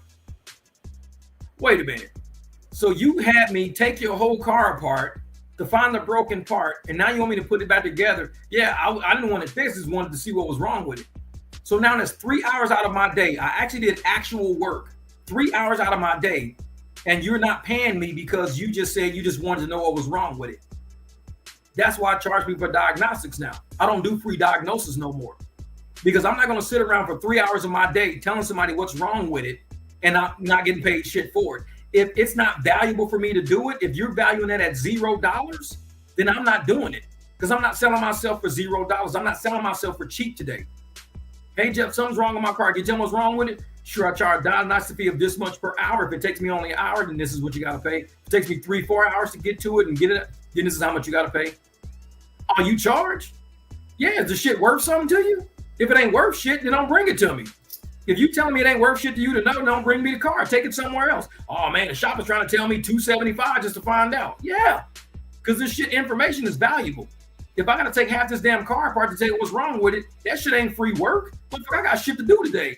It's like, no, doubt it. Oh, I ain't know you charge. Yeah, I charge. Take it to somebody else that don't charge. No, I'm not that one. Don't sell yourself for cheap, because everybody's going to be bringing you all their problems. Just dumping their problems off on you because it's cheap. And they go, oh yeah, man, just take it to Jeff. He'll tell you what's wrong with it. Well, you need to let him know ahead of time before you send him to me. He does charge a diagnostic fee. He don't do it for free. If he's got to take some shit off your car, jack your car, take the wheels off, take the brakes off, move this, move that, it's not going to be a free charge. There's something with that. And a lot of people, when I ain't know I got to pay for a diagnostic. Yeah, this is not free. I mean, I don't have a free 3-4 hours. I don't have that much time free just laying around to give to somebody because they want to know what's wrong with their car. I mean, there's a fee for that. If you don't want to pay for it, just take it to a shop, drop it off, and just tell them to fix it. That's how it is. All right, Rochelle. Oh man, we're 15 minutes overtime. Thank you for reminding me. So I can't keep my eyes open anymore. I'm telling you, lady, me too. I got to get in here and grab me something to eat. So, hey, I appreciate you guys. Man, thank you guys for the super chat. All you guys that came through today. My man Jose came through. Welfare came through. Appreciate you. Miss Sway came through. Appreciate you guys for the super chats, because like I said, it always helps keep this channel going. I dedicate a lot of time and attention to the material I'm giving you guys, so hopefully you find some value in it. And especially if we want to sit down and talk about YouTube channels one day and how to actually analyze and break down your YouTube channel, we can do that. Like I said, I got the software on my laptops. Both of my laptops, I run software that breaks down YouTube to make it a little bit easier. Now, it's not going to make you go viral at all, but it'll help give you insight and how to actually get into the algorithm and keep your videos in algorithms that you wanted to be in. I did a lot of rideshare videos. People see my rideshare videos and algorithms all over the place. There's a way to get your videos in there. There's a way to get Dontay videos in it. You can do any videos in there to get them into an algorithm, but it takes a little back end work. And that's what we can do on this channel, help you guys with the back end work. But all right. Oh, you're welcome to be a moderator. Very welcome. You guys help me out with this channel all the time. So in the meantime, it's Saturday night. You guys get out there. Is it Saturday or is it Sunday? Damn, it's Sunday. Saturday's past. It's about to be 2 o'clock in the morning. I'm going to go out here and grab me something to eat real quick. And maybe if my phone rings, I might take a couple of SUV rides later. My truck's dusty, so they got to get picked up in a dusty truck. I'm going to pick up some dusties in a dusty. All right, man. Much love and respect. Thank you guys for sitting with me for almost 4 hours here at the barbecue, where we always keep it real and we keep it on the grill. That's what we do, baby. That's going to be a t-shirt. Keep it real and keep it on the grill. Man, y'all be easy out there. And thank you guys for the t-shirt orders. You should be getting your shirts within the next day, because I shipped them out. I shipped one lot out 4 days ago. I think a few people got those shirts. I shipped another lot out a day or two ago. So they should be showing up If not Sunday, Monday. You should be getting your shirts at your house. So, man, you guys be easy out there. All right, Fred. And man, you guys get some sleep in. Get some sleep in. We got a big day coming tomorrow. Let's see if we can drop some more of these Dontay dumpster videos for the road, baby. Man, it's going to be fun. We got more videos to review. I got 2 in my case. We got 2 in the chamber ready to go, baby. So in the meantime, enjoy y'all evening. It's time to go.